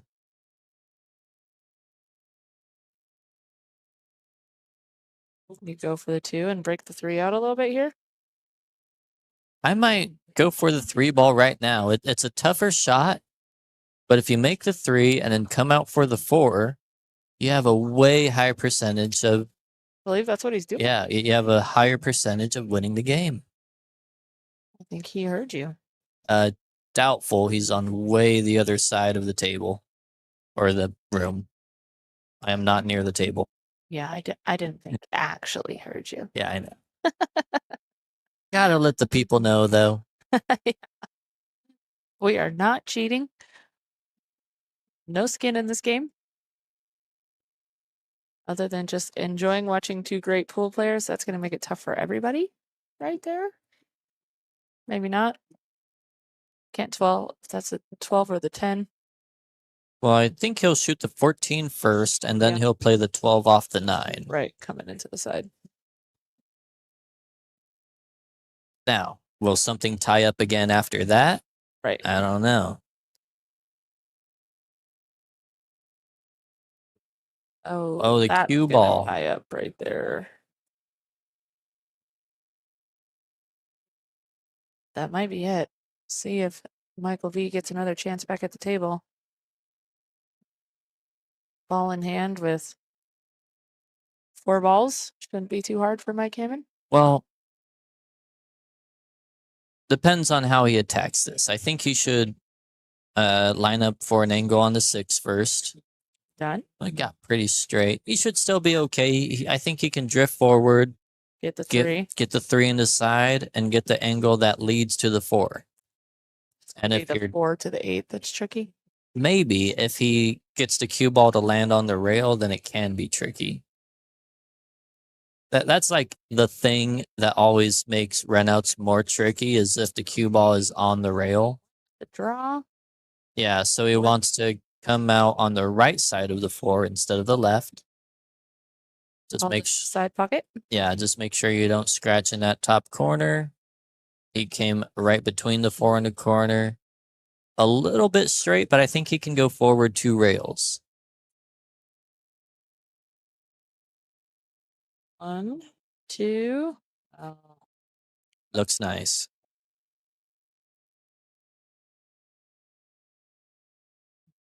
Oh, what a match by these 2.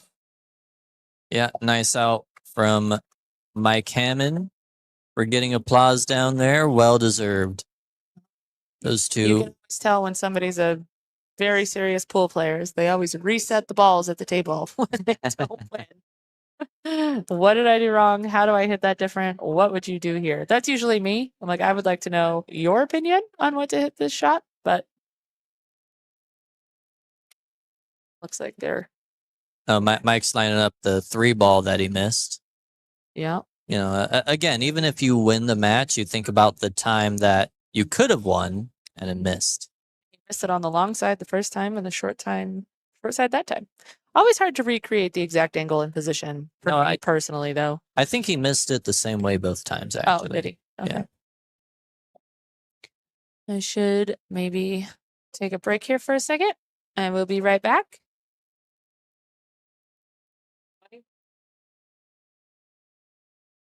Yeah, I will switch this over to table 4 for you guys. And we have Pete Lotka and Larry Randall. Okay, I'm coming.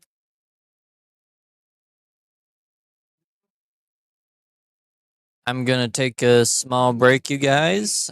Go say thank you to Michael V for playing, and I'll be back shortly.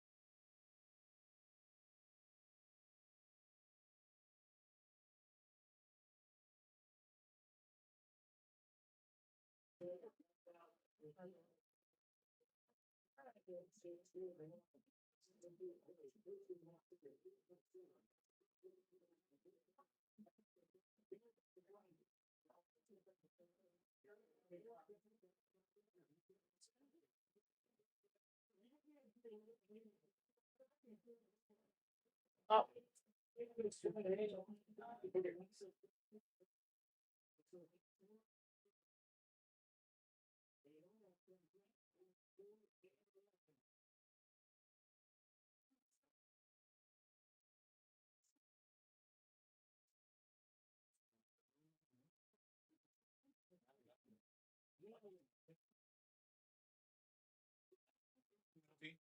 The machine says 11-7. All right.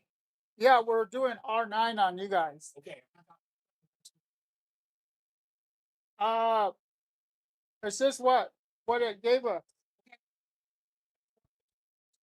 Yeah, I saw that too. So I'm gonna double check right now. R9 medium says 11-7.